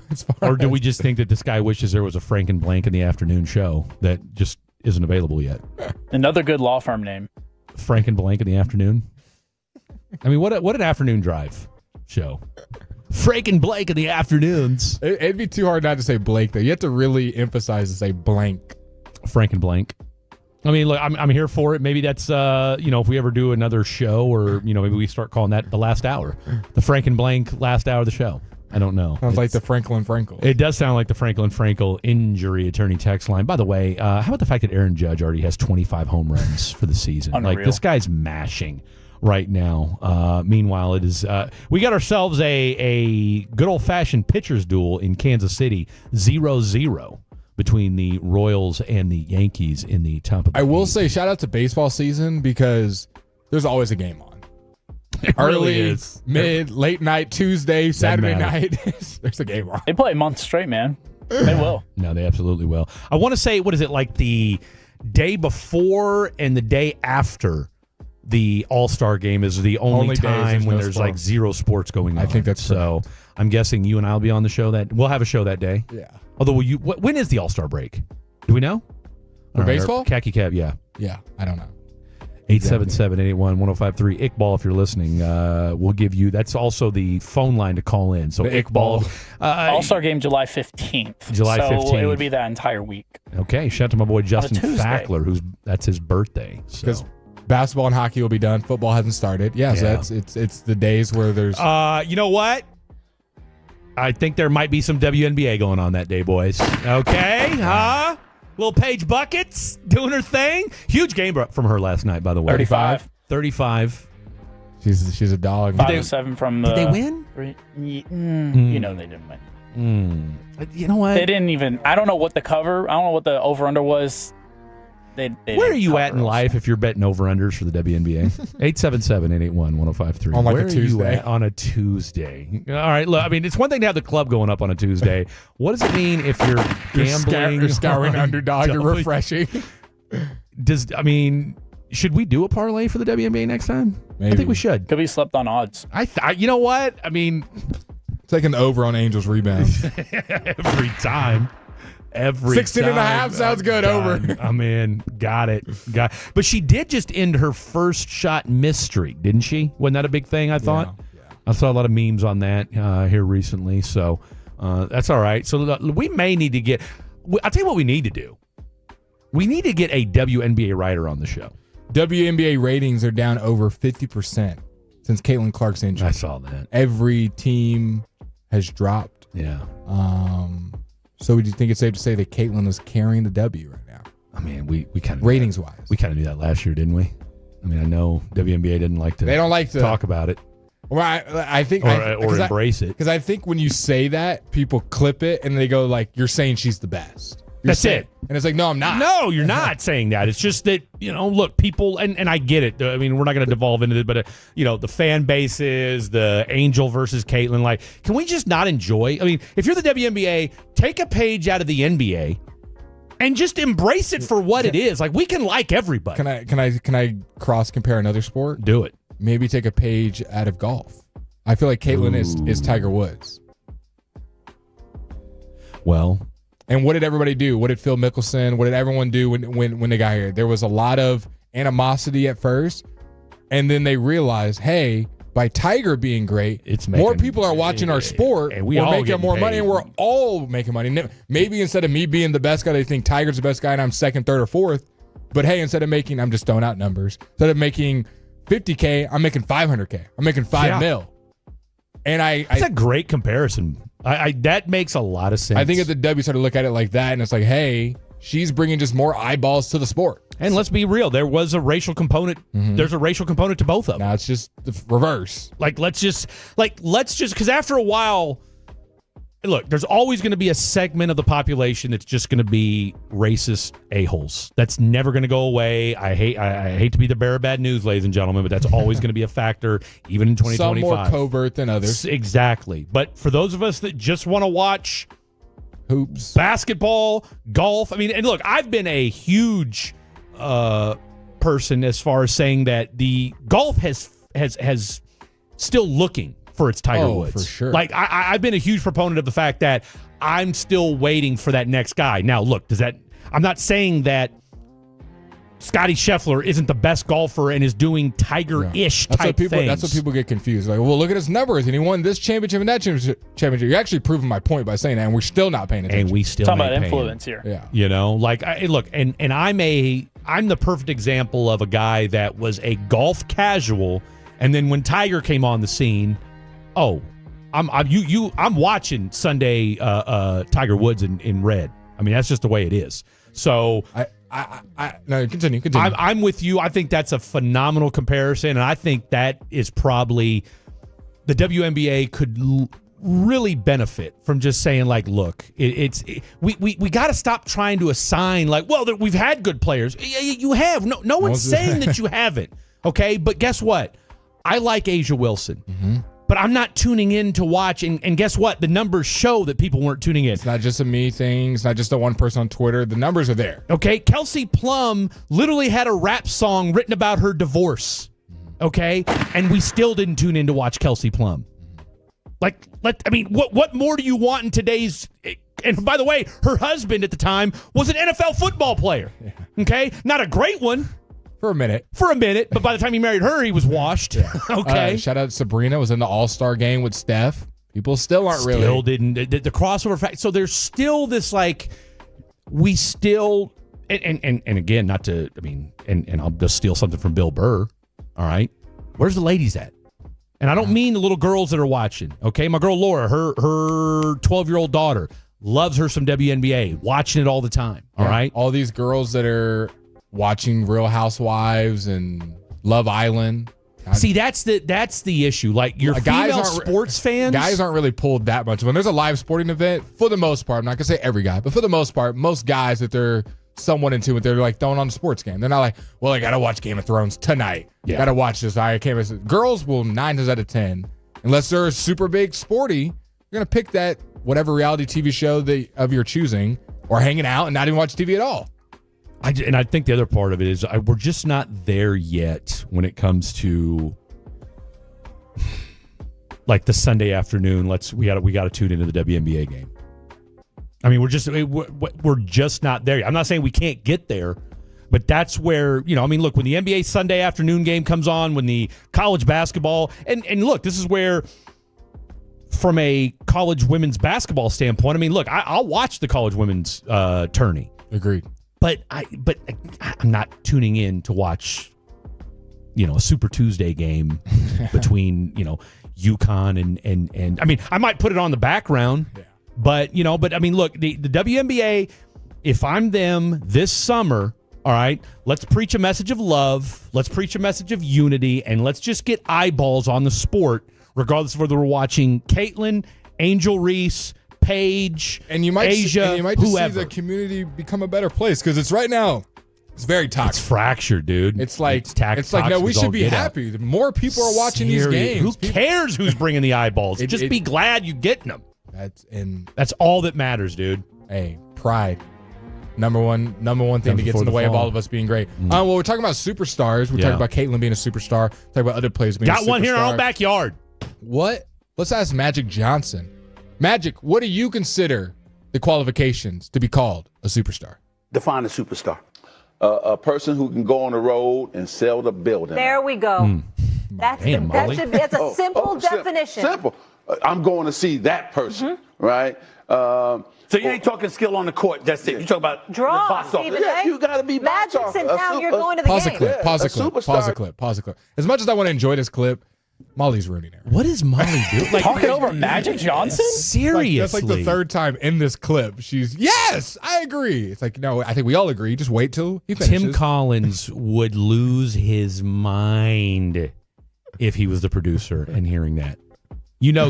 Tim and Gavin are calling her into the office after the show. It's like Magic's giving a great point that we want to play the audio. Which we haven't heard in a while. First of all, like Magic does these interviews, but not in this sense, right? Like this is on First Take, suit on. Like, Molly, we get it. You're excited. Shut up, please. Okay, I want to hear what Magic Johnson, who is a bona fide superstar, I want to hear what he has to say because we don't get to hear from Magic. Now, we get to hear read his. He loves tweeting. He loves a tweet. Loves the Commanders. Loves the tweet. Okay. Loves the Commanders. Part owner of them, right? But I'd love to hear. But we'd really like to hear Magic talk about basketball. Okay, I think I got you. All right. A superstar got to say, man, or you running home from the office and saying, oh, I got to see him on TV, right? And that's what Larry Bird, people running home. Right, Charles Barkley, people running home. Shaq, people running home. Kobe, people running home. And then, of course, the greatest that's ever played, Michael Jordan. People going running home to see him, or they're trying their best to get into the arena to see that brother play. That's a superstar who could go on the road and sell the building out. I have zero disagreement. Look, appointment TV. That is okay. So true. Off the dome, I got my pen right here. Based on that qualification, zero to do about all the other stuff, how many NBA championships they won, just draw. Who makes that list for you in the NBA? Right now? Just off the top of the dome. No Luka order. for sure. I agree. No bias. I'm still going to go with LeBron. LeBron, I would 100% agree. I still go with LeBron. That's a superstar. You gotta see LeBron, especially now. Yeah. Since he's got a year, maybe two left. LeBron all right. sure. So LeBron's 100% Can on I throw that. one in there? Can I throw Wemby? Yeah. I would say a lot of people would rush home if you knew he was playing a big game. If it's a big game, yes. Otherwise, I'm not rushing home to see Wemby. Okay, Wemby. Who else? I'm still going to go with Kevin Durant. Durant? Now, here's the thing, though. Am I rushing home to see him on television? Like, I'm okay if I miss the first half with KD. Now, going to see him in person, 100%. I would say Ant. Yeah, I'd want to see Ant. Ant to me is like you might be seeing a viral moment anytime you're watching this game. Yeah, I don't want to disagree with that. Now, I think the three biggest ones I think is Jokic, Giannis, and SGA. I think we all agree they are superstars. We're just talking on. No, I would. We're talking about this draw factor. Like if I knew they were coming to Dallas to watch them play in person, and like you're Jokic, I definitely want to see in person. Giannis, I would definitely want to see, and I would want to see SGA. I mean, I don't look. If you told me that I couldn't see SGA, I wouldn't lose any sleep over. I wouldn't be upset about it. But Giannis and Jokic, especially since they're 29, 30, absolutely. We don't have our jobs. We're just regular, but we have the same interest in sports. We don't have this job, and you're sitting in your office, and I text you, hey, the game's on, and I text you X player, and you're like, oh, I need to go turn my TV on. I don't want to miss it. I text you all these guys. You're going to turn your TV on, Luka. Oh, I'm turning my TV on for all those guys, 100%. LeBron, Wemby, Durant, Ant, Jokic, Giannis, SGA. Would you throw Halliburton in there? Donovan Mitchell? I'll tell you who I will throw in there. Jalen Brunson? No. Tatum? No. Cade? Throw my boy Cade Cunningham in that mix. So no Jalen Brunson? Not appointment TV. What, do I want to watch him dribble around in circles and then, force a shot up? Plus, the Knicks, I'm kind of out on Tatum the Knicks right now. Tatum, no. Nobody does now anyway. They're on anyways. I want to see Derek White.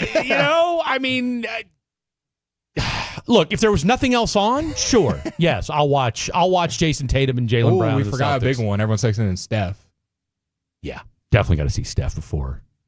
Like these older dudes, you definitely got to go see. It's appointment TV because they're still playing at a high level. I don't want to be like last time. Kyrie, I feel like he's still kind of appointment TV with the way that he handles the rock. I'll tell you what, I have a whole new appreciation for Kyrie after watching the Mavericks after they traded Luka. Yeah. Because he never shied away. Granted, he's a little bit older now, but that team was must-watch TV. And now, granted, obviously you and I were watching it anyway, but he made that team watchable. People were roasting us for not saying Steph Curry. That's the second time we've forgotten Steph at the end of the list. Look, people, okay? Look. Any other big men? You throwing like Embiid in there? What, so we're going to watch him sit on the bench? I mean, is he playing? Are we going there to see whether he's going to play or not? Or tell you what, I would go if you told me he's going to fight one of the sports writers. Absolutely, I'll go watch. Any Russ love? Any Russell Westbrook love for appointment TV? I mean, since he's with the Nuggets, yes, I would. I'd get to see him, Jokic, and my boy Christian Braun all at the same time. Absolutely. Ja? Is he falling out of this? He's falling from grace? I'm not. Is he bringing a pistol to the arena? Is he breaking one out at half court? Then yes, I'm there. Ja versus Gilbert Arenas. Oh, all day. Freaking day. So we were or weren't adding Halliburton? I didn't know where we were on that one. Do I need to add him to the list or don't add him to the list? Tyrese Halliburton. 2 wins away from a championship, Tyrese Halliburton. Let's do it just for the sake of doing it. Halliburton. Khaki, where are you taking us next, big dog? We're going to be talking about Khaki's kicks. I've got a little bit of a list that is concerned with football cleats. That's going to be next. Attention, Dallas. Get ready for unparalleled excitement at the world-renowned Spearmint Rhino, the leader in adult entertainment. Now serving free lunch at Spearmint Rhino, North Dallas. That's right.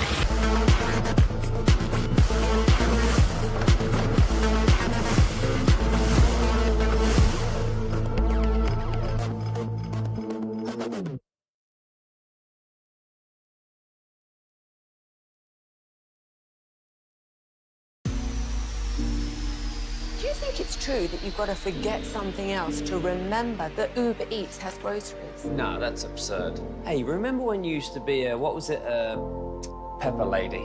Pepper Lady? Wasn't it Cinnamon Sisters? Basil Babes. Saffron Squad? Nutmeg Maidens? Paprika? No. Nutmeg Maidens. I just said that. Was it Spice Girls? Doesn't sound right. Was it Saffron Squad?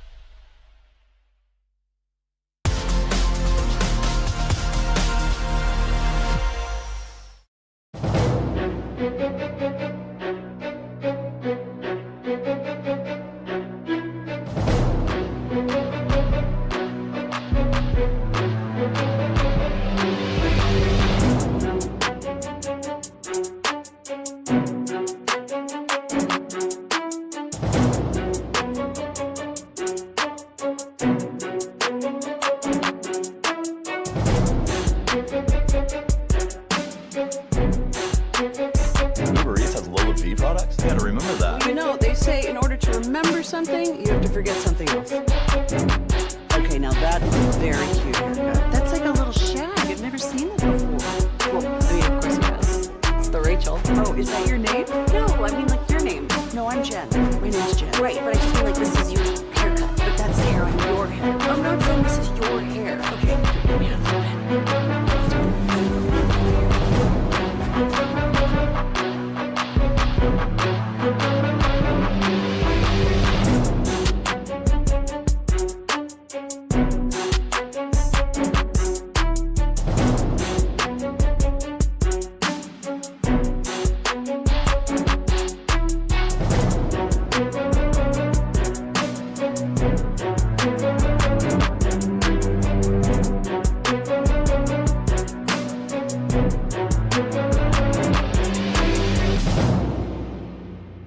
Just a couple minutes here is where we're doing Khakis Kicks here on the Fan After Dark. Fred Davis seat across from me. He's not sitting across from me right now. He had to run to his car, but his seat is across from me. I was asking you guys who are the superstar players that are appointment TV. A couple people texted in Kawhi.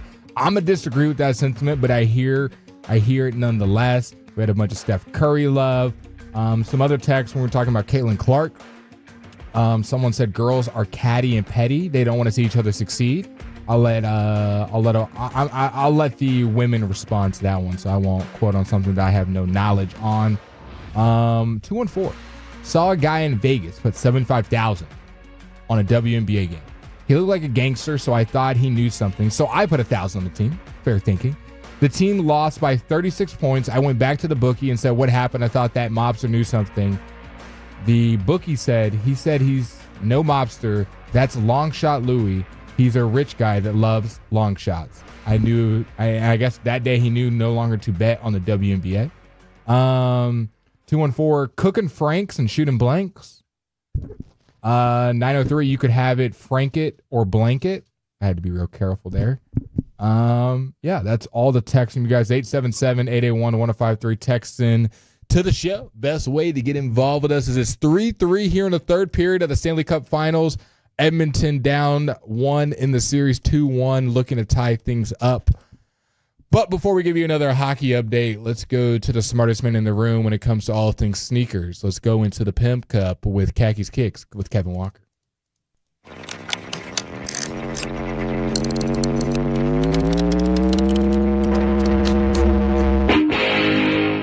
The khackiest of the khaki, the one, the only, Mr. Khaki Kevin Walker. How's it going, fellas? It's going. Fantastic. Glad you asked. Fantastically. I mean, what's to tell you about your age? You know you're getting old when you got to run to your truck to have a mid-segment Tums. Dude, you always need Tums. Why don't you just keep them with you? Why don't you keep them in your bag? Like, you've gone to the car. Do you see me with a bag? Why no bag today? I rarely bring a bag anymore. I always just bring my notebook. Why not? Why not bring the KU little satchel? It's in the back. It's in the truck. But why'd you ditch it? Why? Too heavy? I got my notebook. So what did you carry in it before that was different?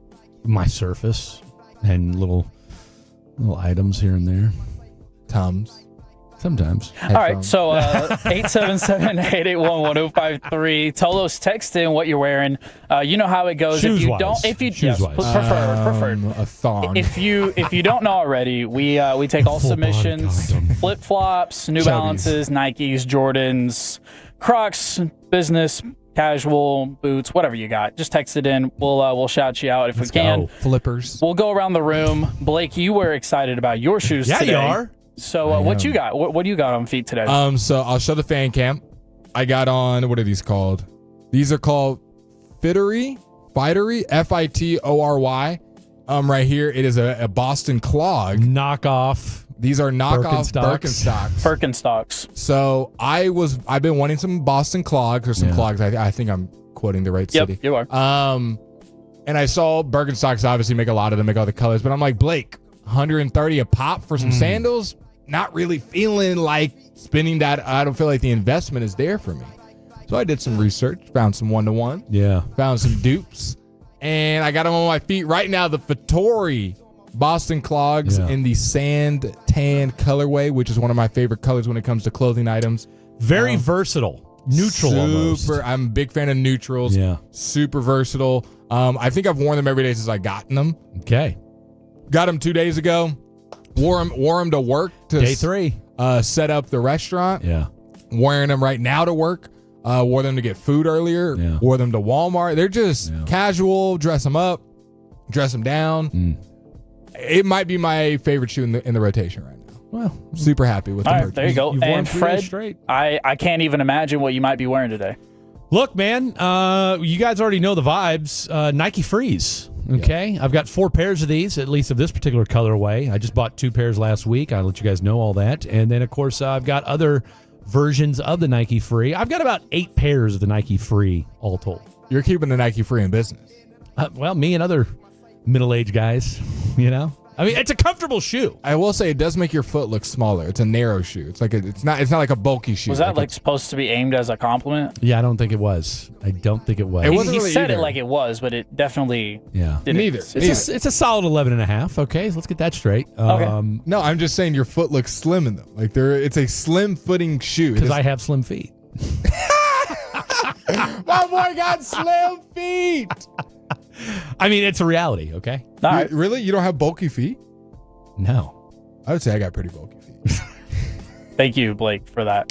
And the Tolos are appreciating that visual. I'm sure. Frank got skinny feet. I do have skinny feet. Absolutely, I do. Well, over Absolutely. here, What are you rocking? What are you rocking, Kevin? over Enough out of here, Blake. I'm rocking the Yeezys, or Okay. as CA likes to call them, the college dropouts. That's a Because we don't slim-fitting say his shoe. name. The air swastikas.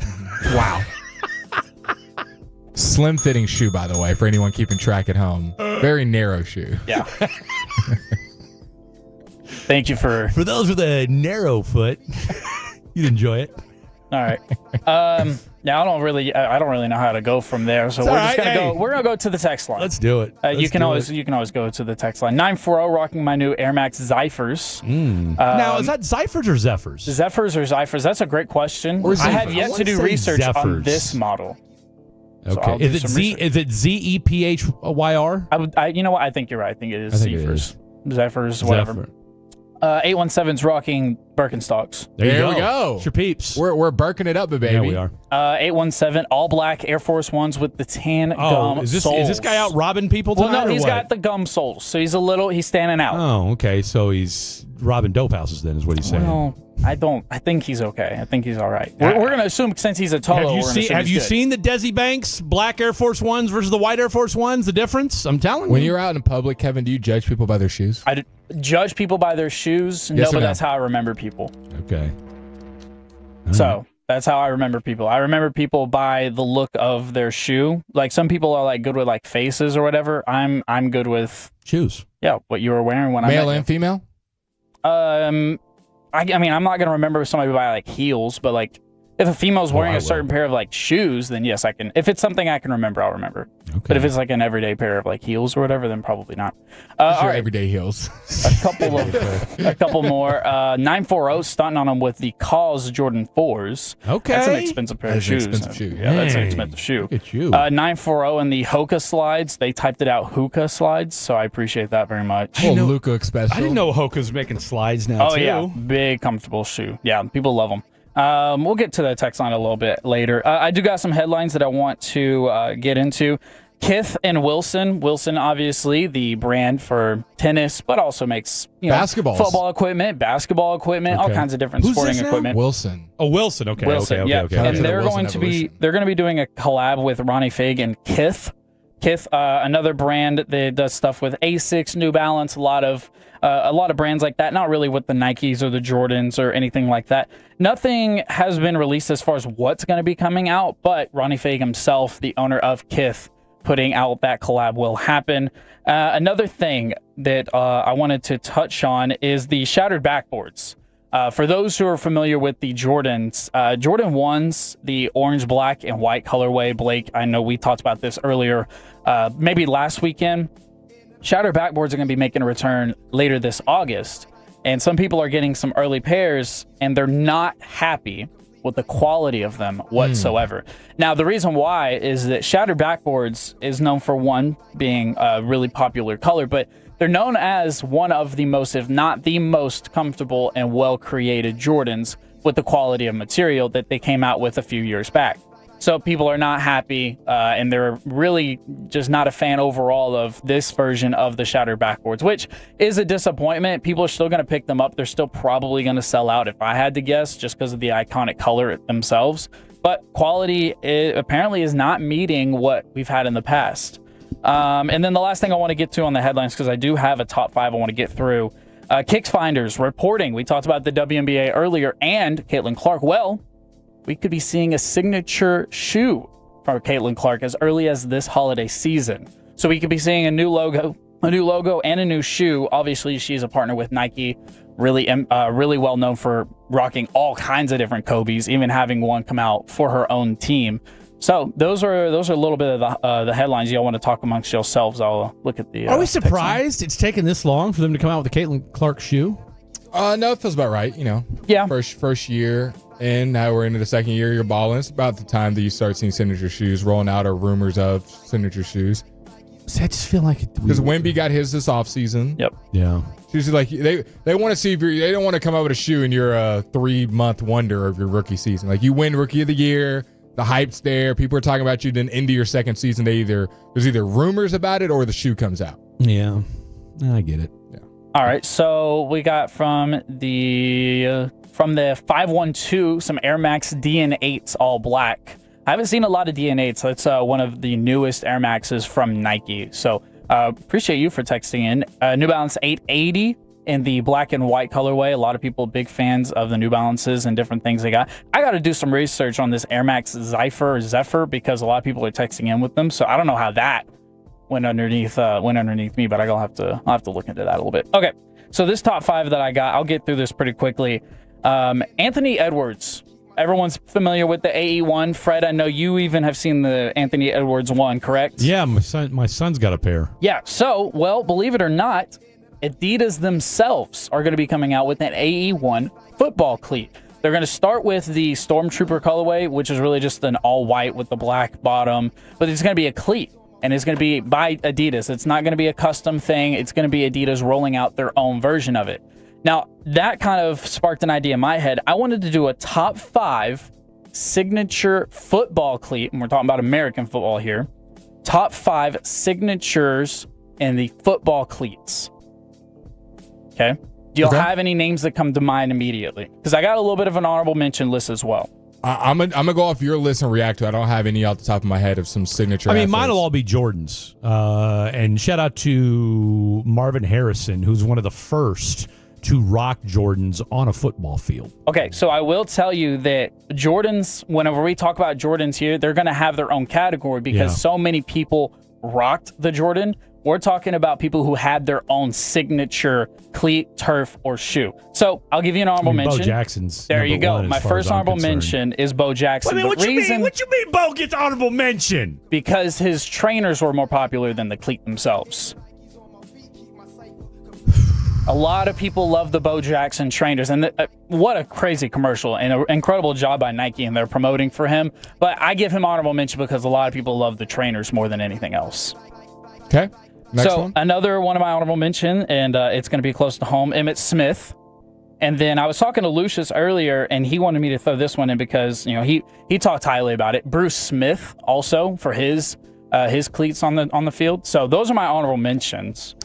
I mean, it's funny y'all are bringing these names up because back in the day, football players having their own signature cleat was not a big deal. Yeah, a lot of people did. That's why it's so surprising to see which ones were more popular than the rest, especially when you look back in like the 80s or the 90s when people were having cleats and turf shoes. Michael Vick's shoes? All right, let me go ahead and get into this top 5. My number 5, I've got Cam Newton's high tops.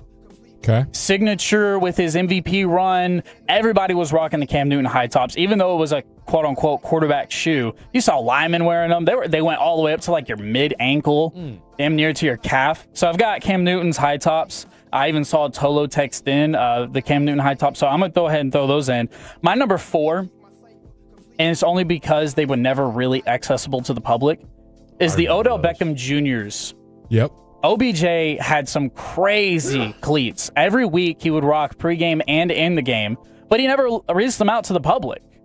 That was obviously because of the dispute he had with Nike, and that was a whole different separate thing. Had they have been released to the public, would have been much higher on my list, in my opinion.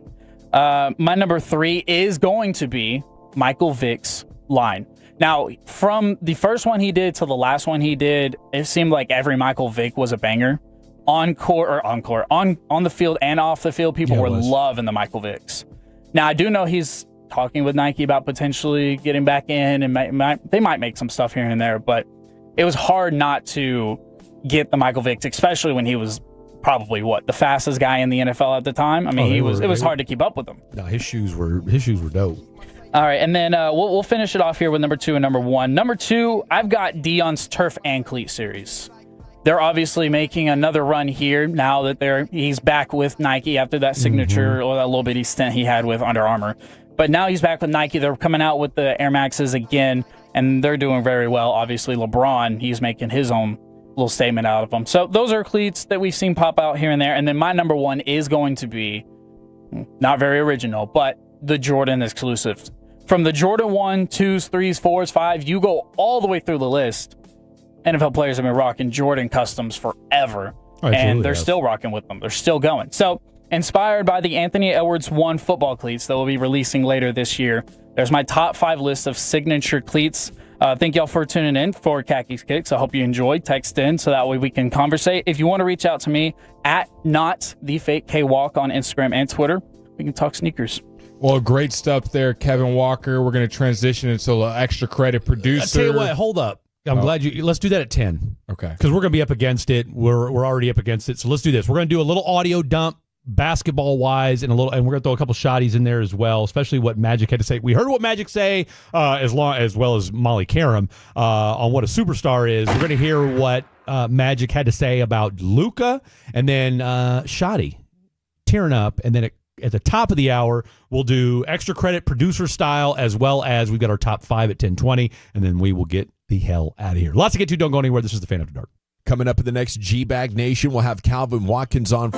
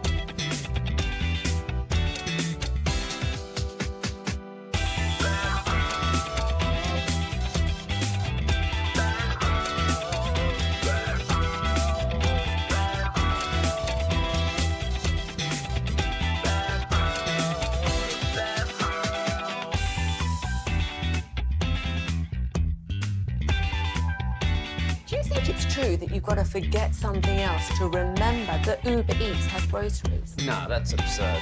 Hey, remember when you used to be Pepper Lady? Pepper Lady? Wasn't it Cinnamon Sisters? Basil Babies. Saffron Squad? Nutmeg Maidens? Paprika? No. Nutmeg Maidens. I just said that. Was it Spice Girls? Doesn't sound right. Was it Saffron Squad?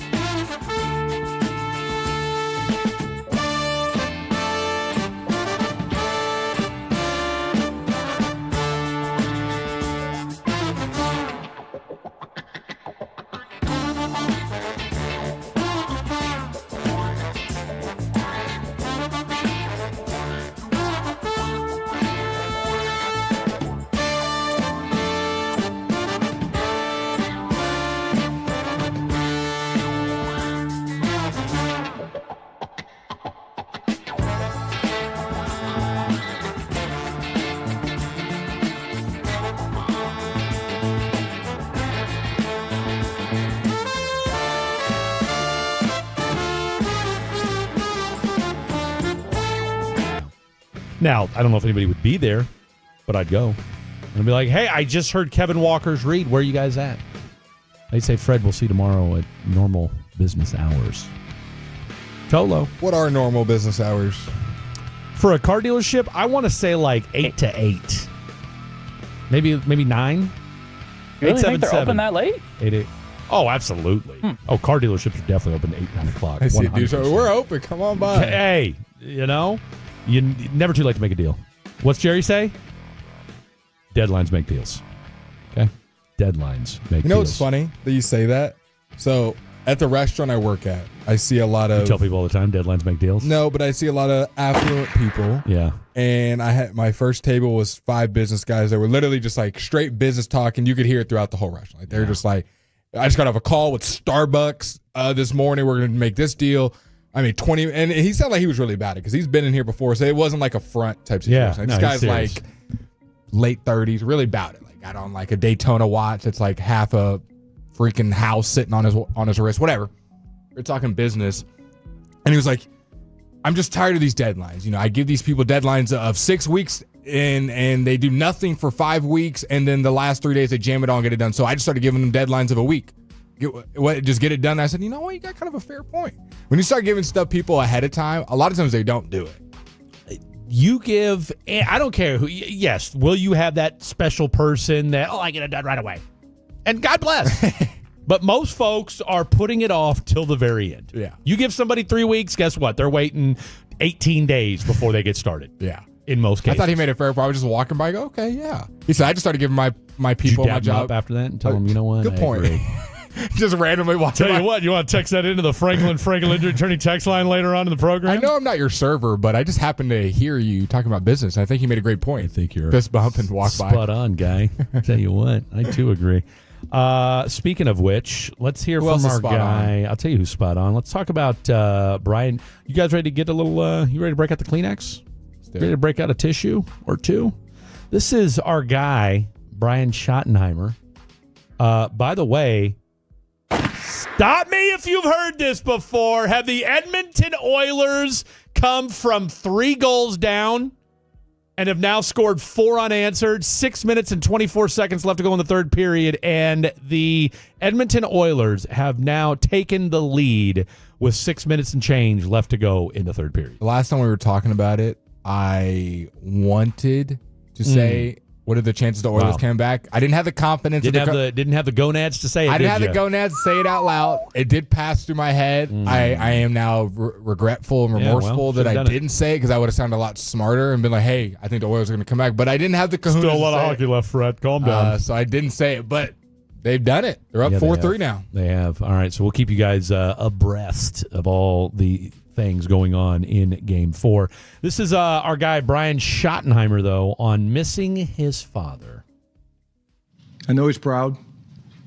I miss him. I would tell him that I used all the life lessons that he taught me, not just about football, but about life and being a good man and a good husband and a good father, and that I think I'm doing okay for myself. But I know he's proud. I miss him like crazy. I actually lean on some of his friends now, guys like Bill Cowher, that he, coached with. But Father's Day will be a special day. I'm obviously a father of 2 amazing kids, and I'll talk to my mom, and I know he's looking down on me, but I appreciate you making me get teared up, up here the last day of minicamp. You like to see the human side of it. I mean, we don't get to see that all the time, but because it is Father's Day coming up this weekend, and because, he does come from a, football background with Marty Schottenheimer being his dad. And so this is, I would think, now Marty, I want to say Marty's been gone, 3 or 4 years, give or take. But, I can only imagine. I've been fortunate enough doing radio for as long as I have, off and on for the last decade or so, that I've been able to, my dad's able to listen to me. And so it's, I know I have certainly enjoyed being able to share some of my radio journey with my dad. I know Khaki Kev, I know your dad was here. And I was definitely a little bit envious of that. And so, you just, I can certainly see where old Shotty's coming from when it comes to that, especially considering that, his dad, dare I say, was Pete DeBoer before Pete DeBoer when it comes to won a lot of games, got himself to a couple AFC championship games, but was just never able to get over that hump. Yep. Next clip we got for you guys, Micah Parsons. Trayvon Diggs is in rehab right now, but his teammate... Wait. What'd you just say? Did you say he was in rehab? Like in rehabbing. Like, Okay. The way you made that sound, Trayvon Diggs is in rehab... Let's not start a rumor that we don't need to start here on 105.3 The Fan. He's rehabbing. He's rehabbing, not injury. I mean, theoretically, yes, he is in a rehab state. That's Kleiman tweeting right there. That's for his leg, not for any sort of, this isn't Stefan. This is Trayvon. Let's hear Micah Parsons. I think it's extremely difficult for Diggs. And, I almost, I actually had to fly out there to check on him because he was like, bro, you got to come visit me. I think he was getting a little lonely. But, I went out there to check on him, man, and, the things that I felt like he wasn't doing, I got on him, and the things that he was doing, I supported him. I think, that's one person, even when we went to work out, I was like, oh, no, you owe me some more sets. Like, I want you to, it's your comeback play. I want you to be comeback player of the year, and I think in his case, I don't think he reaches out to a lot of people. A lot of people don't understand him, and that's okay because I was like, yo, I understand you. I know where you at right now, and I'm here for you. I don't want nothing from you. Like, a lot of people might want something from you. I was like, I don't want anything from you. I'm here to strictly support you and be there for you throughout your time. And so, just throughout that process, man, just seeing where he's at and just seeing his mentor, I think, at the end, he kind of wrote me a message for my birthday. And he didn't tell me in person, but he wrote me how much he appreciated that I came out there and uplifted him, man. So, and he don't really show a lot of emotion. It's hard to get more than a couple words out of him. So just to get that message from him, it meant a lot for me just as a friend. So, I'm happy that he's in a bright spot. He's doing better. And I'm just hoping he has the year that he wants to. It's just now I'm telling him he got to kick it to overdrive now. I say no more excuses. I certainly appreciate what he's saying. I think, and I'm not questioning. I mean, I think with the way the ACL rehab went, I'm sure Trayvon is probably rehabbing his butt off. The question you have to ask, though, considering the severity of the injury, you just worry a little bit. I think he's going to be on the PUP list when the season starts. I don't know that you're going to, even if you can count on Trayvon Diggs coming back at some point of the year, I just don't know what you're going to get out of him. He had a rough year last year coming off the ACL. I don't know that he's going to be that much more physically astute as he was in this last season. So my expectations for Diggs, and I guess if going back to your point from earlier, Blake, the defense does worry me in the sense that, two of your biggest performers in Trayvon and Overshown are coming off major injuries. It's when will they be back? And even when they are back, how well will they be? Exactly, right? And that's my biggest concern, because I think both are going to be on the PUP list when the season starts. All right, last but certainly not least, let's get you out here with this. Shamar Stewart from the Cincinnati Bengals clowning on the Cincinnati Bengals. As in how far I'll take it? It just depends. In my case, I'm 100% right. I'm not asking for nothing y'all never done before. Right. But in y'all case, y'all just want to win an argument instead of winning more games, in my opinion. Can you, for the Tolos, kind of do a summary of what's going on? Basically, with Shamar Stewart's holding out. He was a first-round pick, but apparently there's little nuances of his contract that he disagrees with, even though these are slotted numbers. And so even though everything is pretty much straightforward, there are little minutia of the contract that you can haggle with. He wants to haggle, and guess what? Cincinnati doesn't. So I'm not sure what's going on here. I had questions about Shamar Stewart before the draft even started, for a guy that, yeah, great, he's a physical freak, but his numbers production-wise never, were much at Texas A&M. And then you've got the Cincinnati Bengals, who are notoriously cheap and poorly run. So, good luck with all of that. Final hour of the program coming up. All right, we had to maneuver a few things show-wise. We're going to do an extra credit. Battle Royale, Khaki Kev taking on the married producer, Mary Jane Jett. What's the theme going to be? Theme is going to be explained to you on the other side. Next. Hey guys, it's Aphrodite inviting you to DFW's #1.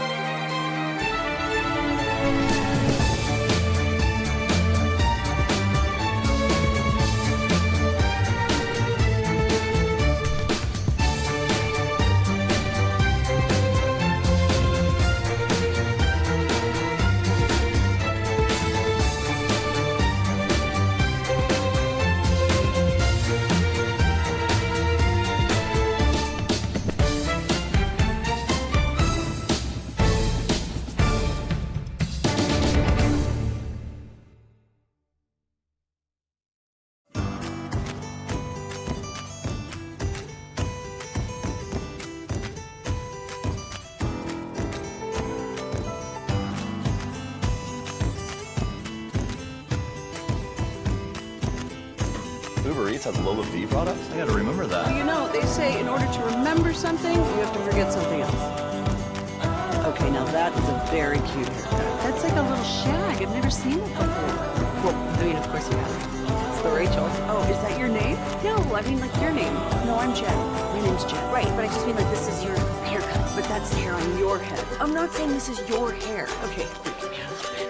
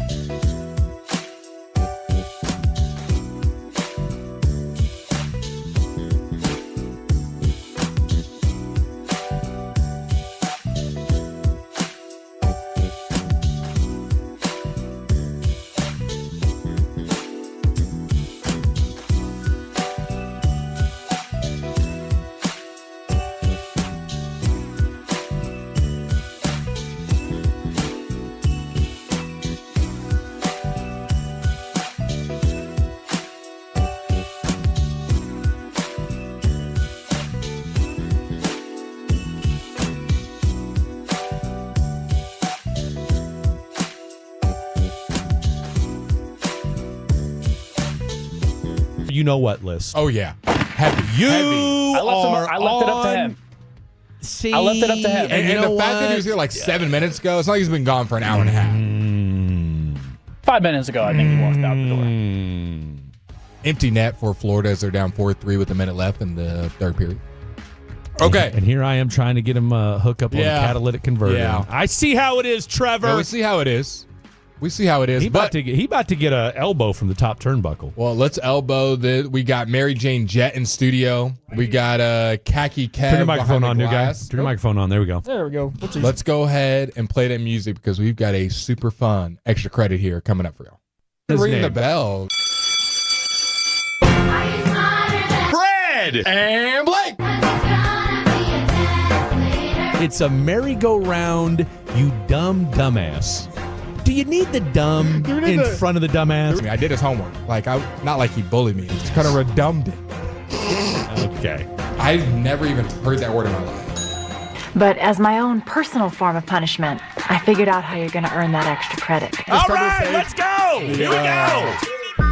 I'm ready. I hope you guys are ready at home. 877-881-1053. That is the way to text and play along.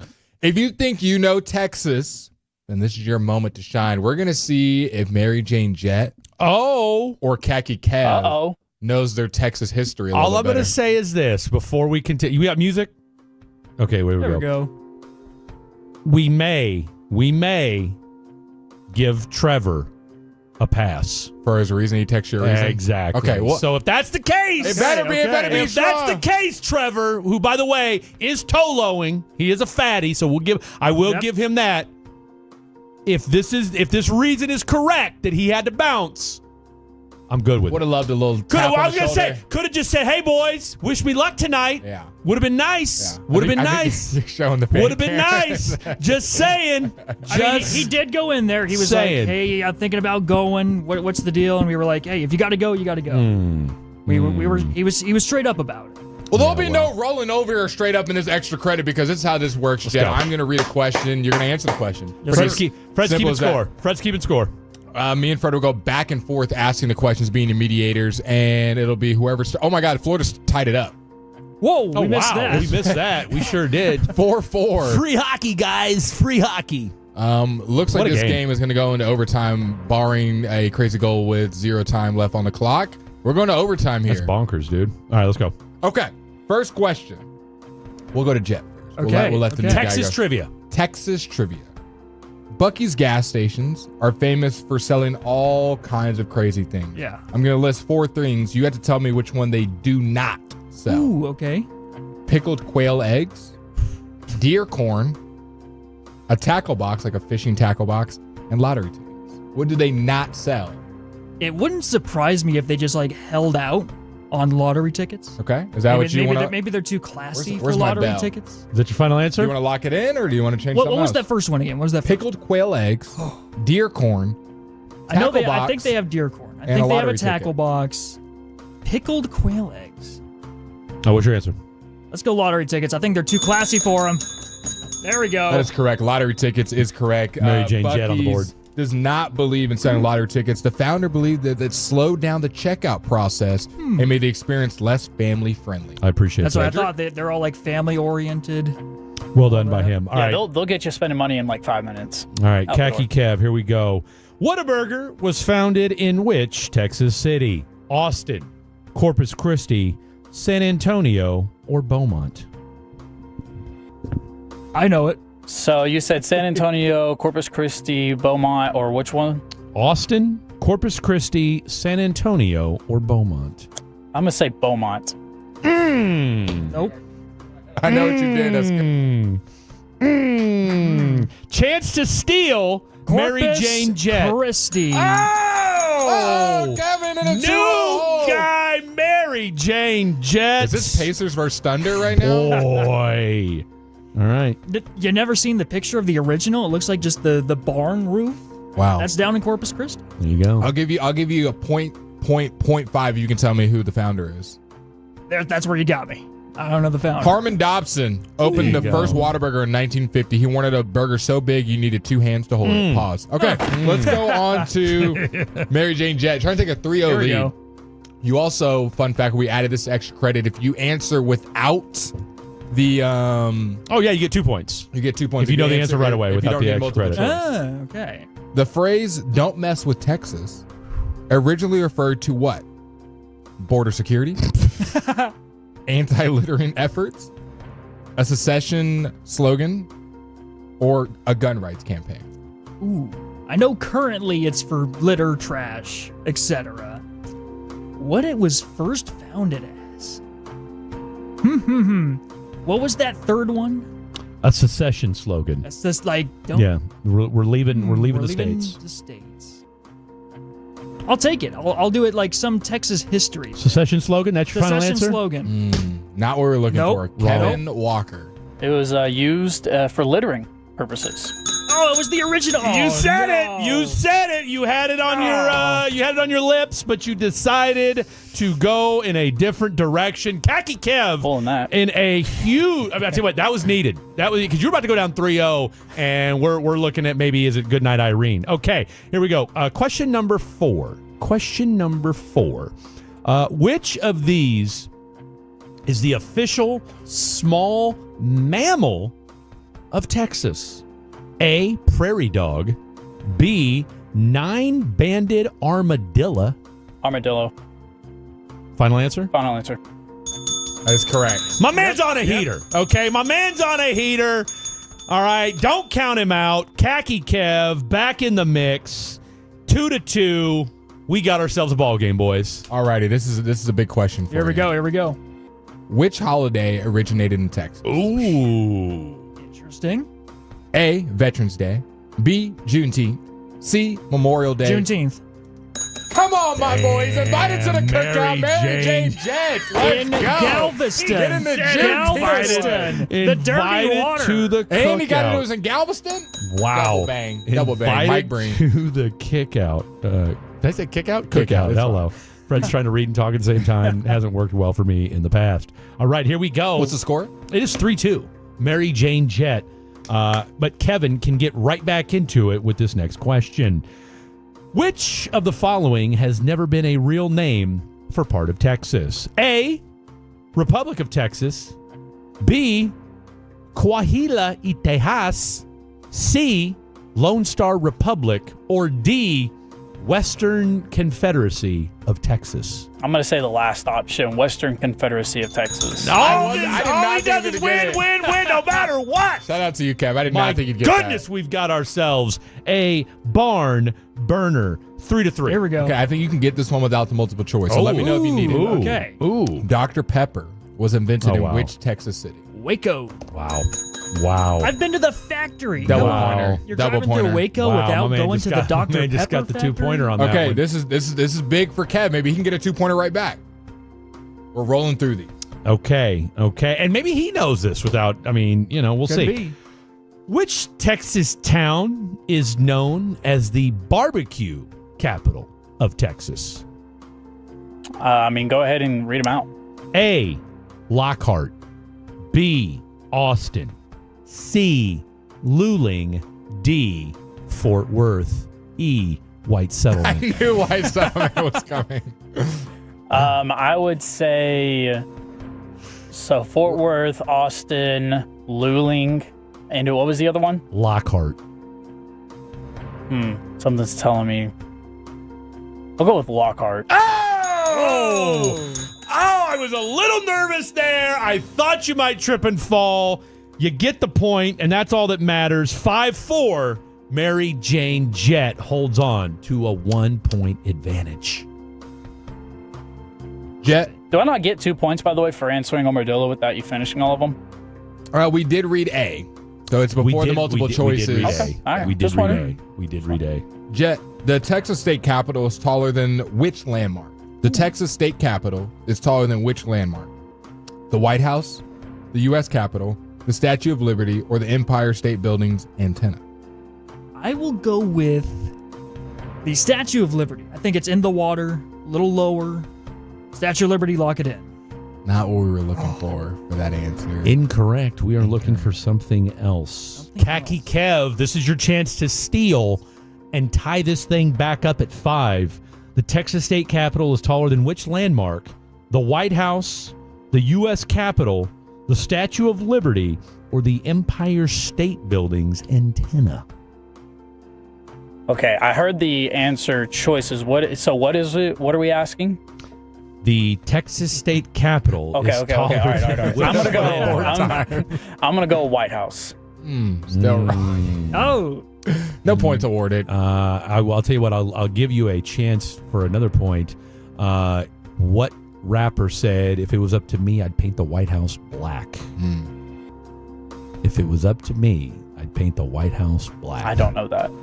MC Breed is the answer we're looking for on that one. 0 for 2, but you know what? That last one was a. We were looking for fun. the U.S. Capitol. Yes, the actual answer to the question is the U.S. Capitol. Okay. Let's see. Good. I skipped a couple that were not. I saw that. I think the one after it's a good one. Well, I'm going to go with number 14. Okay, go ahead. I'm going to go with number 14. Is this back to you, Khaki? I thought yes, so. Yes. Yeah, no, that's right, because I'm asking you questions. Okay, so you can tie this back up. Who was killed in Texas by lawmen in 1934? Was it A, Jesse James, B, Bonnie and Clyde, C, Billy the Kid, or D, John Dillinger? Do you have any idea, or is this about to be a guess? This is gonna be. You said killed by who? Texas lawmen, a.k.a. Texas Rangers. I'm gonna go Bonnie and Clyde. Noah Garcia.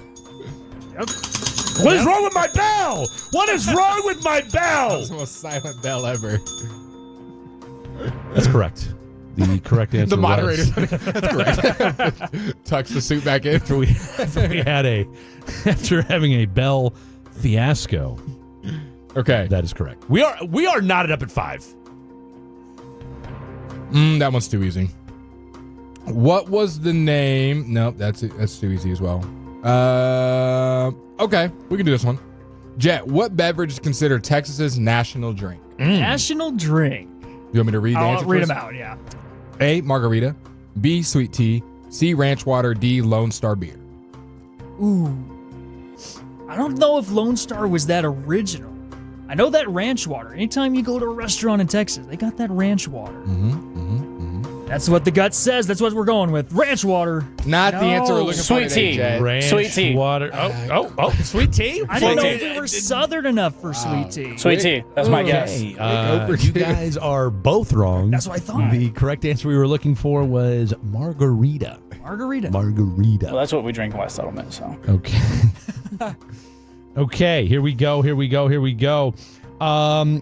The first word spoken from the moon was A, freedom, B, Texas, C, Houston, or D, Earth. Houston.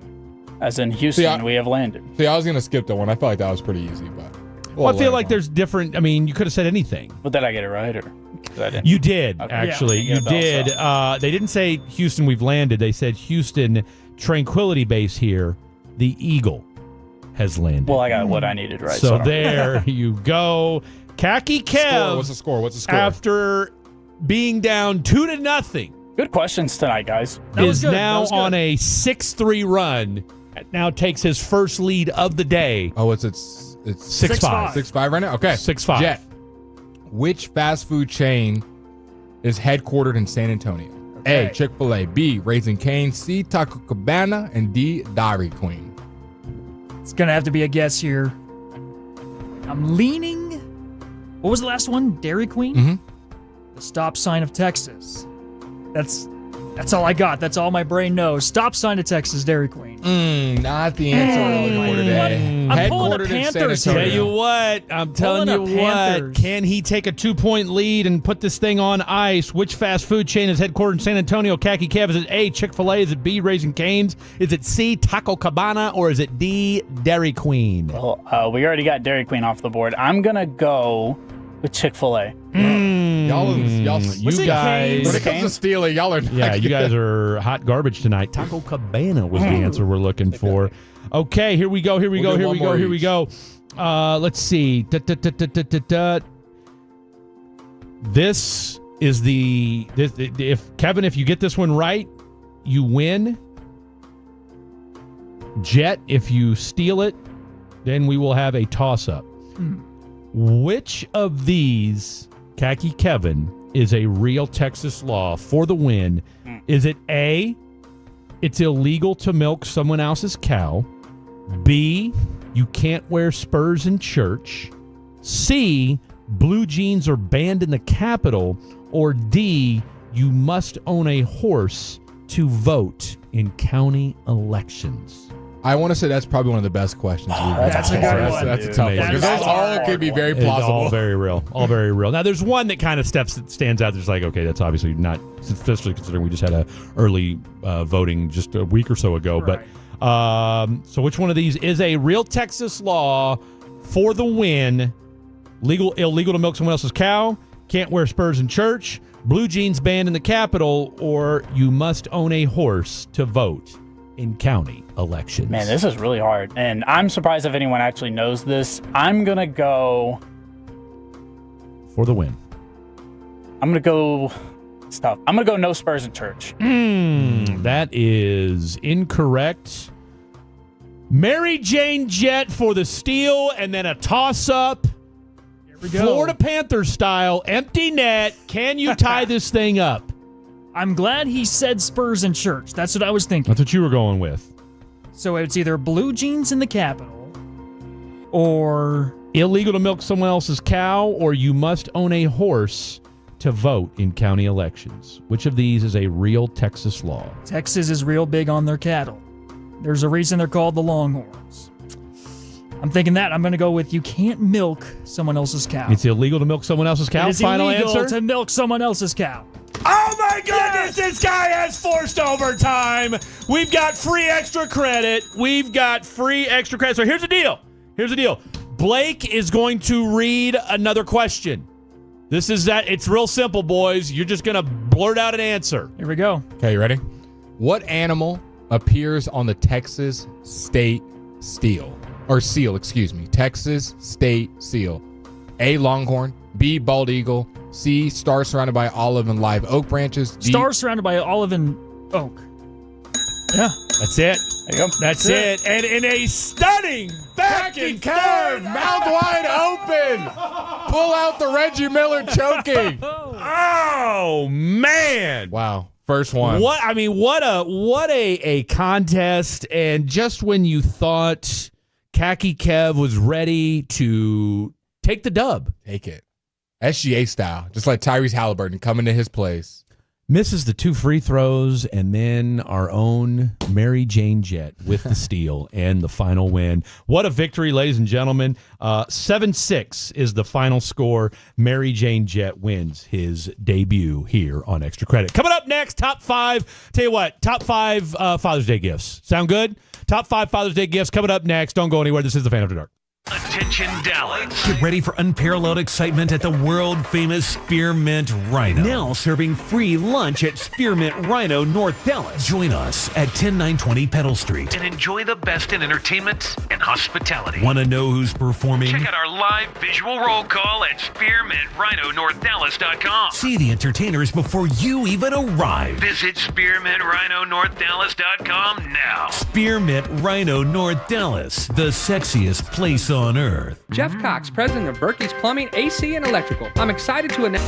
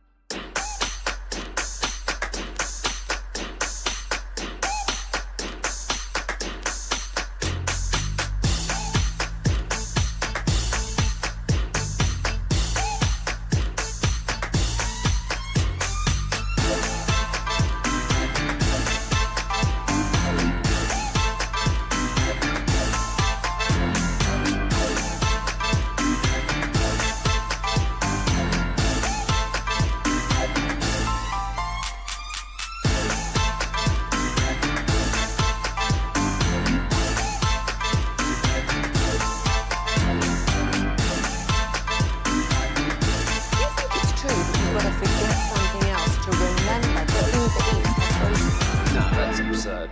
Hey, remember when you used to be what was it? Pepper Lady. Laser Rose. Saffron Squad? Nutmeg Maiden? No. I just said that. Was it Spice Girls? Doesn't sound right. Was it Saffron Squad?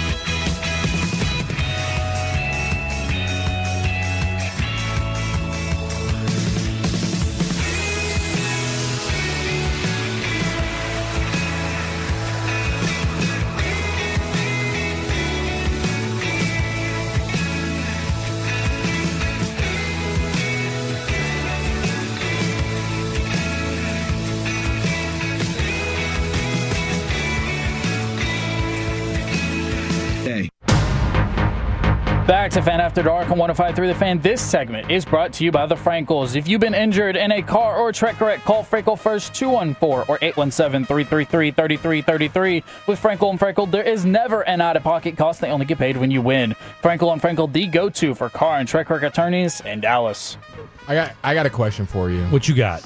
So we just did extra credit in the Minds Running, and we did have a little chat GPT discourse going on there. Kevin may or may not have gotten screwed. Kevin's got a gripe. Kevin has Thank you to A17 who pointed it out. Now, part of the 2-minute review, the last 2-minute report, we reviewed it. Nothing will change. But ChatGPT was wrong. We're not going to overturn the win. I mean, Mary Jane Jett still gets the dub.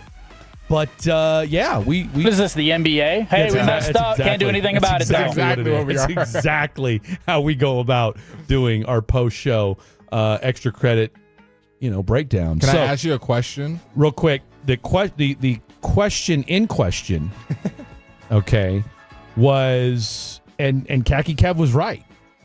All right. So one of the questions we asked, or at least ChatGPT asked, was what, here we go. The Texas state capitol is taller than which landmark? The White House, the U.S. Capitol, the Statue of Liberty, or the Empire State Building's antenna? And it said the U.S. Capitol was the correct answer. Well, there were two correct answers because the White House is also shorter than the U.S. Capitol. By a large margin. By a large margin. The White House is only 70 feet tall, whereas the Texas state capitol is 308 feet tall. So clearly much taller than the White House. We'll give him his redemption, and we'll say it's a tie if you can spell this word for me, Kevin. If you spell this right in the record books, we'll knot it up as a tie. If you don't, then last 2-minute report, we're just closing our eyes, turning a blind eye, okay? Give you a simple word, simple word. I'm not going to give you that crazy. Spell the word non-alcoholic. Non-alcoholic? Yep. N-O-N. Settles right there. Okay, so get the easy I'm stuff trying out the way. Got the first part right. So N-O-N. Non-alcoholic, so Yes. N-O-N hyphen Okay. A-L-C-H-O-L-I-C.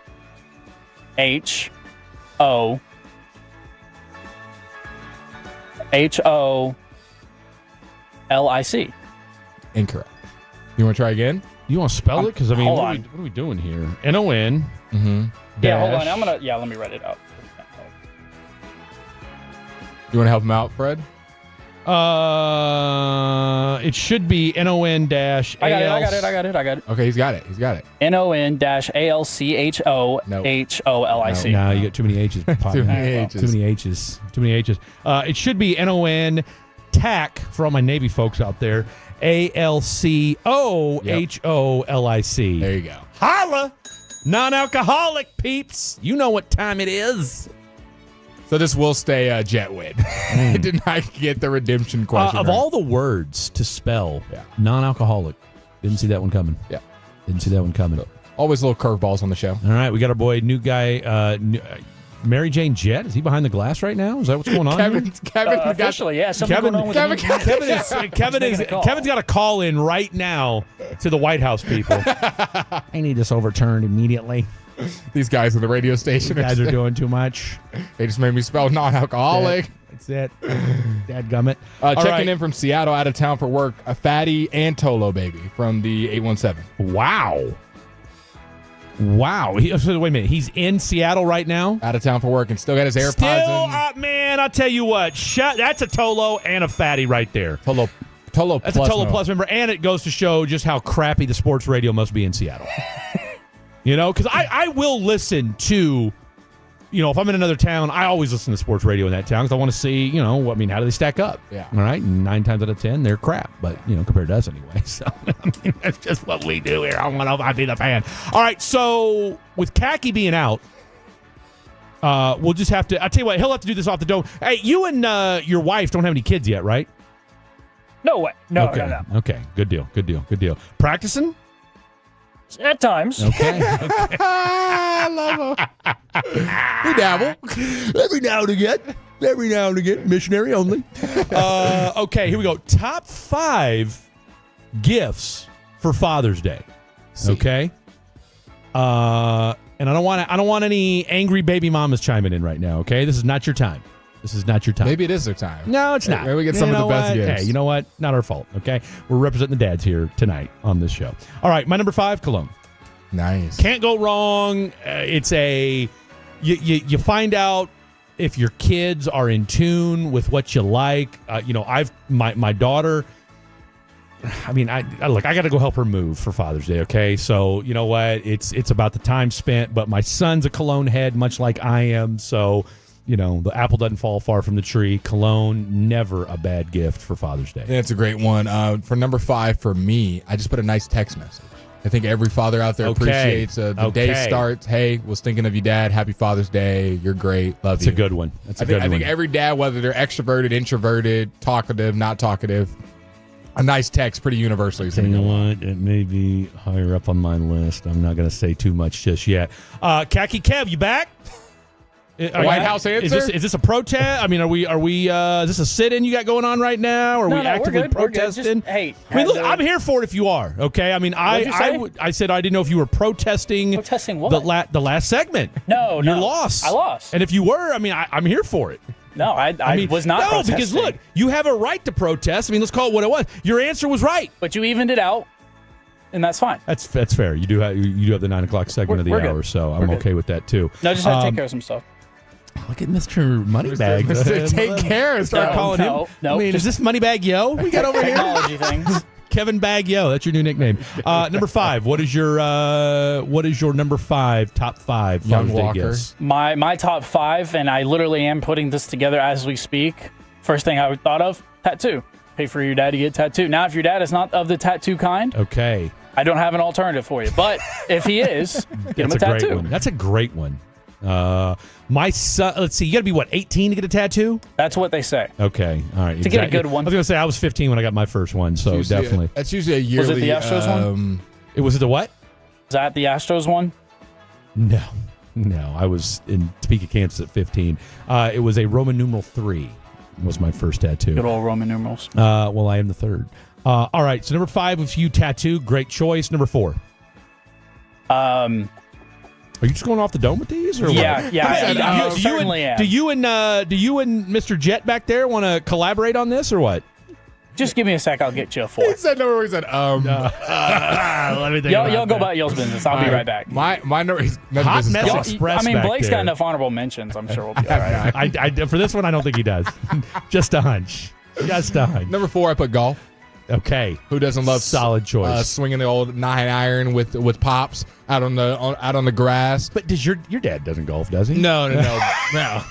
But if I had a dad that did, it'd be a lot of fun. I know trying to think of how this. My great uncle, yeah, Uncle Ray, he loves golf. He used to work at a golf course. The amount of times I'd go, I forget what it's called, the thing that picks up the golf balls, because he worked there. We'd go in that all the time. So fun.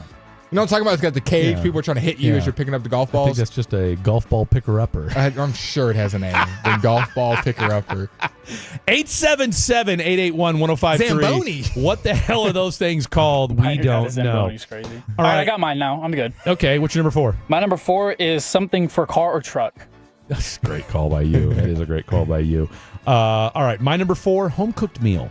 Nice. Home-cooked meal. As somebody, what if you're terrible? What, if I'm terrible at it? No, that's the whole point of it. Like, can my kids cook? Order me something. Girlfriend, wife, whatever, mother, anybody, baby mama, if we're we're in good cahoots. Girl from the corner. Girl from the corner, Would you let the girl from the corner cook you? Iqbal Navani, Wait, what would you do? Hey, I just left Harry Hines handing out ham and cheeses. Want me to come by? No, we're good. Would you do that if the girl in the corner looks good, the whole 9, and she goes, hey, I don't want to get into any kind of NSFW activities. I'd rather just cook for you. This is for the just same money. Potato salad on a Thursday. For the same money. We're not going to do anything NSW, but I'd rather cook for you. This is a Harry Hines woman? See. That I just met? Would you let her cook for you? I'm not paying her, am I? Half what you're going to pay her. And I got to buy the groceries too? No, you already got the food at the house. She's just going to cook. She's just going to cook for you.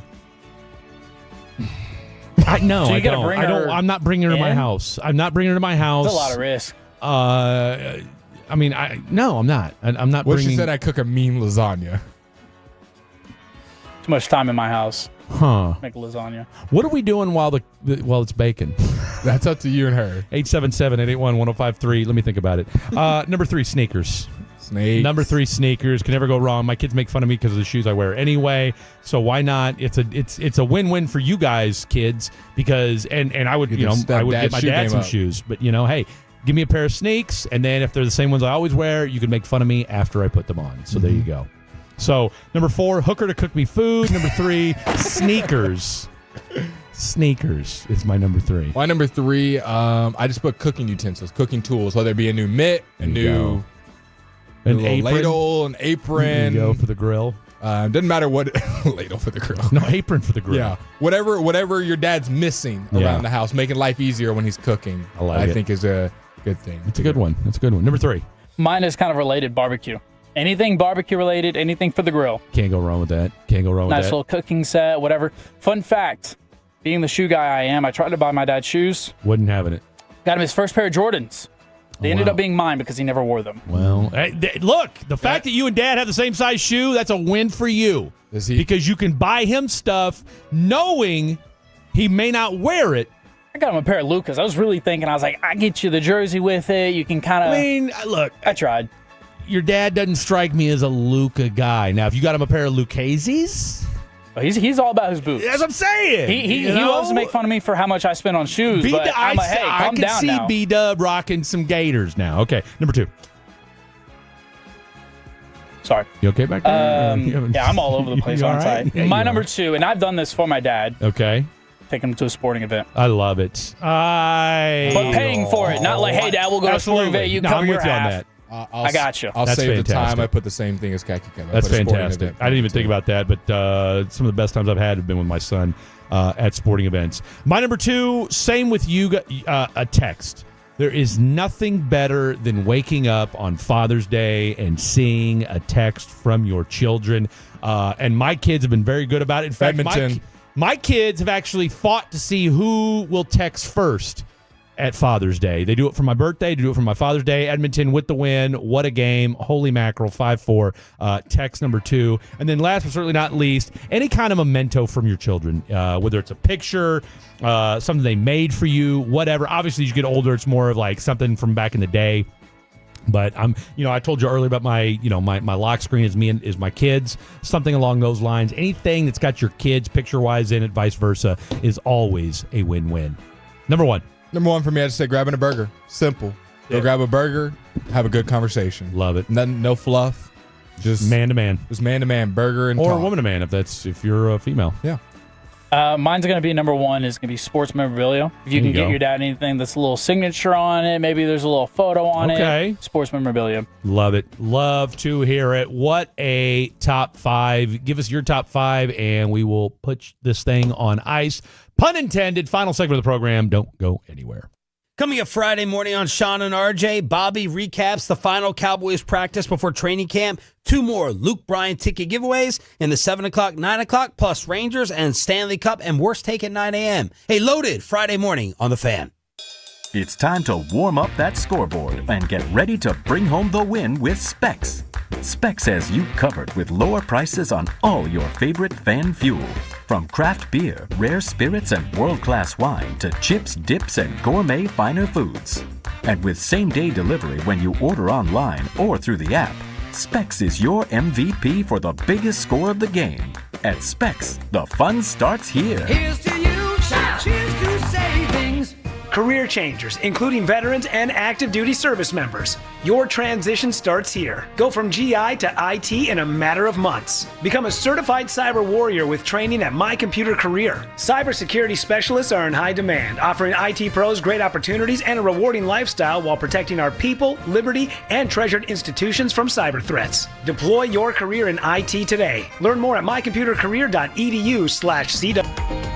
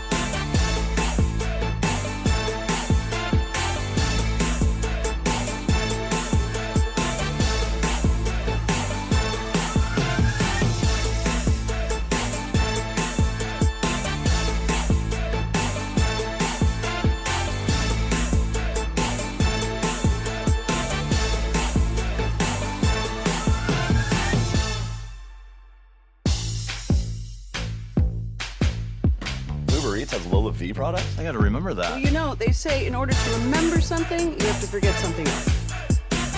Okay, now that is a very cute haircut. That's like a little shag. I've never seen it before. Well, I mean, of course you have. It's the Rachel. Oh, is that your name? No, I mean like your name. No, I'm Jen. My name's Jen. Right, but I just mean like this is your haircut, but that's hair on your head. I'm not saying this is your hair. Okay, freak me out a little bit.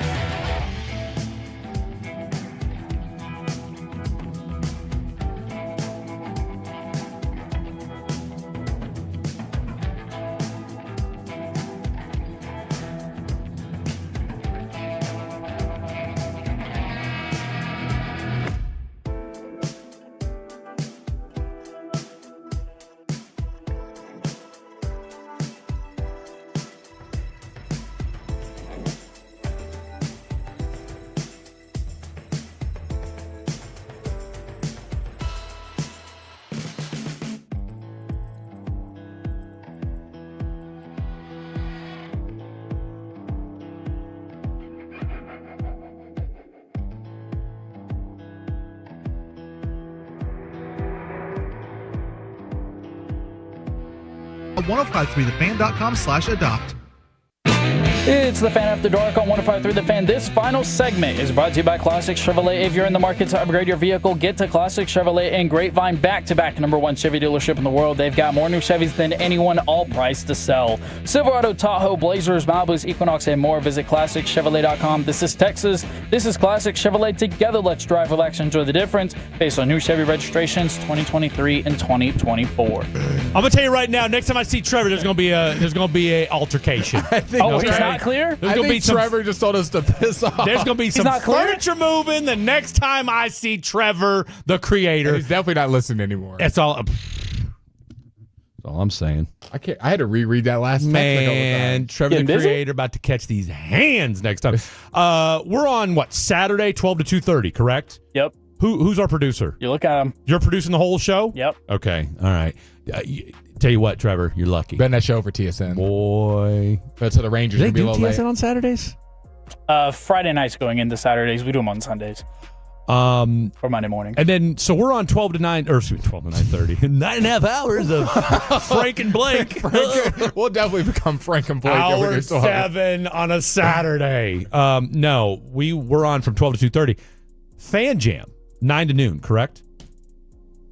All right, so our boy Kevin's going to look at that real quick. Shout out to my girl Karen Brooks Harper, our Senate Bill 3 aficionado expert. We are still waiting for Governor Abbott to make a decision. I'm just telling you right now, because it's the biggest story in Texas as far as the outside of the budget. I'm calling my shot right now, and this is not. And Karen said, "Hey, look," she's like, I have no idea. I'm telling you right now, Abbott vetoes it. Okay. Call it right now. That's a Fred Davis exclusive right there. These the opinions of Fred and Blank are not the official opinions of the Odyssey Network. Who makes the official opinions of the Odyssey Network? It ain't us. It ain't us. I can tell you that much, and I'm okay with that. Who is that? Like Sean Sharif?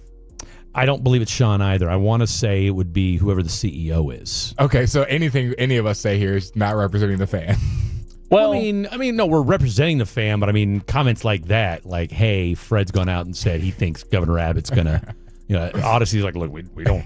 That's Fred Davis saying that. That's not us. We have no dog in this fight. So there you have it. That's more of a KRLD 1080. If we had to represent somebody to represent the fan, who do we send? Gavin Dawson. CA.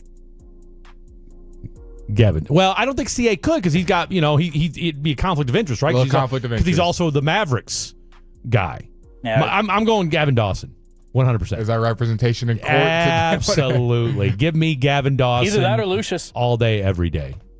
Lucius is... I mean, I know how you producers are, you guys like to stick together. So I just know Lucius is very knowledgeable about all things. I think it's less about knowledge, though. More just like who is going to represent us. I think Lucius would be great, but I don't think Lucius would want to do that. No. Lucius I could see Gavin doing it. Gavin? Yeah. I think Gavin or probably Sean Sharif. Yeah. Those are the heavy hitters here on 105 through the Fan. Me personally, you want to know who I would pick? Who? I'm probably going Bobby Belt. Bobby's not a bad choice. And then probably two, I'm probably going Kevin Hagelin. That's not a bad choice either. I feel that I could hold my own. Yeah. Representing the whole station. Oh, come on, please. No problem there. Now, can you clear up what exactly you're standing up I don't know for? what we're doing. We don't know. This is a hypothetical situation. This is just Fred giving the example of, his take on SB3. So just putting that out there for those scoring at home. By the way, he's got till the 22nd to make a decision. The face of the fan, if you will. Oh, that's Gavin Dawson. To me, that's Gavin. So... But this maybe you slide an RJ Choppy in there. Okay? we got our own league over here. Who are the real superstars? Yeah, who's the real superstar here at 105 through the Fan? I'm going Gavin.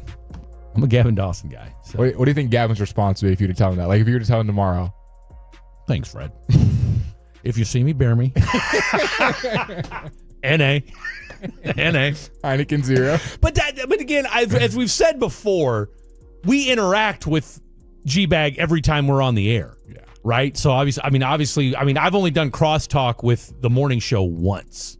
And that was because I was filling in on KNC.